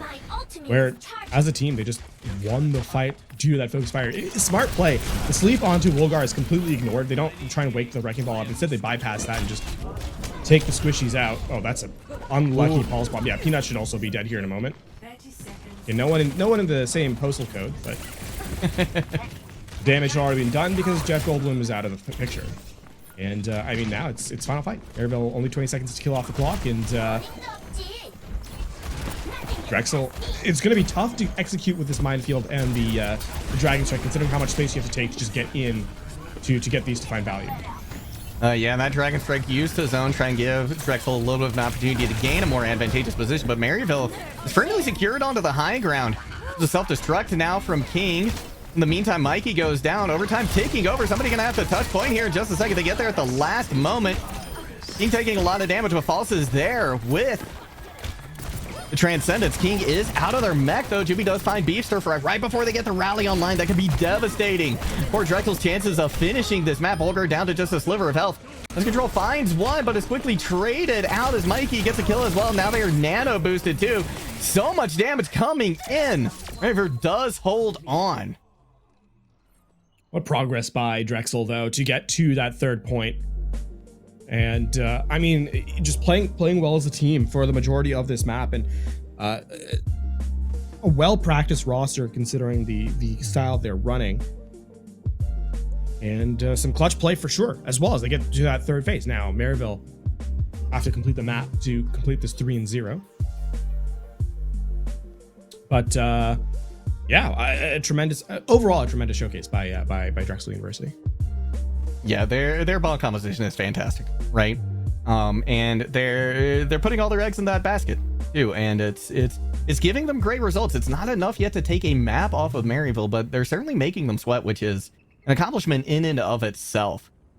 And so again, on the defense, no surprises here from Drexel.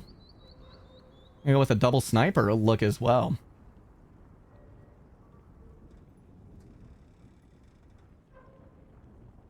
Slow down the game, right? Just try and take as much time off the clock here if you're Drexel University.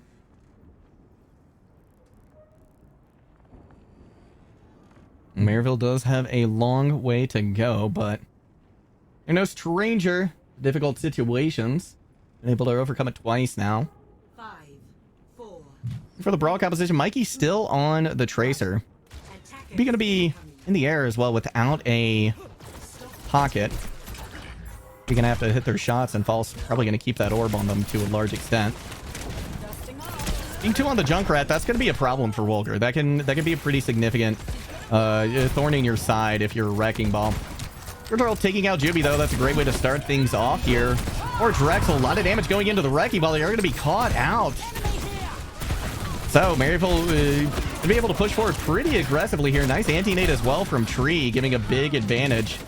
Pest control going to fall, and Maryville will get a lot of progress here. I was going to say it's a lower accurate matchup, but I'm pretty sure Hammond is Jungle Queen's like bodyguard or something like that. Is he really? I think so, something to that effect. Oh, that's interesting. I wasn't aware of that, but I like it. I like it. Line up from Tree, and no, too far. A little too high. A little too far. Wolgar going to be spotted out. Takes off the Discord orb right before R2? they engage. Oh, missed again. We're going to have to contest point here in just a second. Everybody moves off a point to chase Wolgar down, which honestly, great situation there. Pest Control Peanut, though, combined for a pair of kills. Going to be even now on the board. Have Colboom just yeets themselves onto point and pays for it with their life, but had to try and stop the cart. I mean, a little credit to King. That was a jagged knife that pulled him there. Oh, it was. Just run. I missed that. Yeah. Didn't just run at the objective. No, it makes more sense. Oh, poor Wolgar. And again, that jagged knife, that's the big worry you have to have as a Wrecking Ball, right? When you're going up against this Junker Queen, and it's causing a lot of problems. That with the focusing beam as well, this is a composition that's meant to just punish this Wrecking Ball if they're caught anywhere where they don't want to be. Yeah, absolutely. Let's take him to the Oh, King in the spawn with a... There's no way Peanut lives here. No. 2 players down almost instantaneously. King just controlling this high ground, and it doesn't quite land that time, but if Goldbloom out in a good situation, has to use the attic grenade to try and heal themselves, and even then, even with the mega health pack, there's just nothing you can do in the face of that Junker Queen. QB 5 HP. Nice play by Peanut there to recognize where the recall was coming from. Love to see those kinds of predictions. Still, these fights are happening on the 3rd point. The cart is currently on the 2nd point. Nice play there by Peanut, who again, you mentioned they've been such a great part of the squad for Drexel. Should be going over to the Ana as well. Big anti-nade coming in. Be taken out of it, but it's not going to matter as Juby still remains alive. How might keep playing? Having to choose their footing very carefully. Discord orb now onto Beef.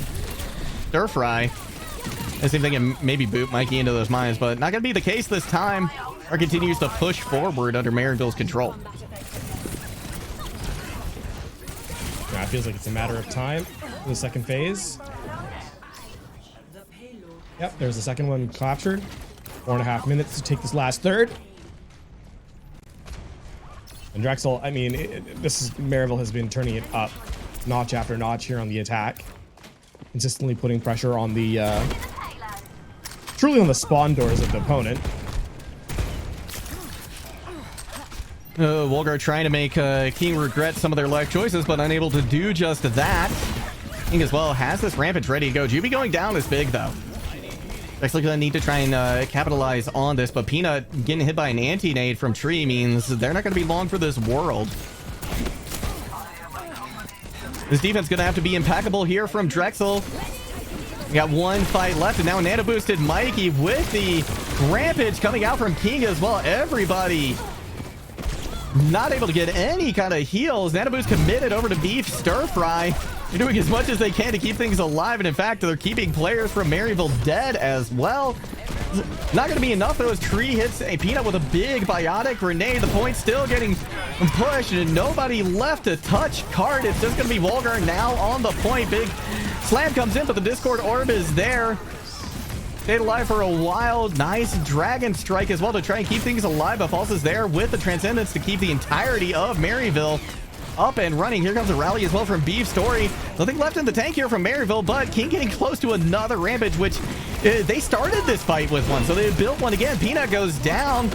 Moment away again from victory. Volgar with very little health drops the minefield. Here comes the rampage straight through the mines. The Suzu is there. Jeff Goldblum has gone over to the Kiriko. They're fighting tooth and nail to keep this alive, but they just can't in the end, and Maryville takes it 3-0.